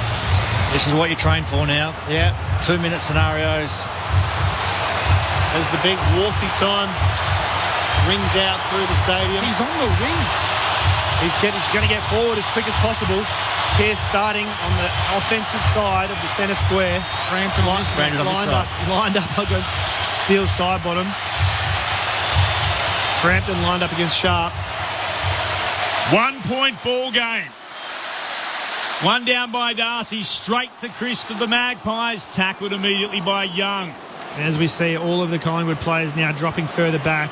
Really 32 minutes gone. Darcy punches it down. Brayshaw has the hand pass backwards. Wagner slides onto it, tries to drag it in, trying to pick it up. Walker tackled there by Hill. Defensive point of the centre square at right half back. For the Fremantle Dockers, another ball up. So we got Ryan as the spare for Fremantle behind the play. Darcy Cameron won it down. Gathered though by Wagner, kicked around the body, waiting underneath it. Sullivan didn't mark it, tried to slap it forward to Harrison. Bodies pile in, it comes eventually to Nick Dacos, kicks into the left forward pocket. Hill's there against Walker. Walker gathers, kept it in. Here come Fremantle. It comes from Ryan towards centering out of side. Big contest on the wing, bodies crash. Sullivan dives in for the Pies, can't get it. Taken high in a tackle, yes, free kick paid to the Dockers. Be sure about that. Crashing in with Switkowski, immediately plays on, gives it to Wagner, kicks it inside the forward 50. Banfield gathers, has Sharp over the top, gets it to him. Jeremy Sharp misses. Scores are level. The Dockers have never played in a draw. Well, they've played in one draw. I apologise, the ball comes back into play. In Sydney at the SCG a couple of years ago. There's still time for both clubs. Harrison moves it on. Now to Lipinski, to Nick Dacos on the logo, southern wing. He'll kick towards the left forward pocket, trying to dive forward. Hill couldn't mark. It's been locked in. Collingwood's forward 50. 45 out from goal. Scores level, 75 apiece. Will it be the third draw of the season? Only Sharp there by himself in the goal square, Collingwood. And the Magpies find something special again. Tap was one down. It went straight to Sarong. It's been held in. Ball up once more. You're exactly right, Wally. They've got to equalise. They've already had one draw this season, the Magpies. Could it be a second? Cameron palmed it down. It went to Sullivan. Hand pass back to Lipinski. Punched it into the corridor. Sat there. Bromira. He's tackled the ground. It's the third draw of the season. And Collingwood second. Scores level after 4 quarters. Wallul up 11-9-75. Collingwood 10-15-75. Incredible. Collingwood will wonder how they weren't able to hang on to the lead that at one stage had gone out to 25 points. But when Mychek left the ground in the 18th minute mark of the final term, Fremantle found something. And they had a chance to win it late as well. But Sharp kicked the behind rather than a goal. And the points will be shared in the West on Friday night footy. 54,035. The Dockers 11-9-75. The Magpies 10-15-75. The goal kickers for both teams. For the Dockers, 3 to Banfield, singles to O'Meara, to Brayshaw, to Sharp, to Young, to Tracy and to Switkowski. While for the Collingwood Football Club, the goal kickers, 3 to Harrison, 2 to Mychek, singles to Richards, to Chris, to Hill, to Dacos and to Lipinski. Full time, it's a draw between Fremantle and Collingwood. What an unbelievable game once again here on Friday Night Footy. Thanks to ABC Sport. Wow. Take a breath, everyone. Yeah, great game. I don't know what to make of it. Mychek's injury. Didn't help. They kicked 5 from there. 5? Yeah. 4 or 5? I think it was 4. I feel for Sharp there. He's got to take the positive out of putting himself in the position to win the game. If he's not there, I mean, doesn't kick the goal, they don't win. But they also don't lose because he's given himself the opportunity to take the win. So you could see after the game he was a little bit dejected, but they got over to him quickly. I mean, that's good. That's a great, spectacle of sport, wasn't it? It'll come up again. No. Oh, should we have? No. don't get the dramatic finish like that if you know there's an extra few minutes to come. 100%. We see in World I loved how Sport. Darcy took it straight away. Darcy. Got to try and win it. Yeah. They're trying to win it. In World Sport, we see when it gets close, teams don't try to win it. Yeah, no, you have to. So, it just pushes everything back and you might end up with a draw again anyway. No, that was a great game of football. Couldn't be separated at the end, but Collingwood will be filthy about 2 goals. Oh, and one of them? Well, I would say Quaynor, you can see Quaynor's fingertips move, I think. Our monitors here are not the best. No, but what about the one that Matty Nichols has just decided to... I was about to say, and then after that, so the very next goal after you think, hang on, Quaynor might have got a touch here, and the replays seem to suggest he did.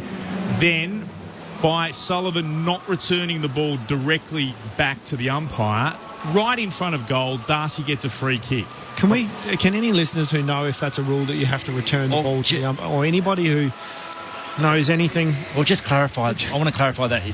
Is it for the non-returning of the ball? Well, it is the non-returning of the ball, and I would imagine that happens all the time. He saw body contact of the umpire. So no, that's not right. It was not returning the ball. Yeah. No, and that's a poor decision by the umpire. Yes. No feel for the game. Well, I would also argue as soon... This is my other point, whether or not you've returned it. It can't be a delay of game. Because how can it be a delay of game? Because as soon as the umpire has blown the ball up, time stops. Can't delay anything. That's right. What are you delaying? So therefore, if you've thrown it to the wrong bloke, you've thrown it to your teammate, then what does it matter? If you're Fremantle, you should be thrilled by the way your team fought back. If you're a Collingwood fan, you have every right, I reckon, on a couple of questions to be just asking, what on earth was happening there? And, our monitors here are not great. There's no point kidding about that. But I reckon what I saw was a Quaynor touch in what was that goal, the snap from Bailey Banfield that brought them back to within 19. And then about 3 minutes later, that Darcy free kick for the non-return of the ball to the umpire, from what we can gather. And again, we don't have umpires in our hands, but nonetheless, if you're a Pies fan, you'd be wondering what's happened there. They stay in 5th spot. The draw does bring Wallula up the ladder as well. So they've into the 8 at the moment, the Dockers. After starting the week in 9th, they climb up at the moment into 6th with 26 points. So another team with a draw, it wipes out any advantage or disadvantage of Collingwood having with that extra 2 points. We've sent Mitch Turner down into the Collingwood rooms. Akash Vodadar has gone down into the Fremantle rooms. We'll see what we can get for you in both of the rooms downstairs. But it's going to be remarkable what everyone has to say about how that's all panned out. I'd be really interested to hear from the Magpies too about their thoughts on a couple of those late decisions. Let us know what you thought.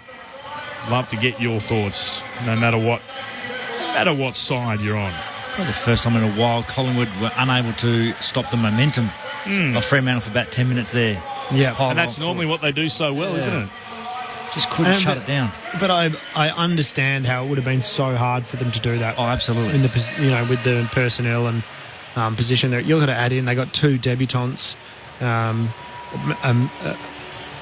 teammate down on the bench, 2 down without Cox and 2 down. Mycheck, 2 tools. Yeah. So really hard to kind of, because when they are able to wrestle momentum, it's off the back of being quite dour and just doing the simple things really well, putting it into nice easy positions around the stoppage. I mean, as a player you kind of enjoy those really close ones, don't you? Yeah, I absolutely do. They're good to be involved in. But, they'll rue that one, Collingwood, because they were in a really commanding position. I did think they parked the bus a little bit. Too early? Too early. Yeah. There were moments there, and maybe 10 Dacos and let's go. Joshy Dacos down here, just getting a little bit of sideways. They may have been cooked. They momentum. May have been, a little bit fatigued. So. You never know. It could have been the call. Just take the heat out of it. Yeah, possibly. So, interesting to hear from Banfield. Massive. And even like Pierce late. Go down, take that. Yeah, no, extraordinary. A really interesting game. No real, I suppose, clear game style, or it was kind of dirty ball all day.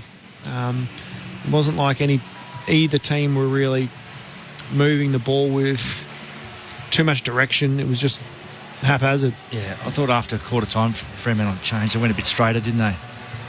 Yeah, there was that. It was to a different angle there of the Sullivan throwing it back to Dacos. That was it. And yeah, straight away the umpire's gone, yeah. It's a bit of a learning also for I'd love to know Sullivan. if that's meant to be a free kick. Or No, it is a free kick. But again, it's that one where there's no delay of game.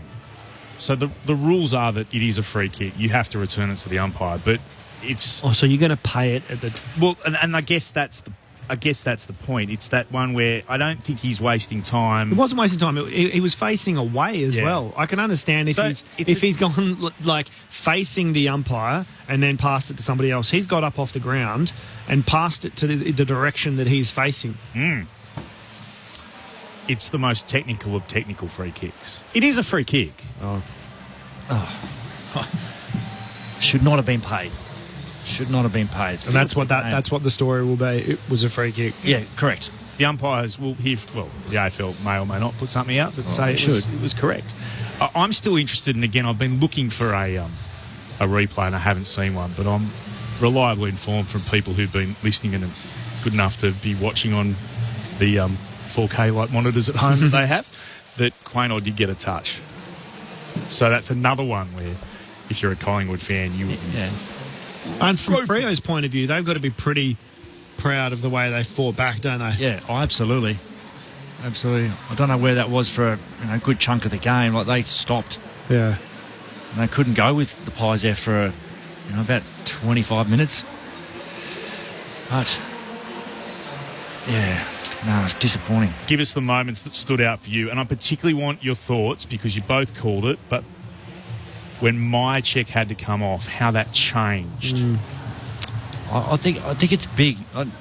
Tall players who can compete aerially, not only inside 50, but certainly down the line, who can jump and compete and force a contest, bring it to ground. And my check was doing that all night, and well undersized, particularly when Cox went off too. He was one out for a long period of time. Yeah. And then and they lose him. They've got nothing. They've got six smalls. Big moment for me was the Banfield goal straight after the Hill goal. Oh, yes, when he rolled. The one he rolled? Rolled onto his left, puts it to, I think, 13 points.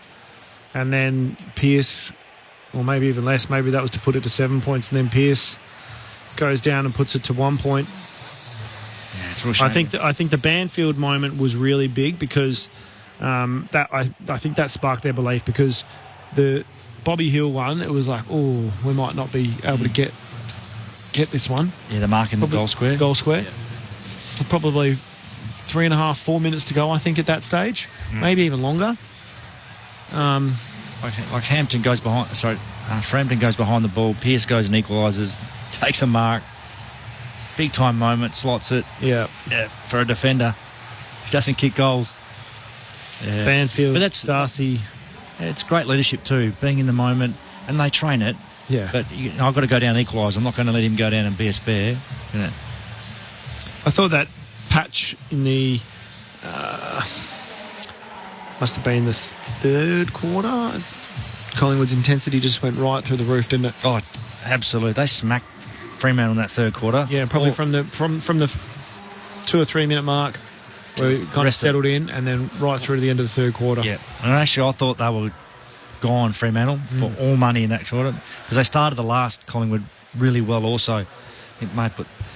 but yeah, no, to their credit, Fremantle, they dug deep and they found a way to get themselves back into it. Put speed on the ball again too, which helps. And played with a bit of dare and got through. I thought Wagner was important when he came on, too, as a sub. He gave him a bit of life, bit of bounce off half-back. And, really wanted to, receive handball and get it going. And, I thought he was terrific. Richards for mine for the Pies. It's a fine, third gamer. He's had 22 and kicked a really classy goal. Yeah, he's terrific. Yeah. He's a good player. From the bush. Yeah, where's he from? He's country Victoria. Yep. Wouldn't be much T-shirt taller too, I than one think. of my old teammates, Jared Blair. He looks pretty classy. Looks They've pretty got some tight. good players. You know, you pick up him. You pick up Sullivan as well as a mature ager. Yeah. I'll be 2 years apart there, don't we? Ed Allen did struggle to find his feet a little bit. Played his role though. Played his role. Execute his role. You Yeah. know, it's hard sometimes, as you know, to play on a wing and find a lot of ball, particularly when you're young. When you're like a Josh Dacos, you can find the footy a bit more. But I thought Parker came on and looked pretty solid, composed. Made the right decision. Got his hands on it when he did. Get his hands on it. Looked comfortable. Was pretty. Yeah, didn't look out of place. They're gonna really find out what their list looks like when they are going through this injury. Have Troops coming back? I don't know. Don't think so. Well, this is where they look at the moment. So DeGoey with the abdomen is a TBC. Jamie Elliott will be missing for a bit longer. Will Hoskin-Elliott's got another 2. Jeremy Howe with another 2 probably. Dan McStay's long term. Tom Mitchell between 2 and 5, for whatever that's worth. That's what Collingwood put out on their injury list. And Reece McInnes with a concussion. And they will, of course, get, you would imagine, Markov back, who was listed as a personal reason for this week. So there's a few to come back for the Pies. It's another draw. The third of the season, 10-15-75. The second for Collingwood. 11-9-75, the Dockers. By the way, apologies, it's actually Freo's third draw. I was at the Sydney one, so I remember that quite well at the SCG. What was Siren Gate? That wasn't a draw, was it? No. That was when St Kilda had played on and they thought they'd got the result and then, it went back.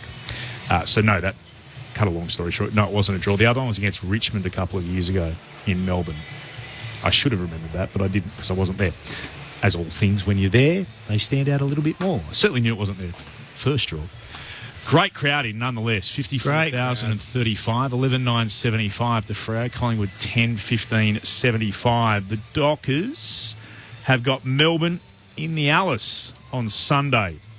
Collingwood, the Western Bulldogs at the Docklands. That's a short turnaround for them. That's the Friday night game. So that's, at least it's Friday to Friday. But nonetheless, Freo will be very pleased to get a slightly longer break than usual.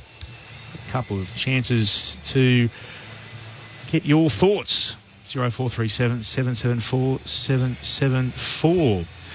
G'day, Clint. Grant in Hobart. G'day, Grant. Great call, good game, but ruined by not one of the players. Go Blues. John of Coburg. The free's a very technical one under Rule 18.82. Umpires, thanks, John. E, failing to follow the rule of an umpire and or intentionally or carelessly engages in a contact which affects, interferes with or prevents an umpire from performing their duties. Very technical. It is very technical. It is there, but it is a very technical rule to cost the team a goal right in front. It might be there, but I'm not sure it's in the spirit, the way that... No, that's not the way the rules are designed. That's right. Yeah, so, yeah, not trying to waste time. He wasn't being silly. Yeah, I get it, but if I'm a Pies fan, I'm filthy about that. Hey, guys, says Timmy Mandra. Great call. Thank you, Tim. Got to say, I like a draw to finish a game. The finish was brilliant. Both teams had equal time, enough to win. A draw's fine by me. Collingwood looked the better team in the second half, and they probably should have won. I agree with that. Freo surged hard late. It's a great result for them, and they almost won the game. That's from Timmy Mandra. They did almost win the game. Matt says that was ridiculous umpiring. Umpires should not be allowed to change the game in the way they did. And it was many, many decisions. Can't disagree with the Can't disagree with that. Matt? Rachel from Ballarat. Oh, thank you, Rachel. You are correct. Fremantle and Richmond had a draw recently at Marvel Stadium. They did indeed. I think Akash is with us downstairs. Let's head down to him down in the Dockers rooms. G'day, Akash. Thanks, Clint. Yeah, lucky enough to be joined by Fremantle's captain and the man who kicked the goal that brought them within a point, Alex Pearce. Alex, a draw. What's going through your head right now? What are the emotions? It is a funny one. I think I agree from whoever it was from Manjo. We didn't really play that well in the second half there, and to be honest, it felt like we nearly pinched it at the end. Too many ups and downs. Like that first half, we played some really good footy, and it looked like us. And then the third quarter, it was really, we were on the back foot, lost contest, and it just really wasn't us. And we were able to play some good footy at the end there for that last 10 minutes. But to be honest, it's disappointing to drop away like that during your game, and we want to be a bit more consistent. But in saying that, obviously really proud of the way we stuck at it and were able to come away with a couple of points.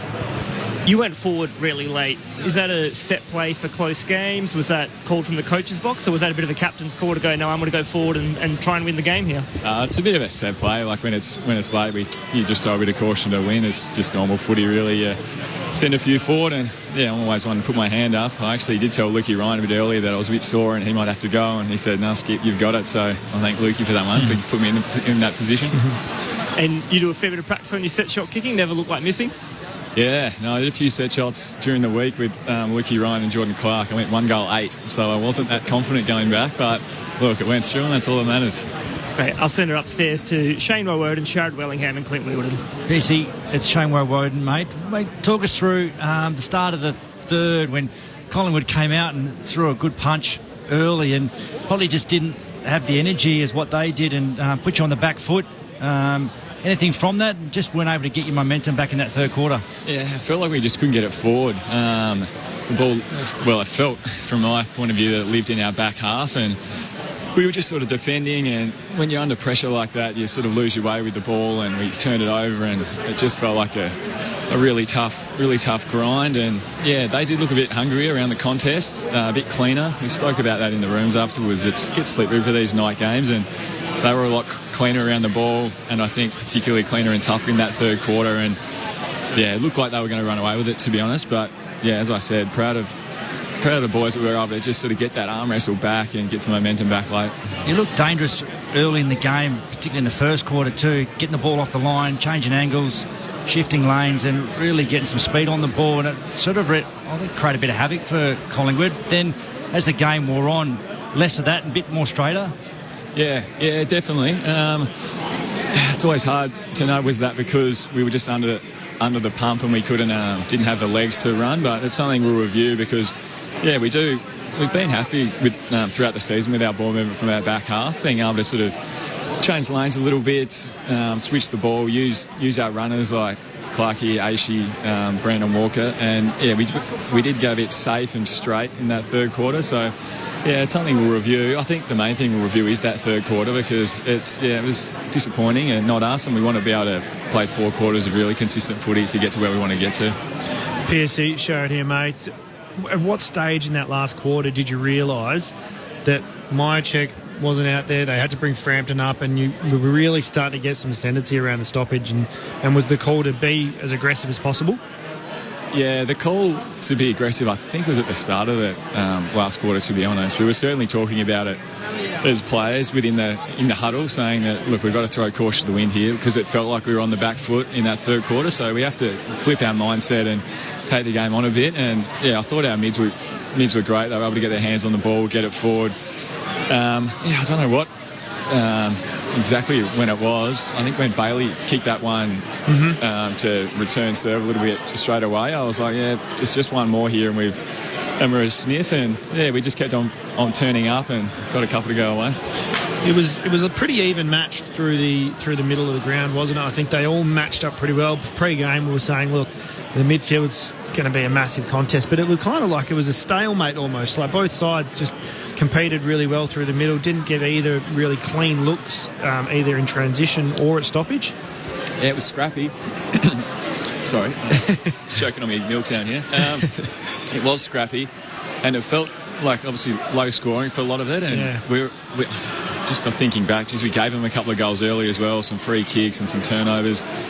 And it did feel like that at times, that we gave them a few too many easy ones, just considering how the game was going. And it was a tough, contested game, contest to contest. And we thought that's what we were going to get. We've been in lots of those games this year, and with the ball conditions out there a little bit slippery, they love the contest. So yeah, look, that's how it went, and I think that as always, the games open up a little bit as it goes on, and we looked a bit more, as you said, we looked dangerous in the first half when we were able to move it and run a little bit. So you've got to be able to go into different styles within a game of footy. Sometimes you have to slow it down and play contest to contest, and then when you get your chance, you have to be able to look open side, run and use the width of the ground. And yeah, I think it's something in review that we'll have a look at in that third quarter, what happened, and we probably weren't able to access that. Captain of the Fremantle Dockers, the Wallylup Dockers in the Sir Doug Nicholls rounds, Alex Pearce is with us here on ABC Sport. Alex, Clint Wilden, the talking point, rightly or wrongly, is going to be about the free kick given to Sean Darcy with Sullivan not returning the ball. What did you make of it? Yeah, I couldn't see it, to be honest. I heard you talking about it before I came on. I had no idea what was going on. So I can't really comment. That's right. You weren't the Lone Ranger when it happened. We were all each other as well. No one in here knew what it was even for. It looked like we were going to get it, so I was happy, but I wasn't 100% sure. I heard you from up here say, he didn't throw it back to you. I would have. Look, you got it. Well, that's what happens sometimes in our game of footy. Things go your way. Sometimes they do, sometimes they don't. Look, we'll take it. Obviously can't change it now. It gave us a chance, and we took it a little bit. We would have loved to have come away with 4, but yeah, I can't comment too much on it. No, fair enough. I did like the celebration after you kicked your first goal since round 23, 2022, and you did point to the heavens. Was there a message, or was it just a celebration? Can you talk us through that? No, that was to my mate Cam. We obviously lost him a couple of weeks ago, and it's been a really hard couple of weeks for those that were close to him. And yeah, I thought of him when I was going back. I was pretty nervous, to be honest. As I said, I wasn't kicking him well at training, and I thought, geez, Cam had kicked this, no worries. And yeah, I think he might have guided it through for me. And yeah, it's been hard. It's put things into perspective a little bit. Missed the big fella, and yeah, it was nice to be able to do that for him. We can tell it still was something that the entire playing group is really struggling to come to terms with, Alex. Yeah, absolutely. Like he was a big part of our club for a few years. He was a larger-than-life character. He brought so much joy to a lot of people. Every room he walked into, he was the man. He was the joker. He was the comedian, and yeah, just so many. When you think back of Duddy McCrafty, you just think of so many fun memories and so many experiences that I had with him, and yeah, it's just so sad that we won't get to have them, and neither will his family, and I'll miss him. Last one for you. You're looking forward to heading to Alice Springs? It's always a different place to play. It's got a magnificent backdrop, the Alice Springs ground, when you play Melbourne next week. Yeah, I haven't played footy there, but I played cricket there. Really? About 11 years ago, yeah. Who was that for? It was in the Impaja Cup, the National Indigenous Cricket Champs. I was representing Tasmania. I remember it a little bit. It's probably going to be a bit humid and slippery like it was tonight, so I think tonight was some good practice, but another good challenge. Obviously a good team in Melbourne, and it's again, we wanted to scout tonight and we didn't quite get there, so yeah, next week we want to put in a good performance and hit the bye in some really good form. The cliched last one, sorry, the draw, which way do you sit on it? Nah, happy with it. Yes. I didn't want to play anymore. Jeez, it was enough. Draw's a draw. No, I'm with you. Thanks, Alex. Good luck. Thanks, guys. Thanks. Appreciate it. Alex Pearce downstairs. Terrific for him to have a chat with us, and you can tell still even now. I did notice the celebration. Yeah. That there's still a lot of them struggling with what happened. As you would. Yeah. It's not something that will just go away in a week or two. Or a month or two, or a year or two. Yeah.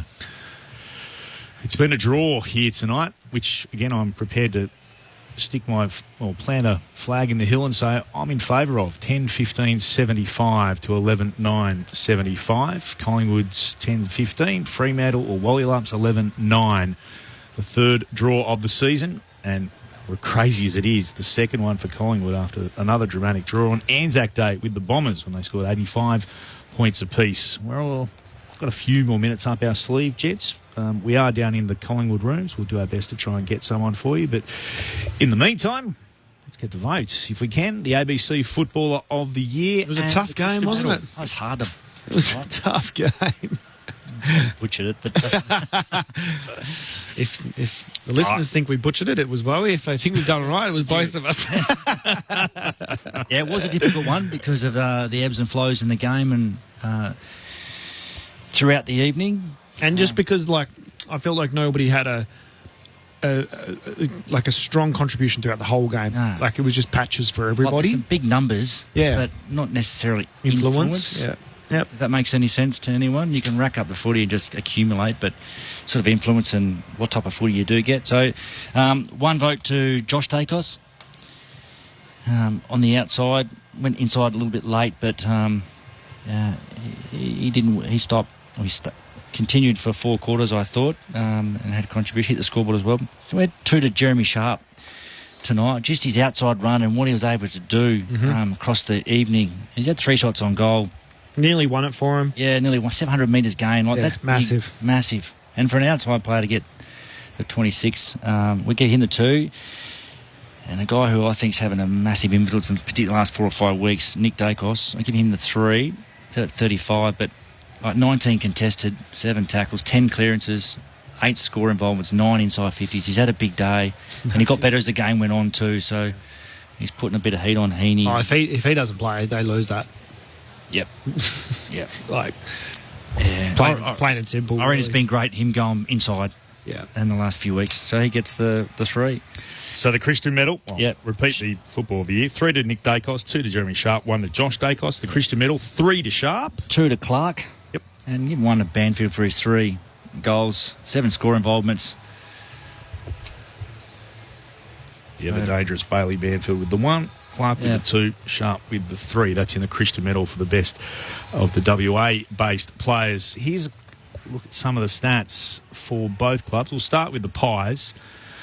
Dacos, as you said, 35 disposals for him, 19 contested possessions, 7 tackles and 10 clearances, and 9 inside 50s as well. They are remarkable numbers for Nick Dacos. Josh Dacos with 26 disposals. Sullivan, which is worth mentioning again because it's just his 4th game of AFL football, with 24 disposals, 16 hand passes, 14 contested possessions.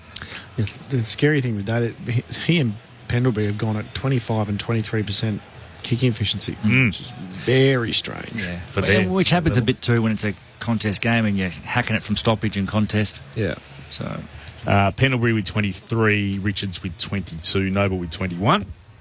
For the Dockers, Clark had it 35 times, Ryan with 31, such as Brayshaw 31, Sharp with 26, Caleb Sarong with just the 25 tonight. I say just. He's had a very good game, but down on his normal outstanding efforts, and only 33% kicking disposal as well, for what it's worth. Still with 10 contested possessions, mind you, 5 inside 50s. Fremantle with the possessions, 404 to 373. The marks to Fremantle, 101 to Collingwood, 79. The contested possessions to Collingwood, 145 to 135. Tackles, Fremantle, 80. Collingwood, 73. The hit-outs went to the Pies, 47 to 42. Darcy Cameron with 35. Mason Cox, who had to be subbed out, of course, with 10.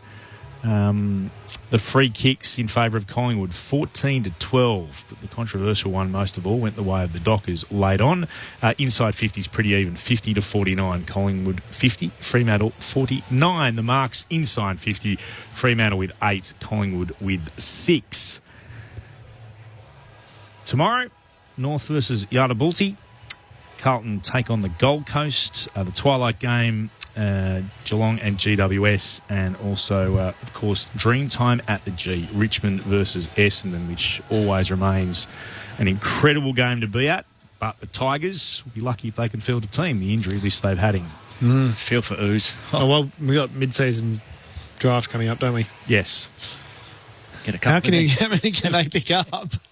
Seriously, how many can they pick up? Depends on how many long-term injury lists they've got. I think they've got 2, haven't they? They've put 2 on the long-term injured list. Just hit someone over the head and say they've got concussion. Juzzy from Mullumbimby says, what a joke these decisions are. If this game becomes dysregulated, I'm moving to NRL. And Tim from Salisbury Down makes the point that I made when it happened. I've never seen an umpire pay a free kick for that at any level. There's no feel for the game at all. It was just unnecessary. Like, completely appreciate the rule is meant to be there, because there would have been times when players would be trying to waste the time and throw it away. He hasn't thrown it away out of even a metre radius. Like, he's thrown it next to a guy that he's next to because he's facing him, and then Nick's thrown it straight to Matty Nichols. Like, it's just a little bit unnecessary. Yeah, it's the old... Yeah, it might be the law, but it's not the intention of the laws. No, agreed. It's not what the intention of the laws is. There's no time. Poor look. I think it's a poor look for our game.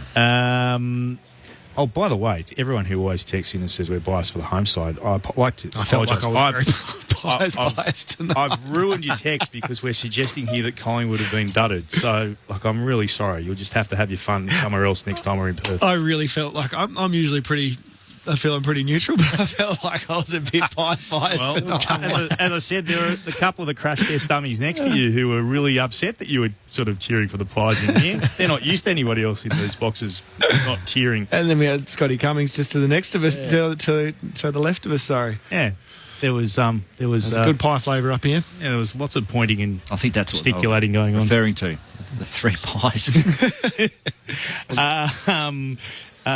This is the last one. Confirming, says Tim, that in a grand final nowadays a draw results in 2 lots of extra time. Could they bring that into the regular season anytime soon? G'day, fellas. Great call.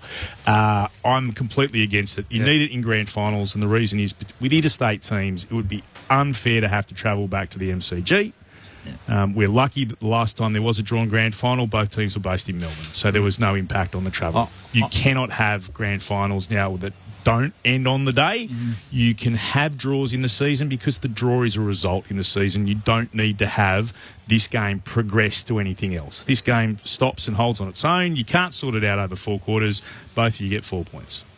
2 points. 2 points. Split the 4 points. Split the 4 points. I'm all for extra time. Oh, why? Yeah, I reckon another 2 minutes each way and go to the well. Be awesome to watch. Can you ring us tomorrow on Sports Talk? I'd love to argue this with you. Yeah. Sports Talk from 10 o'clock tomorrow for In the West. Saturday AFL with Corbin Middlemass alongside Mick Malthouse and Luke Ball from midday around the rest of the country. And, of course, there's SA Grandstand with Aaron Bryans. Don't miss that either. I'll be with Shaz, and Glenn Quartermain will join us as well here in the West. I'm still bewildered by that late call. Flabbergasted. That is a good term. Repeating full time. It's a draw, third of the year, second for the Pies on their own. 10-15-75 to Fremantle, 11-9-75. There's plenty to like about the contest, though. The ever-dangerous Bailey Banfield kicked 3. So too did Harvey Harrison.